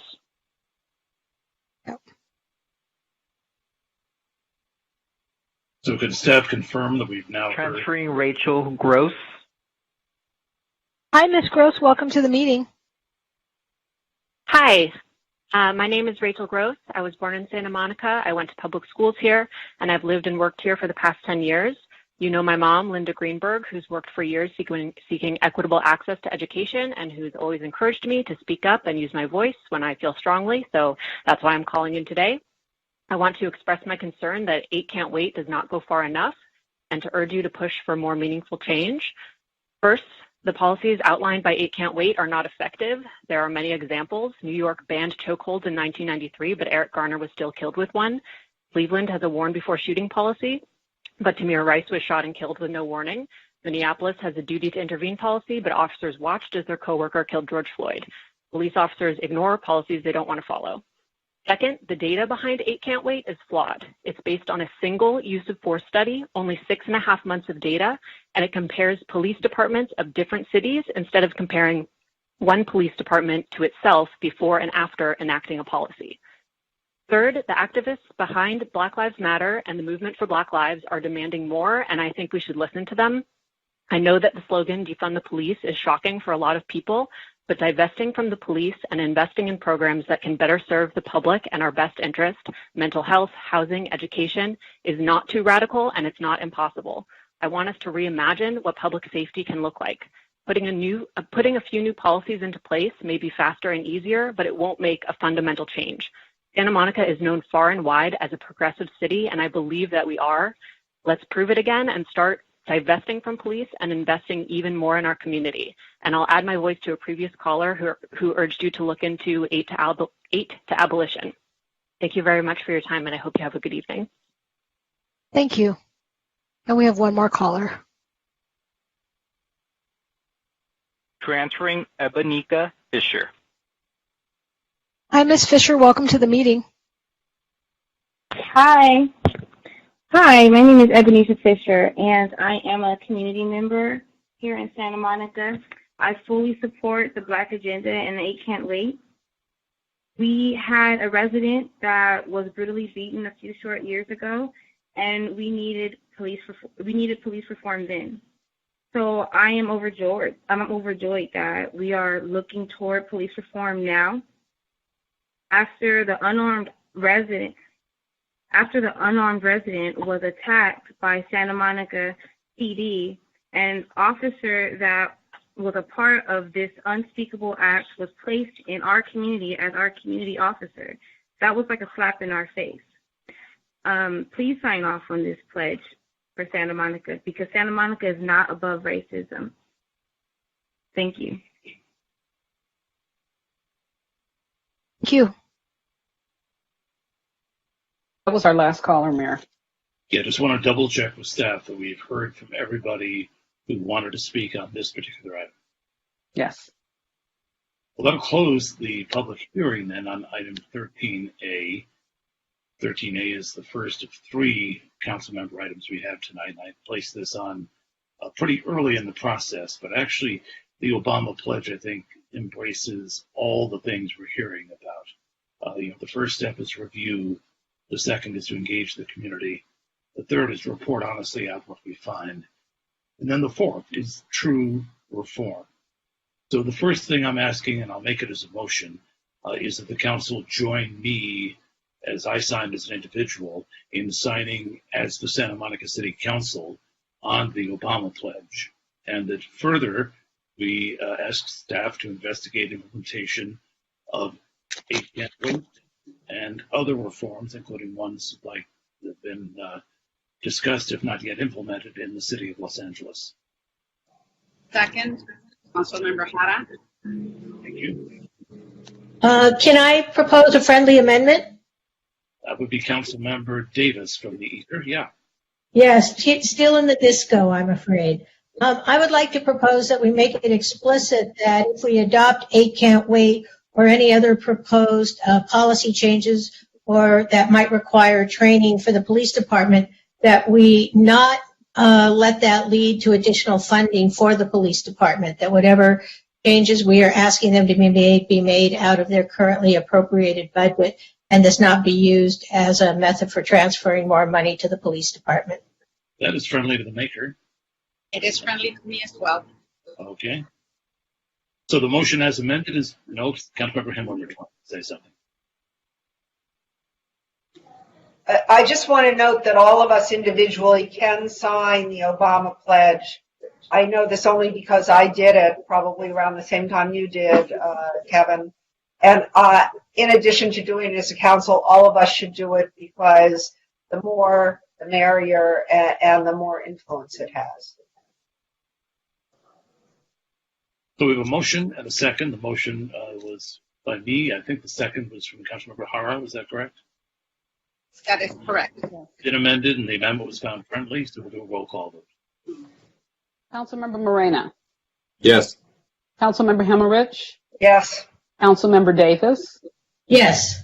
Councilmember Hara. Yes. Mayor Pro Tem O'Day. Yes. And Mayor McKeown. Yes. So that is supported unanimously by the City Council of the City of Santa Monica. That concludes item 13A and moves us on to 13B. Item 13B is request of council members Himmerich, Hara, and Morena that staff support community leaders creating a Black agenda to address systematic racism in Santa Monica, and that staff take action to eradicate systematic racism within the city government and to implement the Black agenda. And you have 5 callers on hold. Which of you would like to introduce the Councilmember Himmerich? So I think we all know that the African American community has suffered a unique and awful history, beginning with slavery and continuing to the present day, in terms of employment equality, in terms of affordable housing, in terms of hunger. In other words, they have in a way that is almost impossible to recover from. And I believe that in the city we haven't been sufficiently attentive to the condition of African Americans in our community.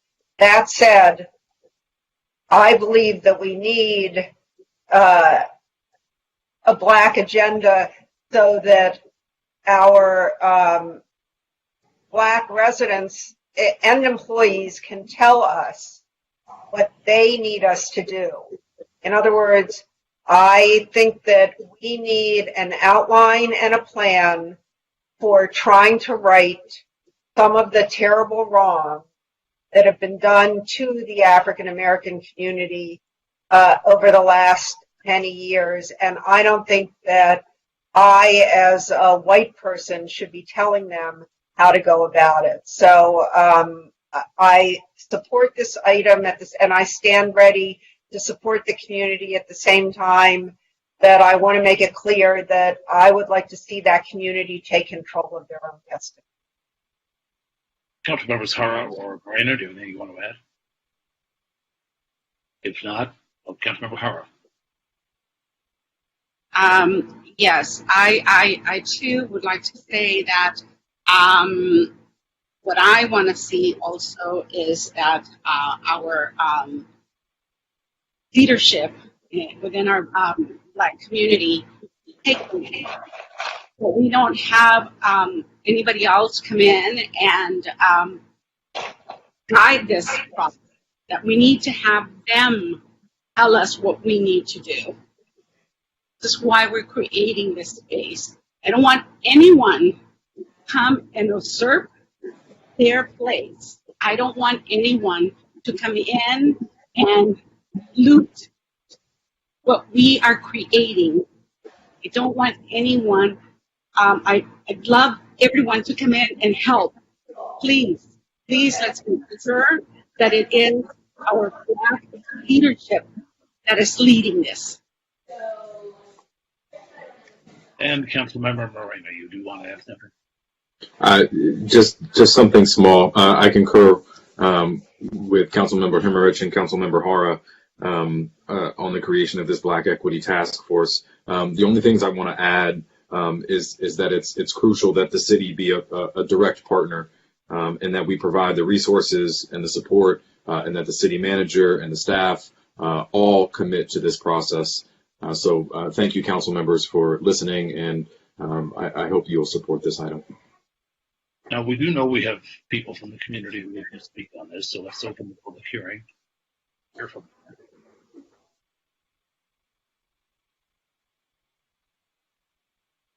them. Transferring Wafina Jones. Hi, Ms. Jones. Welcome to the meeting. Thank you.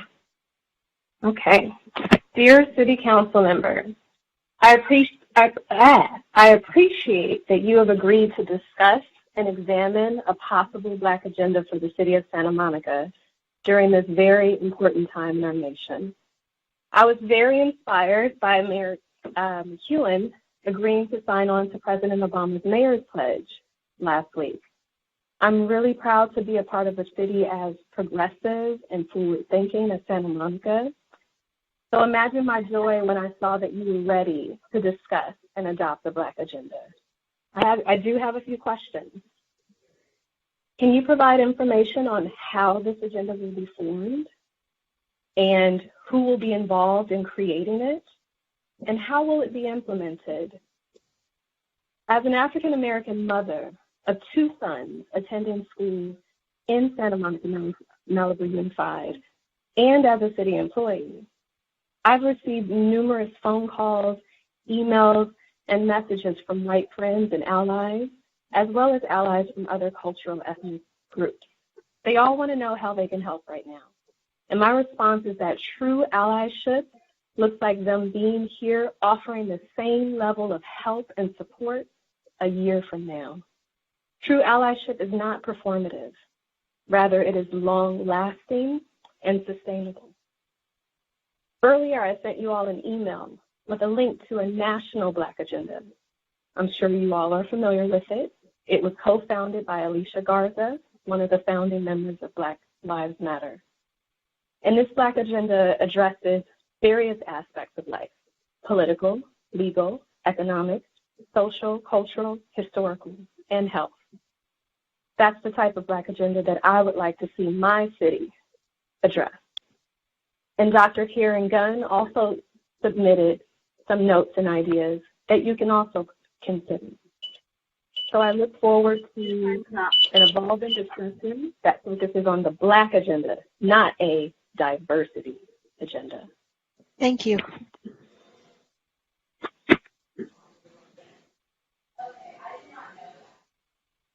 Transferring Leslie Cohen.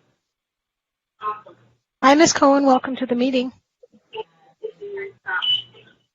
Hi there. Thank you so much. Thank you for having me. You're welcome. Go ahead. You're in the meeting. You're in, okay, yeah. Great. Okay, thank you, everyone. My name is Leslie Cohen. I am a homeowner in Santa Monica. I am a business owner with my office in the city of Santa Monica, and I'm also a landlord of a property in Santa Monica. So I have many different hats and very interested in Santa Monica. I've been very proud to live here since 1986 and very proud of our city and how progressive and liberal a city it is. Sometimes I've questioned some of the things the city's done, and you've proved yourselves right a lot of times.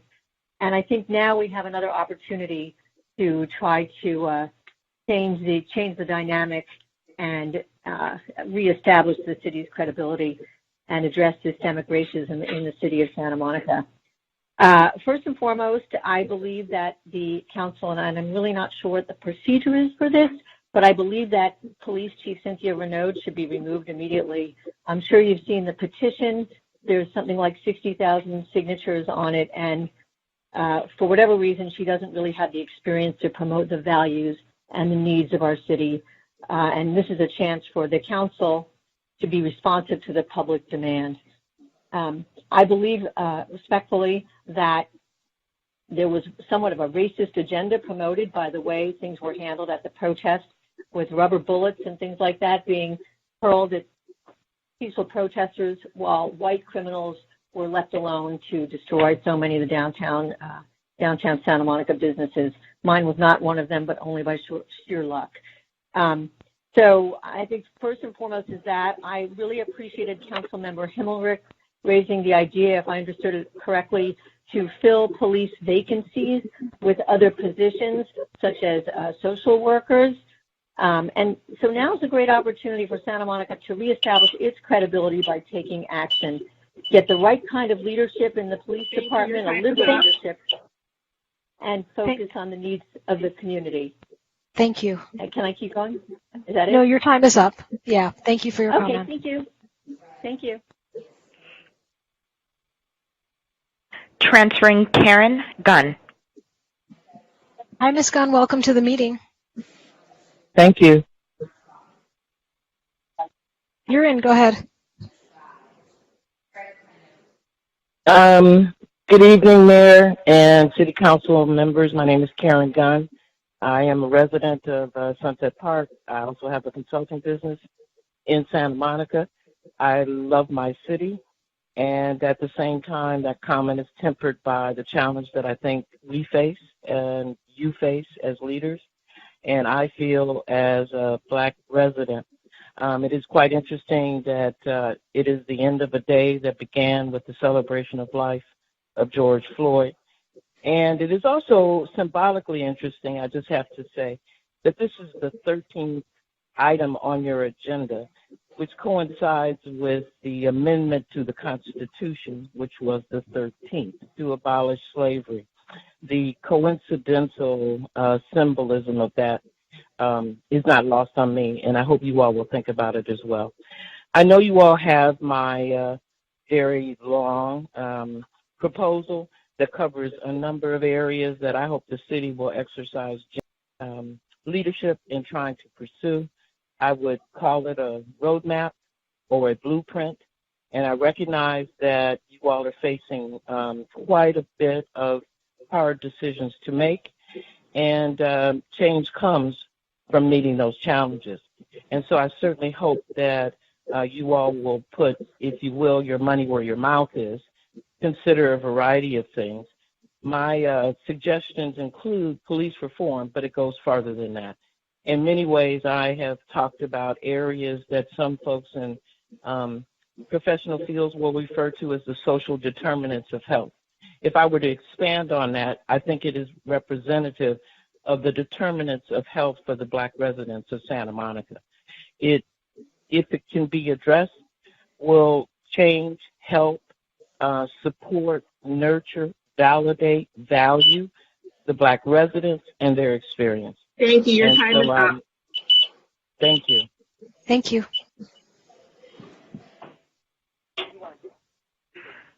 Transferring Ada Bricelio. Hi, Ms. Griselio. Welcome to the meeting. And thank you so much. Thank you, Mayor and City Council members, for hearing our thoughts. My name is Ada Briceño, and I'm co-president of Unite Here Local 11, the Hotel and Restaurant Workers Union in Santa Monica.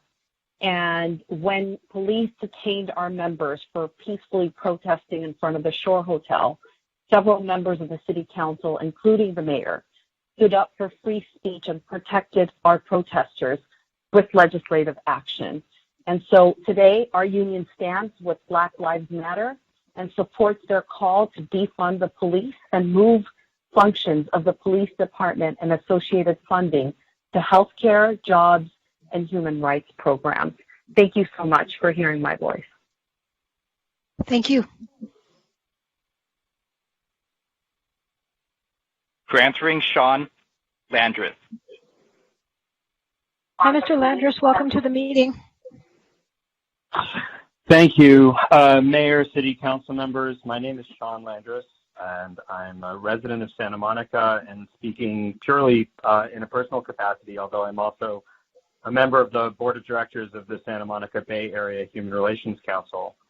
I'm calling as a member of this community to fully support the efforts in items 13A, B, and C, and in particular 13B, which is before you. One comment that I wanted to make, echoing with full support the comments of folks like Rachel Gross and Dr. Gunn, is that one way to start this work is to honor the work that has been going on beforehand, to recognize that, in particular, employees of the city of Santa Monica who are Black and people of color have been working in collaboration with employees of all backgrounds and members of the community on the GARE project through multiple GARE cohorts. And as I understand it, a GARE operational plan was drafted and was meant to be brought to council before COVID hit. And so I would really urge you to do this work, but also not to restart a process that many employees and community members already are deeply invested in, that have begun to address structural racism in our community and in the way our city government works and interacts with our community.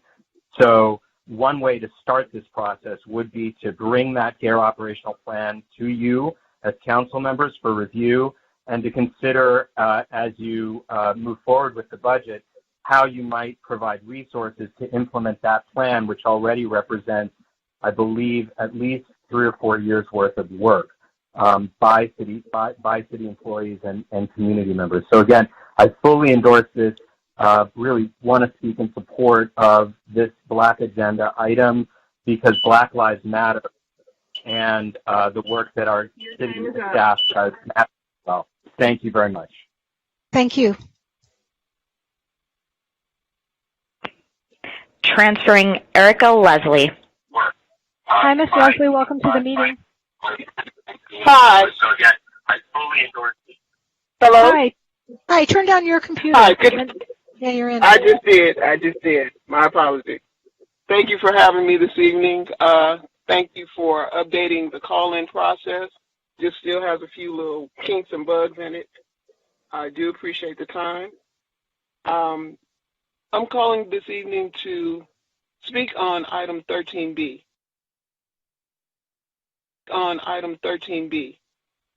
This is a project that needs to be led with Black people at the helm. We also need for the city council members to come along with us and not just be behind us, because you could be 200 miles behind. You need to say that you're with us so that you could understand exactly as we're going along the way, because no one could tell anybody of another race how it feels to be Black and to serve or experience injustice. I also would like to speak to the police reform that needs to take place in Santa Monica, because that is part of the process as well. With Justin Palmer and Faye Wells being victimized with Santa Monica PD, our police budget needs to be reformed to empower the youth of the community. Some of their funds need to be taken to start at the very beginning of life, so that can we restructure and not use it to be victimized for Black people of the community. Thank you for your time. Thank you.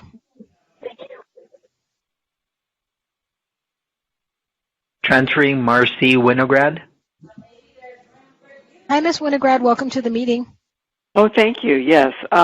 I appreciate that the Black agenda is on the council agenda tonight. I fully support implementation of a Black agenda with leadership from the Black community outlining that agenda. To support that, I just want to add a couple of thoughts, and that is in working with the African American community in Santa Monica. A few years ago, under Chief Seabrooks, we had initiated a pilot program called the African American Community Academy for Police, and it was to introduce new police recruits as well as veterans of the department to the African American community in Santa Monica through a bus tour led by Robbie Jones, and it included local Black history and an introduction to Black neighborhood leaders. I would like to see this fully implemented again in Santa Monica. I'm sorry that it hasn't been in the last, year or so. There's a great opportunity there. I also would encourage promotion of people of color to permanent positions as opposed to as needed as soon as the budget allows. I know that I've been working with African Americans at the beach, the maintenance assistants, and I'm glad that they will continue to work for the city of Santa Monica, proudly work, and I hope they can stay at the beach. And I just appreciate this being on the agenda. Finally, I want to say that I would very much appreciate seeing some of the money that is funding the police department shifted to social services for people of color in Santa Monica. We have 14 officers as of 2018, according to the State Controller's Office, earning over $350,000 a year when you look at salary and pensions and not including overtime. So I think there's money there, and it's time to shift to social services that can better address some of the underlying drivers here. Thank you. Thank you. Transferring Barry Snell. Hi, Mr. Nell. Welcome to the meeting. Good evening, Mayor, Mayor Pro Tem, and council members.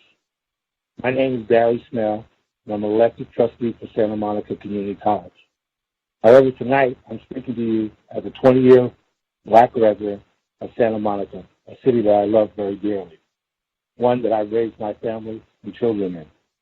I support item 13B, the creation of a Black agenda to address systematic racism in Santa Monica. The violent death of George Floyd by a white police officer and the earlier death this year of Ahmaud Arbery by two white males while he was jogging is just a moment in time for a Black man. You see, every day of our life, we are subject to possible racist acts, whether it's in education, health, housing, or in business. Creating a Black agenda in Santa Monica cannot just be words. It cannot just be the Black community taking on the agenda. It will require a commitment from the city as well as the non-Black residents of Santa Monica. Tonight I witnessed a discussion about budget reductions in our community. That also is a moment in time. Santa Monica has incredible great wealth, and we will recoup our revenues. Hotels will be full again, and people will be walking, taking advantage of this beautiful community. We cannot forget our Black community. As those things come back, we must look into our hearts and our minds and create a safe environment for our children so that the rest of the world and the country can see how it should be done. So I thank you for allowing me to speak tonight, and I have faith that we will be able to make this happen. Thank you. Thank you. Transferring Janet McKiffen. Hi, Ms. McKiffen. Welcome to the meeting. Hi. My name is Janet McKiffen, and I'm the minister at the church in Ocean Park. I'm the president of Santa Monica Area Interfaith Council, a member of the Human Relations Council, and one of the founding members of the Committee for Racial Justice. The Committee for Racial Justice is more than aware of the systemic racism that's present in Santa Monica. We're more than aware of the police using excessive force and not having consequences. We also have worked often with members of the Black community to try to get justice and most often not getting it in Santa Monica. I'm speaking in strong support of the Black agenda. I'm also asking to advocate moving funds out of the police department in order to fund the Black agenda. I agree with City Manager Lane Dilge that all of us need to be safe, and right now many Black people are not safe. They're targeted by the Santa Monica Police Department and are not safe and are not protected. There are other ways to create safe communities. Many communities are exploring other options, and I think we can too here in Santa Monica. There are people in Santa Monica who can help that happen. I'm strongly advocating to move funds from the Santa Monica Police Department in order to fund the Black agenda, the amount to be determined by the authors of the Black agenda. And finally, I hope that the Black Agenda will be not only authored by Black people, but directed and overseen by them, and that they will have the money in order to make it happen. Thank you very much. Thank you. Transferring Barbie Applequist. Hi, Ms. Applequiff. Welcome to the meeting. Hi, thank you so much. Good evening, City Council members. I am Barbie Applequist. I currently serve as Vice Chair of the Virginia Avenue Park Advisory Board. In my role as Vice Chair, I have had the opportunity to meet with members of the Parent Connection Group. These Black parents of Santa Monica children should be an integral part of the community that creates the Black agenda to address systemic racism in our city. The Black community has been speaking for years about injustice. They deserve to be heard. When the 10 freeway was built, Black families were forced to leave their homes. Black community members have asked the city support for a variety of needs to help the community thrive, including offering free or low-cost mental wellness services, and not just in terms of acute crisis. Job training programs, a community kitchen, and businesses that reflect the unique needs of the Black community. Since 2015, when I started serving on the Virginia Avenue Park Board, Black community input was gathered during meetings with the Office of Civic Wellbeing for the PICA Wellbeing Project and the Kindergarten Readiness Project. I encourage each City Council member to meet with the members of the Parent Connection Group at Virginia Avenue Park, virtually or in person. I also encourage that as the leaders of the Black Agenda are identified, that the leadership reflects the diversity and history of the Santa Monica Black community, and that meeting times consider work, school, childcare, elder care, and other life demands. This upcoming weekend is Juneteenth.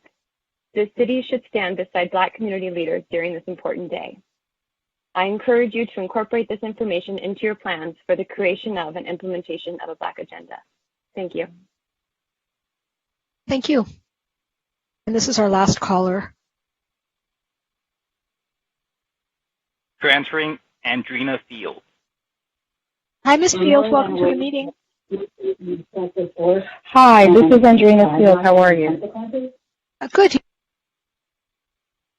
Okay, I'm next. You're in the meeting. Go ahead. Okay. So do I start speaking right now or wait till after Janet's finished? You do. In fact, turn down your computer because there's a bit of a delay. You're in the meeting and you're on. Go for it. Okay. Hello, City Council.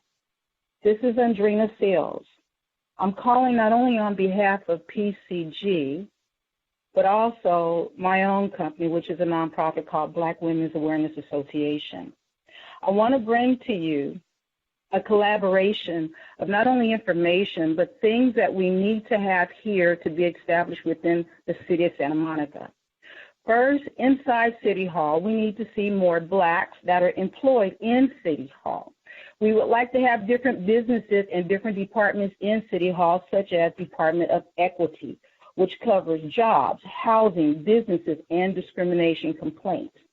There also need to be Department of Reconciliation. If we can have a George Floyd fund in order to help reconciliation the city of Santa Monica. There should be a third department called Fair Labor and Trade. That should help different Blacks who are interested in having permits, licenses, as well as learning labor laws regarding their employment and jobs in order for them to get involved in different areas and branches of the city of Santa Monica, city jobs, as well as regular corporate jobs. But I just want to say once again, thank you so much for being available to us, for allowing us to speak in this forum, on this template, and thank you again for being an ear. Thank you. That was the last caller. That was the last caller on this item, yes. I want to thank our city technical staff who's doing such a great job in making sure we hear from everybody, and our city clerk who makes sure that we do get the public input as it comes in via phone lines. I know it's hard doing this by teleconference, but it's what we've got for the moment. That closes the public hearing on item 13B, and the matter is before the council. Can somebody make the motion? I move 13B. Oh, sorry. I'll second. I just want to add consideration of staff to include the GARE operational plan and the African Americans for Police plan. It seems as though we have some context already underway in the city, so as not to recreate the wheel, but to draw on some of those resources that were already at least begun to formulate. And I should say, Greg, we already have started. I mean, Amazing. In other words, yes. So that has begun because we have people who are involved in the GARE plan also moving forward on that. So we have a motion by Councilmember Himmelrich, seconded by Councilmember Morena, but as I was trying to say at the outset, it was Councilmember Hara who had her hand up. So. Thank you, Mayor. So I want us to take a moment to really think about this before we vote. I want us to consider the message that was given to us by some of the participants in the many emails that we received. I want us to consider that lives of Black people don't only matter today. I want us to consider and to know and to recognize that Black lives matter absolutely every single day. This cannot be something that we're just going to act upon right now and think that this is it. We actually need action. We need to listen to them and move with them as they've asked us to do. Take a moment. My heart has been heavy, very heavy, because there's been a lot of injustice happening. Please, I am committing to being there for every single meeting that they need me and that they call me to. Because I must. I've walked with them. We've been together at other times when we tried to move this agenda forward. We cannot wait anymore. I know that there are many people that want to help. I know that many people have helped. I know that there are many people that want to continue to help. But I would like our leadership to take the lead. They've asked us to let them do that. But please, please, be conscious of that. And as you've already stated, I think that this only needs to happen also within our city's employees. I hear that there's already some good work in here, yes. But we also have some leaders within our city employees. And we need for them to also be able to move the Black agenda forward in conjunction with our community. Remember, Black lives matter every day. Every day. Not only today. Thank you.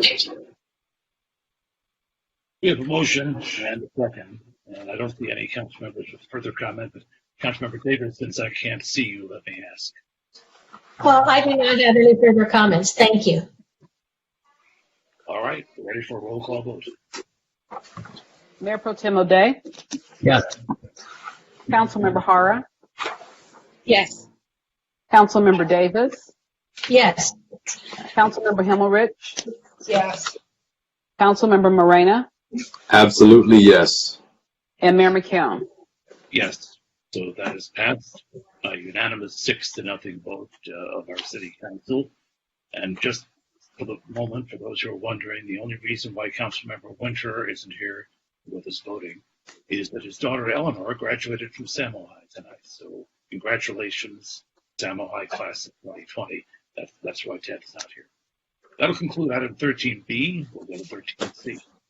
Item 13C is request of Councilmember Himmelrich that the Santa Monica Police Department conduct an after-action review of the events of May 31st to be reviewed by the Office of Independent Review. And right now you have 5 callers in the queue. And Councilmember Himmelrich, this one's yours. Yeah, so let me just say that in my haste to put this item on the agenda, it was less clear than I would have liked. So the police department is required, regardless of what we put on our agenda, to conduct an after-incident review of major incidents such as what happened on May 31st. And I think we're all aware of the awful impact that what happened on May 31st had on everyone in our community, from the protesters to the shop owners to the police. Everyone was adversely affected in a really significant way that made our COVID crisis pale by comparison. A terrible event in our city. I know the police will conduct an after-incident review, but I believe that it should also be investigated by an independent body. And about 10 years ago in our community, we had an incident that was questioned by members of the council, and they retained a group called Office of Independent Review to review those actions. I looked at that report at the time and thought it was fair and unbalanced. The group has shifted from being under the umbrella of LA County Office of Independent Review to being a private group, but they continue to do this independent investigative work, a professional group that is familiar with police procedures. And as with the review that we did earlier of the firing of Elizabeth Reel and the Houston report, my vision is that this will be a true independent review of what happened, including all of the facts. I believe that in reading what everybody says, people say it's obvious this, it's obvious that. I don't think anything is obvious. I think we know all of the facts and have recommendations from a group that's independent of the city and independent of us, tell us what we can do to do better the next time.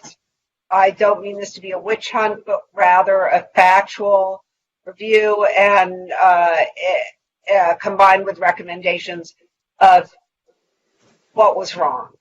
So that is what this item is about, and I hope that you all support me. Well, thank you. We do have people, members of the public, who want to comment on this. So on item 13C, we'll open the public hearing and turn it over to our staff and bring in the phone calls. Transferring Alex. Hi, welcome to the meeting. Hi, thank you. So, way to walk it back, Sue. I appreciate that you are taking into consideration the viewpoints of people who have responded to this particular issue. It does need to be an independent review. I don't know that it should be by a entity that is paid, but perhaps there should be a citizen review board rather than a entity that's paid, whether it's nonprofit or otherwise, because nonprofits have executive directors that sometimes make large salaries. So there should be a totally independent review, regardless of what the city does. That wasn't 2 minutes. Also, I also believe that it would be not be in the best interest of the city to fire the chief of police and get into a Rick Cole situation where the city then ends up paying some sort of severance. If the chief wants to resign, accept that, without the city attorney advising you not to accept it and to agree to it. Or make sure that there is clear evidence that there is cause to fire the chief of police. And I do believe that there should be an ongoing and regular citizen review board in the city of Santa Monica that provides assurance to the citizens of Santa Monica that they are not being militarized by the police department, and that there is actual community policing with police officers out on the street, walking, talking, helping to solve issues, and for there to be a reallocation of funds from the police department to some extent to other social services that were discussed Thank you. Your time is earlier. up. Thank you. Thank you. Transferring Denise Barton. Hi, Ms. Barton. Welcome to the meeting. Thank you. Good evening. I do hope you realize that the SMPD is now viewed as being ineffective due to the violence and looting May 31st, 2020. Of course, unless this was done on purpose for funding, which would go along with Kevin McEwen's begging for federal funding due to COVID-19 on CNN, and that would also explain why the police were told to stand down during the looting. To support this, please go to the front page article, Still Battered by the Pandemic. Doris says looting will set them back even further in the June 3rd, 2020 Santa Monica Daily Press. Where on page 4, the owner of Tar and Roses said the cops standing near the restaurant while it was being looted told his landlord that there was nothing they could do because the looters outnumbered them. But if for a community of 93,000 residents, you have only one police officer for every 277 residents, might it be said that you allowed public safety services to be pushed aside already for your special interests? Put that together with the fact that obviously no one in the leadership role in the city has the foresight or logic to make sure there was additional law enforcement in case something happened here that happened on Fairfax and Melrose the night before. And if there were indications that it was planned, would that make your inaction a criminal act? So for all these reasons, the violence and looting on May 31st, 2020 is the fault of your leadership and policies, and was allowed to happen due to your desire of funding for the city and your special interests.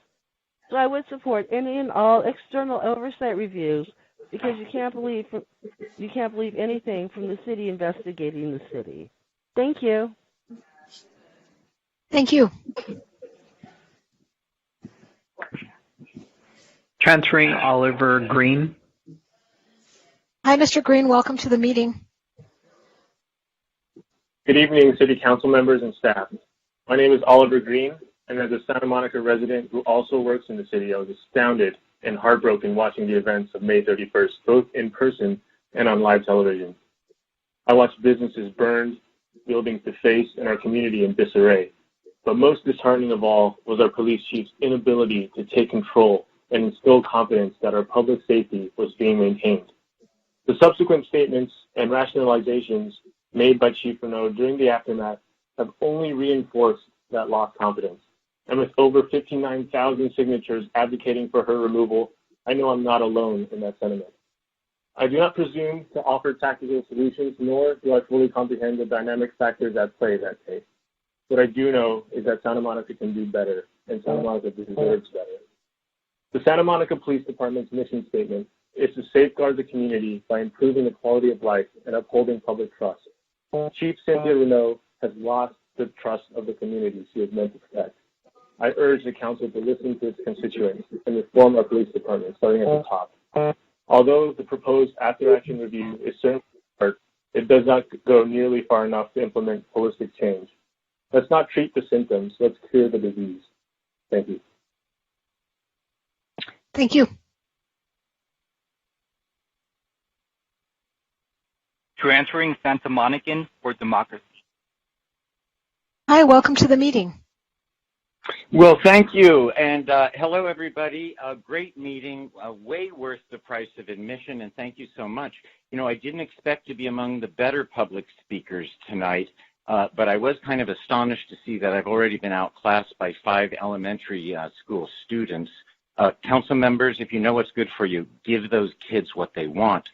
I want to quickly observe that, or note that I observed Leem clapping her hands way early in the meeting before her video went blinky and not doing the wavy gravy thing. That's an important part of this council's culture. So I assume she'll be called on the carpet by the mayor on that at some appropriate moment. I took several recent graduates from Samuel High and SMC to the demonstration on Sunday the 31st, and then we were shot at by Santa Monica police officers with tear gas and rubber bullets. My name is Craig Miller. I'm with Santa Monicans for Democracy. I like democracy. I'm also a fan of the Constitution, which has at times put me at odds with the Santa Monica city government. I want to thank Sue for her great leadership on this and so many other issues.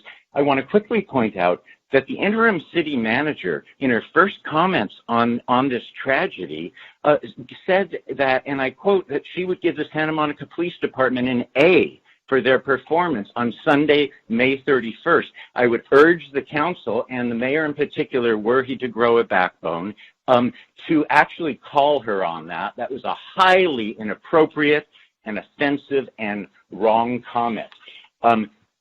It's also important to note that the police chief was kind of barking up the same tree as Gleam in a recent meeting when she compared in the same brush peaceful demonstrators with those that are, and I quote, angry manifestations of racial injustice. I would ask, is there a non-angry manifestation of racial injustice? And maybe the chief could demonstrate it for us. God bless everyone. Thank you. Transferring Isabel Story. Hi, Ms. Story. Welcome to the meeting. Yes. Hi. Good evening, Council. Am I on now? Yes? You are. Am Yeah, I go in ahead. the meeting? You okay. are. Go ahead. Thank you, Council. I'm a longtime city resident. Some of you know me. I watched stunned as the police in our city lobbed tear gas and fired rubber bullets on peaceful protesters on Ocean Avenue. I was watching on live television on Sunday, May 31st. Our entire police force and the reinforcements they brought in seemed laser focused on clearing that intersection of Ocean and Colorado Boulevard. Meanwhile, just a few blocks away, hundreds of looters were streaming in and out of businesses on and around the promenade with no police in sight. Now that business district is a wasteland of broken windows, boarded up and empty stores, and graffiti-filled walls. How did this happen?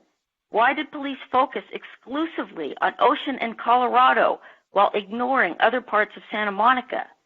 There's a rumor that there was a bomb threat to the Santa Monica Pier. If that is the case, why was the pier prioritized over the health and safety of hundreds of peaceful protesters and more than 100 Santa Monica businesses? The people of Santa Monica deserve a full and independent review of the events of that day. Yes, the police department will want to do its own review. That's fine. But we deserve a thorough review by an independent body. With the brutal killing of Floyd George and protests sweeping the country, now is the time for police reform. A good start would be the adoption of the 8 Can't Wait policies, as you talked about just a little while ago. But we can't stop here. I also support Mayor McEwen's request for the council to sign the Obama Pledge and for the city to commit to a full review and reform of our police department's use of force policies. Thank you. Your time is up. Okay. Thank you. Transferring Marcy Winograd. Hi, Ms. Winograd. Welcome to the meeting. Oh, thank you so much for this opportunity again to speak to you, Council and Mayor. I want to thank Councilmember Himmelrich for putting this agenda item 13C before us tonight. I do ask that either Councilmember Himmelrich amend this or another member offer a friendly amendment. because the way it reads now, it sounds as though we're asking the police department to do a review of the events that will then be handed to another body that used to be affiliated with the county but is now not, as a private company, to simply review what was already written or concluded by the police department. And I think that it's important to go a step further and to say that in addition to an action review of the events of May 31st by the police department, the city will contract with a third party for an independent investigation, assessment of what happened on May 31st with concrete recommendations going forward. I hope that we never see rubber bullets flying in this city again. And I really think this could be strengthened, and it would instill greater confidence in whatever the results are from this effort. Thank you. Thank you. Transferring John Medlin. I'm Hi, Mr. Medlin. Welcome to the meeting. Yep. Hi. Good evening, Mr. Mayor, City Council members, and City Manager. You guys have been at it for 7 hours. The audience has dropped from 200 to about 140. My name is John Medlin, and I'm a 23-year resident of Santa Monica and would like to make one comment and 3 suggested actions. My comment. A NBC Wall Street Journal survey for the period May 28th to June 2nd of 1,000 American registered voters was released this week, and it showed that 80% of them believe the United States is spiraling out of control. My suggestions. Number 1, have the police department disclose to the public all emails, text messages, phone calls, social media notices, and in-person notices they received before the demonstration Sunday that warned the police department of potential lootings in Santa Monica. Number 2, no later than Friday, 14 October, install a permanent independent civilian police review board which would review all officer-involved uses of deadly force. This board would have the authority to enforce accountability for any violations. The mayor, city manager, and chief of police would not be members of this board. 3, maintain the proposed budget for the Santa Monica Police Department. I oppose the defunding of the Santa Monica Police Department. Black lives matter, and all lives matter too. Thank you. Thank you.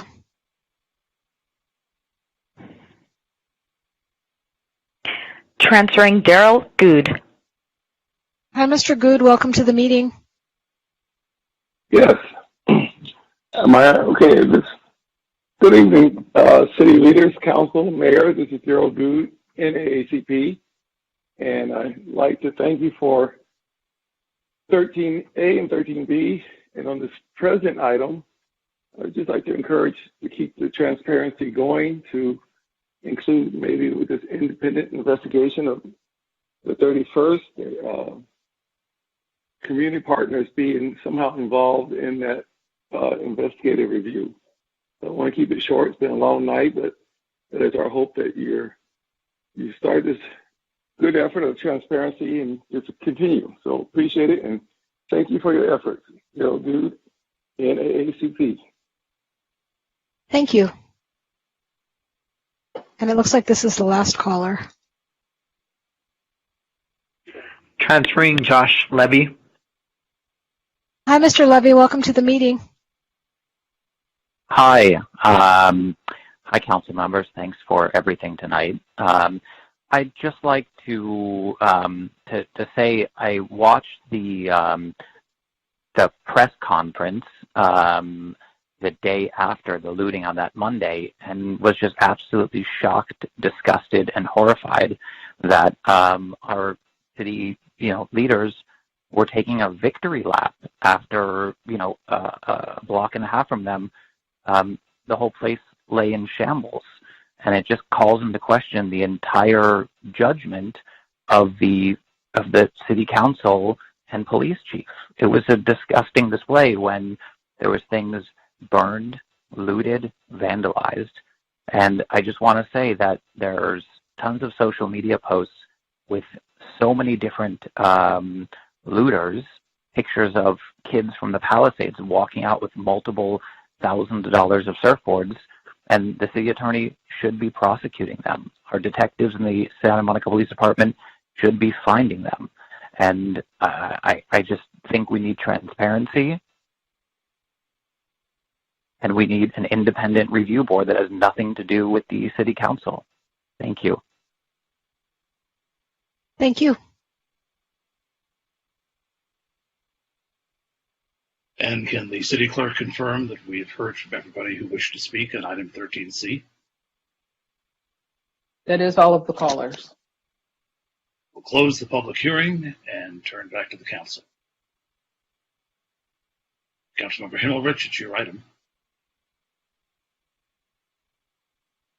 So I move 13C, and I should say that I considered a lot of the things that other people, that some of the public said, and I don't think that this will be the end of our soul searching with respect to this item. I think that there may be subsequent actions we want to take, but for now, this is where we are.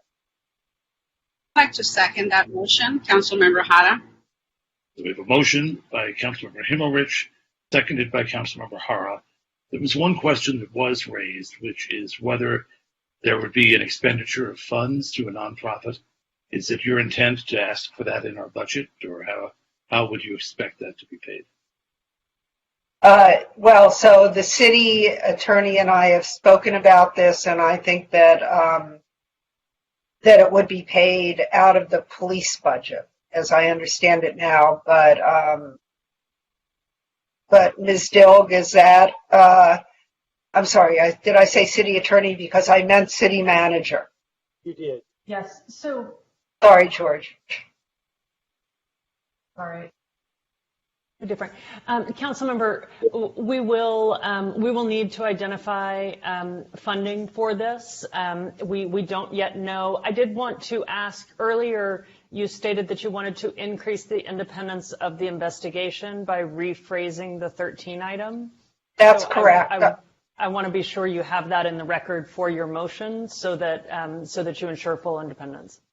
So if you want, I can restate the motion, which is that I understand that the police department will do an after-incident review, but I would like to see an independent investigation of all of the actions of May 31st, including everything from noon until the events were over in this city and other events outside of our city, and all of the circumstances surrounding how we handled the events of May 31st.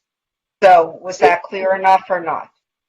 It was. Can I just ask that you remove the time limit, since there might be a desire to look at events before and after as well? Yes, and I did intend to include incidents before and after and all of the circumstances surrounding what happened here on May 31st.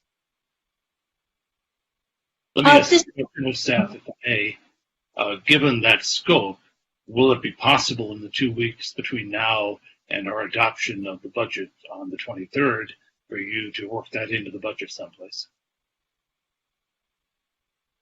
Are you asking me? I'm asking staff. I believe the city attorney is already reaching out to try to determine cost, and we're hopeful that we can find a way that this will be cost effective and possible and feasible. Mayor McCune, you're muted. You're muted. I just want to make sure this doesn't get delayed because it's not budgeted, so that's why I'm asking. Yes, thank you. And Sue, can I ask a clarifying question from my dark hole here? Yeah. I just want to make sure that included in the investigation will not only, and I think George touched on this a bit, but there were some other things going on, so I want to make it clear. Events not just of May 31st, but afterwards, including decisions relating to the imposition of curfews and things like that in the days following the events of May 31st. Yes, and I also think there should be, that it should include statements made after May 31st and their accuracy. So all of the circumstances surrounding them. Prior to. Yes, prior to and after. Yes. Thank you. The second of the motion is nodding, so I assume that's okay. Yes. Is there further comment from the council? I have something additional that we look at whoever is going to do this investigation, that it be somebody from outside California, please. We're looking for transparency. It would need to be somebody that's not here from California. Normally, I would prefer somebody from California for all of the things that we are trying to do. However, for this particular one, I think it's very, very important that we don't have somebody from. May I speak to that? Yes. Member Hara, I think that would be very difficult to have somebody. There are a number of state laws that apply to peace officers in California that would have to be considered, and it may be very difficult to find someone outside of California. The office that Councilwoman Himmelrich has referred to is based in California, but they actually do investigations around the country. They've done investigations of law enforcement actions throughout the country. It would be odd to exclude them, particularly since they are familiar with the various California laws and other laws that govern peace officers here in California. So I also have two agencies that I would like to recommend, and I will go ahead and move that information to you, George. Would that be okay?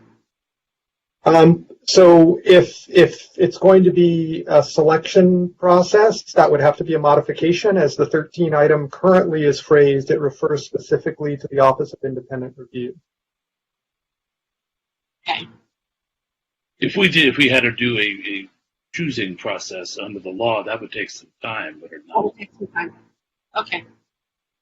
Yeah. So and let me just say, Council Member Hart, if you have reservations about this, I'll send you a link to the page of investigations that this group has done, and they are extensive. I mean, going back years.